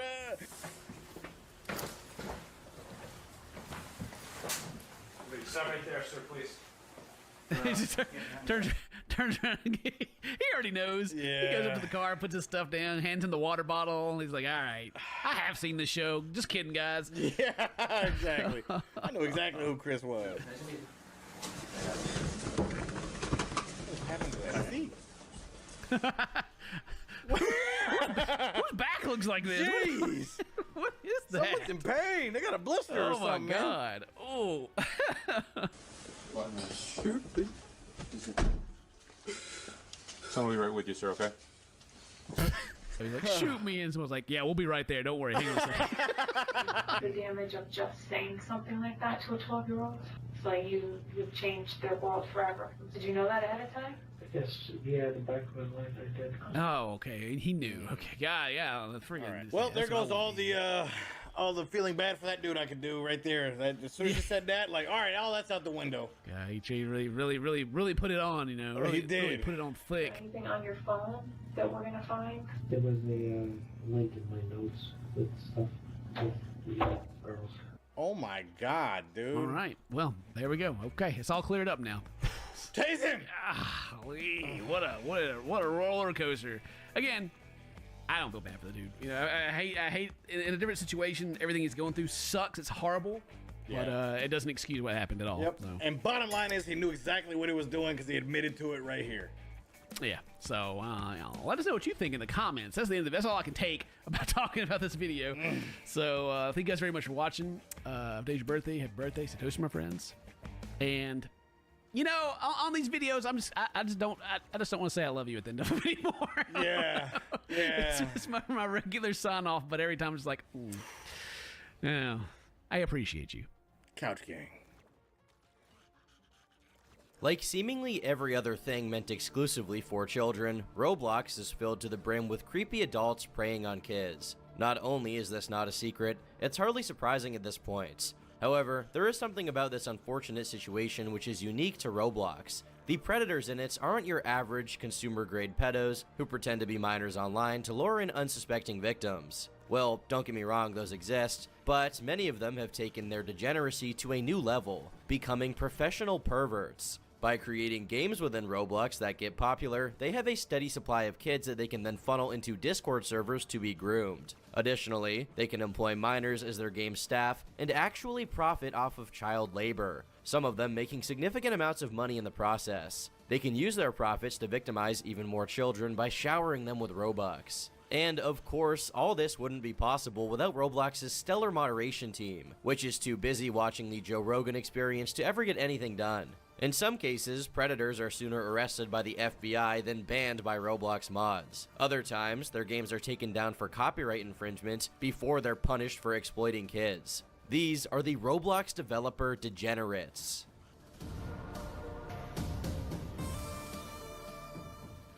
Rate My Avatar was a game created on April 21st, 2021. It was pretty bare bones, consisting of little more than booths that players could rent out and stand in, while other players walked up to the booth to have their avatar rated. In essence, it was the Roblox version of a beauty pageant, or at least that's what it was supposed to be. In practice, people can put whatever text they want above their booths. As you can probably guess, this tends to get a little edgy pretty fast. You can also add display decals, which, despite having in-game limitations as to what can be shown, can be bypassed, making almost any image you want displayable. Through certain exploits, it's even possible to show videos, which significantly adds to the potential for chaos. Because of this, Rate My Avatar is known for its rather edgy, cancerous, and sometimes extremely inappropriate material that definitely shouldn't be in a kid's game. On the tamer side, there is booths for people to rate how gay you are, where I have a sneaking suspicion everyone is given a 10 out of 10. Some booths are just called, I have 1,000 kids in my basement, so I am giving away, or I'm pooping right now. Classy stuff. But obviously, that's just the tip of the iceberg. The slightly more disturbing content ranges from Nazi imagery, which is commonplace in edgy circles, but in a kid's game it just doesn't belong, to sexual rating games, to outright pornography. People have complained about the lack of oversight on this game for a long time, and to no avail. There's just so much toxicity in this game, homophobic, racist, Nazi booths, and many more. The players just missed the concept of the game. It was to rate people's avatar, not say you like Hitler or anything like that for fuck's sake. I feel like the devs should delete the game now, because it's getting out of hand really fast.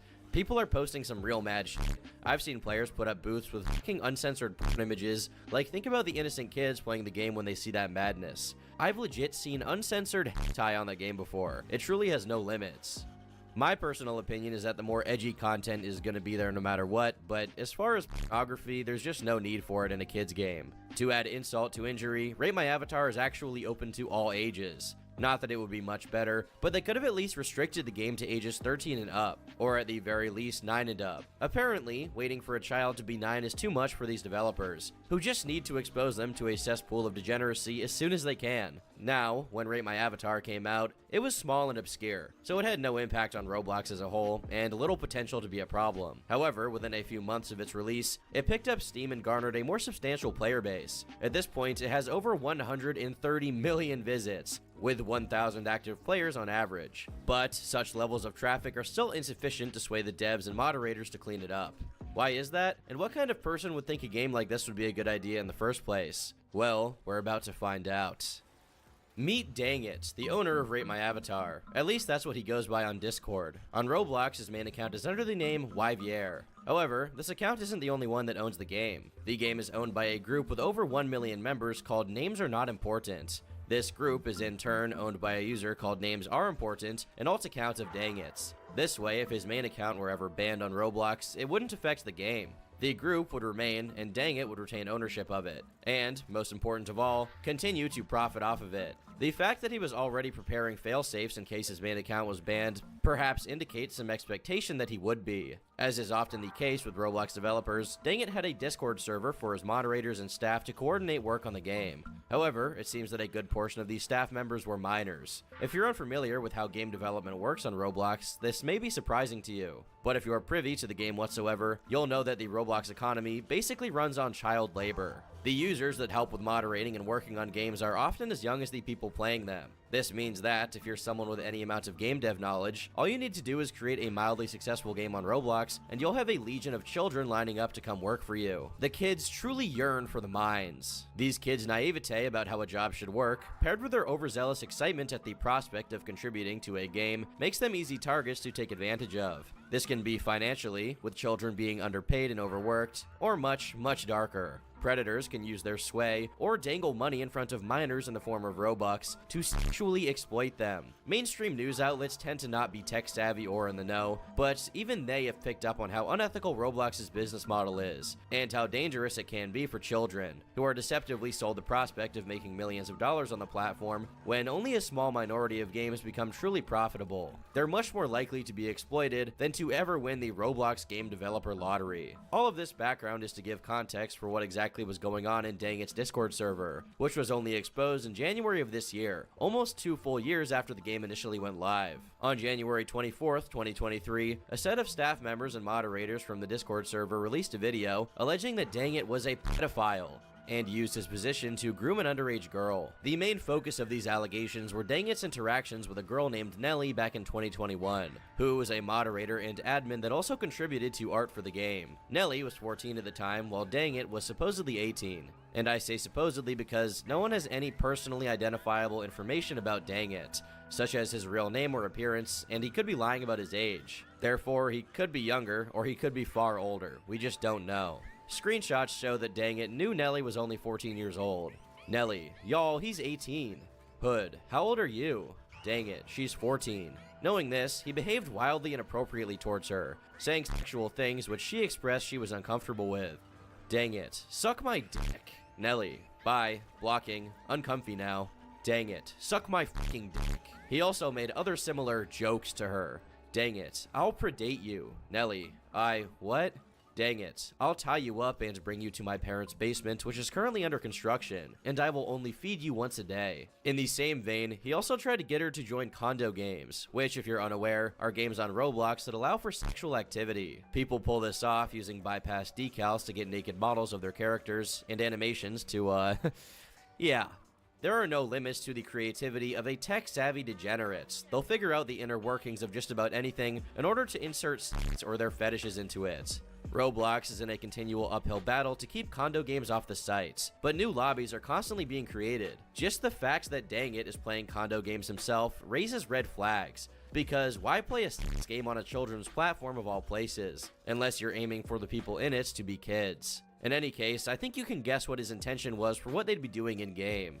Dang it, I invited Nelly to join cons. I knew secretly deep down she wanted to come. Nelly, y'all, Dangit was trying to get me to play a not safe for work game, but I said no because I'm a mature little girl. He also gave her hundreds of dollars worth of Robux and apparently sent thousands to another girl. Nelly, he gave me like, I don't know, 90k? No, 160k. He gave Zara like $1 million. In light of spending all this money on her, Dangit called himself her trust fund daddy. Other than Nelly and Zara, he gave money to another 14-year-old girl who was working as a moderator. This girl also suffered from schizophrenia and anorexia. In total, he gifted over 1.5 million Robux to her accounts in the form of limited items, with the possibility of more money being given in other forms.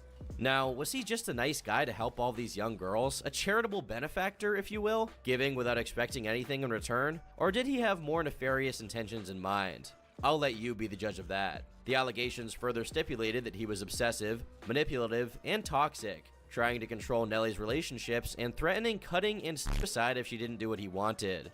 Why won't you tell him off though? He can't just do this to you. I feel bad, he always finds a way to manipulate me and it always works. Nelly, would you kill yourself if I hated you? Dang it. Yeah, I would. Dang it. I'm cutting. Nelly, don't. What the fuck? Dang it. Too late. Nelly, get a towel right now. I mean, he knows I feel bad really, really easily, and he'd always, like, you know, manipulate me, like, say, like, oh, if you don't do this, well, I'm gonna leave you. Or if you, like, if you don't reply quick enough, then, well, of course he's gonna get upset. And he knew that I feel bad really, really easily. He knows that. I didn't know that I was being manipulated. I didn't know I was being taken for, like, advantage. I thought stuff like that would be okay. I thought all the stuff he was doing, like saying that he's going to kill himself and stuff, I thought it was okay. But, like, these past few months I've been, like, realizing, like, it's not, like, it's really messed up. When all this behavior came to light as of more recently, and people confronted Dangit on his actions, he seemingly tried to justify his behavior. You're missing the point. That kind of talk is fine. The problem is it is a 14-year-old you were saying that to. That crosses boundaries of judgment. Dang it, what do you mean? You're telling me just because we're 3 to 4 years apart that makes it not okay? Why? No, I didn't say that. It's not about the age gap, it's about the ages. You, 18, not a minor, saying stuff like that to a 14-year-old, young minor. Dang it, so it is about the age. So if it was 16 and 14, that makes it okay? Why make it sound like you're trying to justify it? You are 18, a legal adult. Dang it, I'm not trying to justify it, stop assuming. I'm trying to see why you think it's not appropriate, that's what. You're saying telling a minor to suck your dick is totally fine? Dang it, maybe it's fine. He tried to brush off the claims by saying they lacked context, and that, since Nelly also made dirty jokes, what he did was somehow okay. The allegation is not real, and the screenshots are usually taken out of context. It was a joke. It was the type of jokes she would make. An attempt at a more formal response to the allegations was made, not by Dangits himself, but by one of the mods who had received money from him named Zara. Hello everyone, just making a statement in regards to the recent rumors going around about the owner of Names Are Not Important, known as Dangit. The rumors are accusing him of being a pedophile. By now, you have all probably seen these screenshots that are the supposed evidence that have been spreading around. I'd like to first start off by making it clear that these rumors are completely false. However, even after reading this, it is up to you to form your own opinion. But please be unbiased and find the truth for yourself.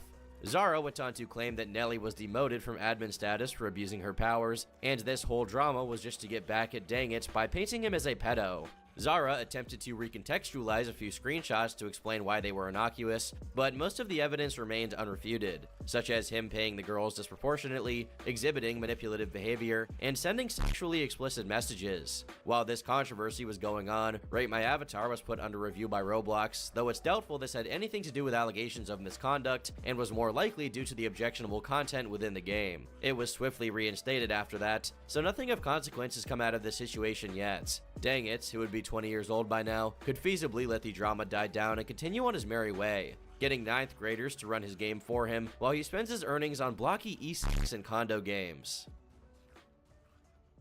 The account Dr. Rofatnik was created on Roblox on July 20th, 2012. It belongs to a game developer who went by the alias Jaden Shedletsky, a reference to John James Shedletsky III, one of Roblox's founders. Over the course of several years, Jaden would climb his way to the top of Roblox as a game developer, becoming one of the highest earners on the platform. He accomplished this by creating the game Sonic Simulator, owned by the group Sonic Eclipse Online. It was a Sonic spin-off which featured impressive gameplay for Roblox standards, with actual voice acting. He started work on the project around 2017 and launched it in 2018. It was monetized through a paywall, players could buy access for $5, and would receive a Sonic costume for their avatar in exchange. By 2021, the game had garnered over 90 million visits and attracted an active player base. And of course, the game's popularity meant significant profits for Jaden. Everything seemed peachy on the surface. It was an innocent game to be enjoyed by young Sonic fans. But behind the scenes, off-site, something monstrous was taking place. The first signs of trouble in the public eye appeared in September 2020. A young girl, going by the alias of Sarah, came forward saying that Dr. Rofatnik had groomed her over Discord all the way back in 2017. At the time, she was just 12, while Jaden was a staggering 24 years old, literally twice her age. In an interview with The Guardian later down the line, in 2022, Sarah would describe her experience with Jaden. Sarah started playing Roblox when she was 6, drawn to the range of games on offer and the community of children with similar interests. She became involved in Sonic Eclipse Online when she was 12 and joined the game's Discord. It was, she says, an absolute cesspool of toxicity. Jaden started a private chat with Sarah soon after she joined the server. He began sending her private updates on the progress of the game, which she says made her feel special, like she was party to insider information. He interspersed these messages with innuendo and sexual jokes. I liked the attention and very early on started developing feelings for him, she told me. I was a child who just wanted love and attention I couldn't get elsewhere. Jaden soon changed his tone. In messages seen by The Observer, he made repeated jokes about raping Sarah and sent her sexually explicit images. Other members of the team were aware of the charge dynamic, jokingly referring to her as Jaden's underage sex doll in the main chat room. If ever she challenged his messages, he told her it was all said in jest and not to take herself so seriously. Jaden gave Sarah free Robux to spend on Roblox. He used the fact that I cared about him a lot to his advantage, she said. He was very manipulative right up until the day I left. In a video by People Make Games that covered this incident, Sarah testified to Jaden's reprehensible behavior. He was the one who started taking the inappropriate jokes into DMs first. He kept encouraging it, saying that it was okay to make these jokes. It's not illegal, it's not breaking any laws, even though it was literally sexting. It got to ERP level at one point. As for what the exact content of all of these Discord messages were, it was disgusting. You're 12, I expect you to be a little slow on the upbringing, but soon I'll corrupt you beyond your wildest dreams. I love that I excite you so much, it just makes it worth the wait. Sarah, kill me, LMFAO. Jaden, why kill you if I can violate you instead? Besides, like I said before, you're more fun screaming. Winky face. Jaden, you're so hot it makes it painful to think about waiting a year. Sarah, hey, as long as it's in a basement, we don't have to wait at all. Besides, why would I tell anyone? Why would I throw away such a perfect opportunity? Jaden, true, but I'd like to take you somewhere nice. Sarah, your basement is still pretty nice. Jaden, humble girl, I think I'm starting to like you a bit too much, LMFAO. You are one of the few to fuel my lust. Sarah, end me please. Jaden, no, I'll rape you instead. I'll just drive down there to your home, just jump out of the window and I'll take you somewhere nice. Sarah, what place? Jaden, it's your choice, either my home or some motel or I don't know. You're the reason why I'm gonna end up behind bars. Sarah, you won't end up in bars if nobody finds out. Jaden, hopefully so. Sarah, just keep me at your house, nobody will find me there. Jaden, oh yeah, you'll love the basement.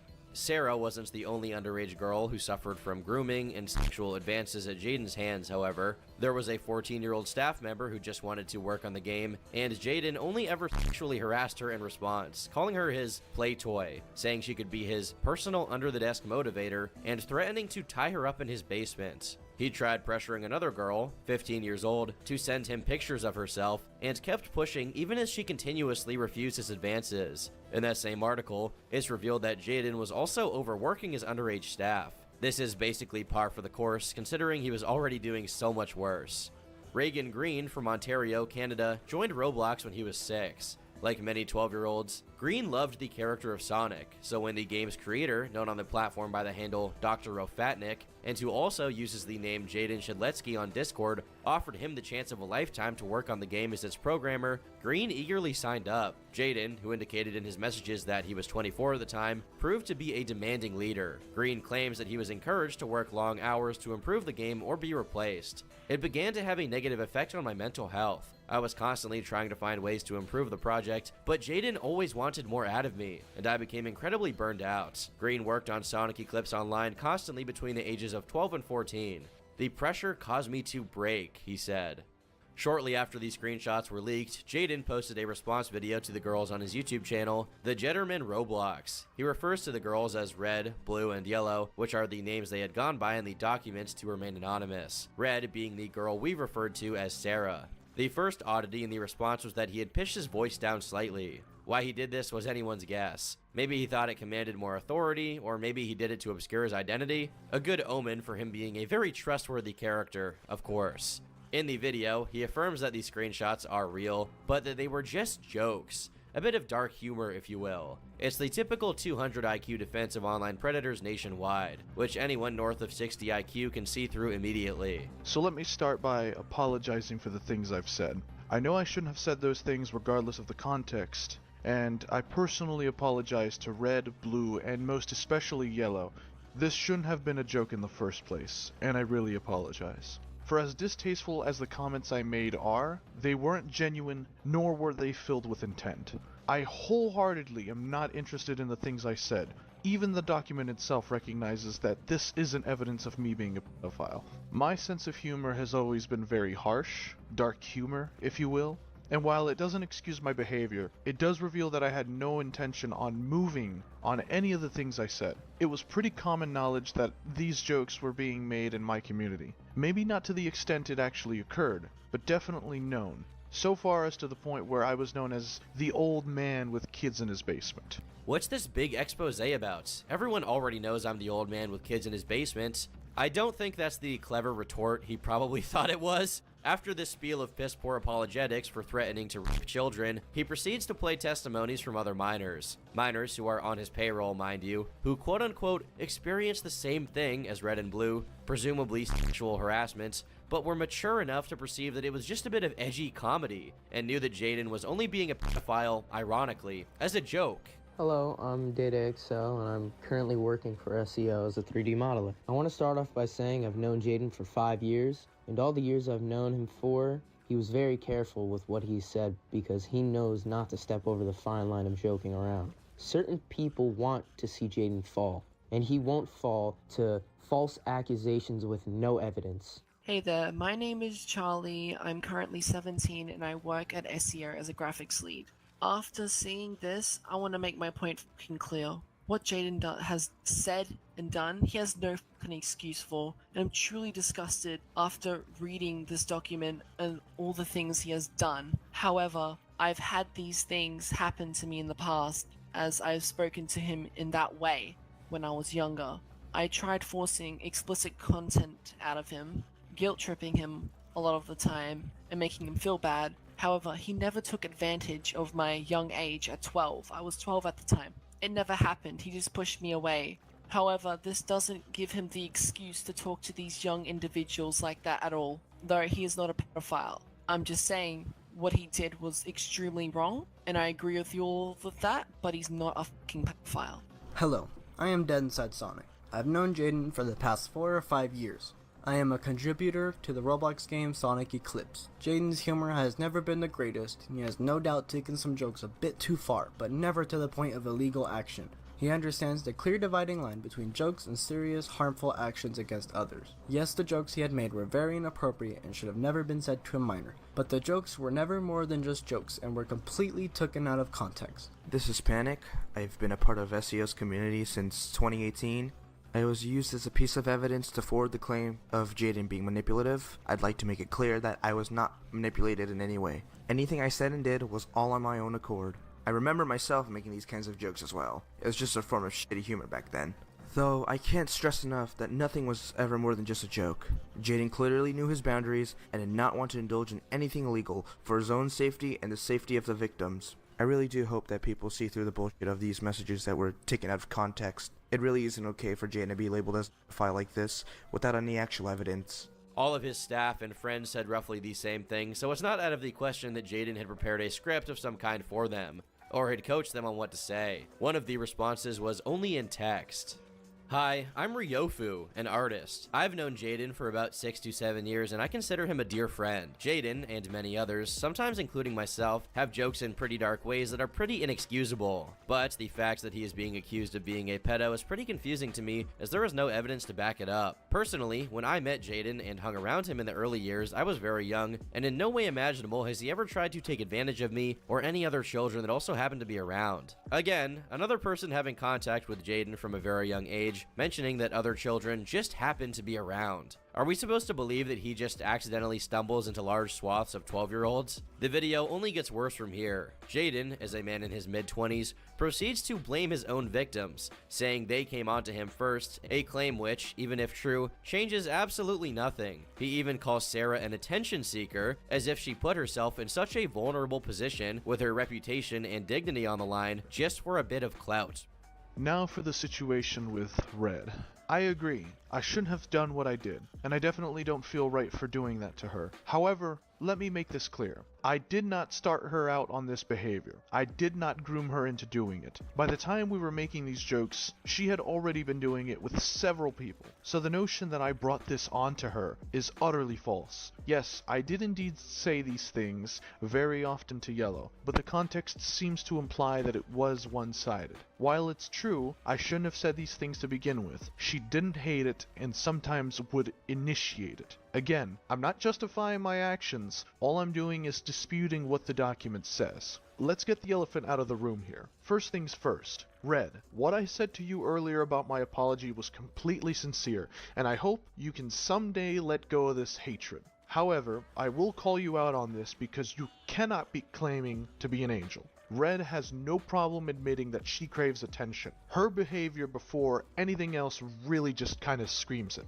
With how abhorrent of a response this video was, Jaden caused more damage in the process, and his shifting of responsibility onto his victims took its toll on Sarah, as she revealed later on. I did actually self-harm after the response video came out. I mean, I thought my reputation was destroyed now, you know? During all of this, the YouTuber Ruben Sim, who would later make the first video that put together all of the facts of this story, was following the situation and spoke out about Jaden publicly. Luckily, his denouncement of Jaden's behavior caught the eye of Roblox, and in response, they deleted Jaden's accounts. However, he still had alt accounts that pulled in even more revenue for him than that one. Roblox hadn't banned his game or even ceased paying him. The situation was far from over. 1 month after the initial controversy, around October 14th, it looked like Roblox had finally taken decisive action. As stated before, Sonic Simulator was owned by the group Sonic Eclipse Online. The accounts that owned the group had been deleted. However, this turned out to be be useless, because shortly after this, Jaden had handed off ownership of the group to a friend of his. This meant he was still in control of the game, was still profiting off of it, and worst of all, still had access to children through its popularity. He would gloat on Twitter about escaping justice. "Thanks for driving more money to my game, man. Geez, you guys are really stupid for giving me all this publicity." If Roblox wasn't going to lift a finger, then maybe it was time to get the authorities involved. Except, Jaden's real identity was unknown. Any attempt at contacting the police would be in vain. That is, any attempt made by the average person. Roblox, on the other hand, knew his real identity the entire time. They were paying his bills after all. They must have had something that could be used to identify him. Jaden could have been arrested as soon as the allegations came out in 2020, had Roblox been bothered to do anything about the situation. Or at least he could have been under police investigation. Had that happened in 2020, what happened next could have been avoided. Fast forward to January 2021, and the group switched ownership yet again. Ruben Sim had still been trying to get Roblox to do something about Jaden, so upon him messaging them about this new account, they actually did delete it. Unfortunately, this rare Roblox W lasted only a week, because Jaden's friend quickly appealed the ban, and the account in question was restored. Though his friend managed to overturn Roblox's decision with the pretense that he was the true owner of this account and had nothing to do with Jaden's antics, this was obviously a blatant lie. Jaden was still the true owner of the game, as evidenced in a YouTube video he posted 4 months later. Worse yet, the same Discord server he had used to exploit girls before was still linked to the game. Roblox just couldn't stop dropping the ball on this case until finally, in December 2021, the decision was taken out of their hands altogether. Sega copyright strikes the game, and that marks the unceremonious end of Sonic Simulator. Although that was the end of the line for his game, it wouldn't be the end of Jaden's story, though it first appeared that way. No new developments on the situation took place until May 2022, when Jaden's online presence went quiet. He wasn't active on Discord, and any messages sent to his accounts went unanswered. Why was this? Well, Jaden Shedletsky had been arrested by the FBI, or should I say, Arnold Castillo. His fate was discovered courtesy of the local news. Arnold Castillo, 28, is charged with enticement of a minor and interstate transportation of a minor to engage in criminal sexual activity. Castillo began communicating with the victim in February through social media by buying artwork she posted online. An investigation found Castillo at one point bought and sent several electronic devices worth thousands of dollars to the victim, including an artist glove for a drawing tablet, a smart tablet drawing stand, and a computer. Over several months, Castillo showered praise upon the minor, sent her gifts through an online retailer, and paid her money. He at one point wrote messages to the girl that read, "I love you," and "I made a vow to you that in sickness and in health I would always be with you." Then in May, the girl left her home for New Jersey. Authorities tracked the girl's location to Castillo's home. Court papers say Castillo enticed the girl to travel from Indiana to New Jersey around May 3rd. He then paid an Uber $500 in advance to pick her up and drive her across state lines, and then paid the driver an additional $500 once she arrived. If convicted, Castillo could serve life in prison. Apparently, in February 2022, he had found a new girl to prey on, after grooming her online for just a few months. Again, using that same Discord server that was linked to his game, he bribed an Uber driver $1,000 to transport her 700 miles across state lines to his house. The victim's mother contacted the police immediately upon noticing her daughter's absence, but had to wait a couple of days to get a meeting with them. When she was finally able to provide the authorities with the little info she had about Arnold, based on the purchases he had made for her daughter, they were able to trace him. However, even with the police involved, he kept lying. When they first called him, he gave them a fake name and lied about where he lived. When they tracked him down and arrested him at his apartment with the girl, he was still lying about his age, claiming he was only 22 years old, as if that would make the situation any better. By the time the police caught up with him, the girl in question had been at his apartment for several days. His trial will take place in March, and let's just hope he finally faces the consequences for his actions that have been a long time coming at this point. Often, when the topic of predators lurking through servers and lobbies of online games to find their victims comes up, people have a tendency to act like this is something relegated to obscure corners of any given platform that would never fly in the mainstream, so on and so forth. Unfortunately, it's cases like Alex Neutrons that prove that belief to be terribly wrong. If you're a Roblox enthusiast, you've definitely heard of Meep City before, given it was the first game to ever hit 1 billion visits. Though that number has long been overshadowed, as Meep City now has over 14. Being the 4th most visited game in Roblox history, it's become synonymous with Roblox itself to an extent. However, due to the sheer amount of players in it, it's also rife with inappropriate content, which is par for the course when it comes to Roblox games. The reason for its immense success was at least partly due to the reason that Meep City was modeled after extremely popular and successful games such as Club Penguin, the general purpose being just creating a neutral hangout environment that people can enjoy in whatever way they want to. The reason for this is that the creator of the game mode, Alex Neutron, used to play these games extensively and wanted to recreate it for the next generation through Roblox. But, whereas Club Penguin is notorious for how squeaky clean and moderated it aimed to be, Meep City was much more along the lines of the rest of Roblox game modes, meaning that it unabashedly hosted all kinds of filth without seeming to mind. On January 8th, 2022, YouTuber Chaseroonie would post a short sequence of tweets highlighting a part of Meep City whose logo was a Roblox character with exposed breasts. He commented, "Glad to see Meep City taking action against popular inappropriate parties in their game, targeting young children. Just kidding, this party has been up for like 3 days straight. I get bypassing and such is a Roblox issue, but this party has 300,000 likes. How is it still up?" In the wake of these tweets, another Roblox-centric YouTuber, Laughability, made a video covering the not-so-hidden in plain sight degeneracy of Meep City. The video blew up, currently sitting at 1.5 million views. Many of the viewers were Roblox players themselves when they were younger, and were shocked to find out how corrupt the game modes had become since they'd stopped playing it. You'd be met with bypassed, naked avatars almost as soon as you got into Meep City. And on top of that, these avatars had been seen millions of times. Additionally, much like the previously mentioned condo games, the parties, such as the one from the picture, were a feature of Meep City. The problem was that, often, they featured bypassed material for the purposes of online dating, to put it in monetizable terms. Besides naked avatars and other inappropriate character skins, parties included pieces of furniture to facilitate the LARPing of the online daters. Though you'll always get creeps who sexualize things from the game, it was rare to see this kind of debauchery happening as openly as it did on Meep City. As early as 2016, Alex Neutron knew of the activities of online daters and deliberately chose to let them keep doing what they did, effectively endorsing it by letting it happen on the game he, by all accounts, was the authority over. The incompetence of moderation was so extreme, many have speculated it to have been entirely intentional.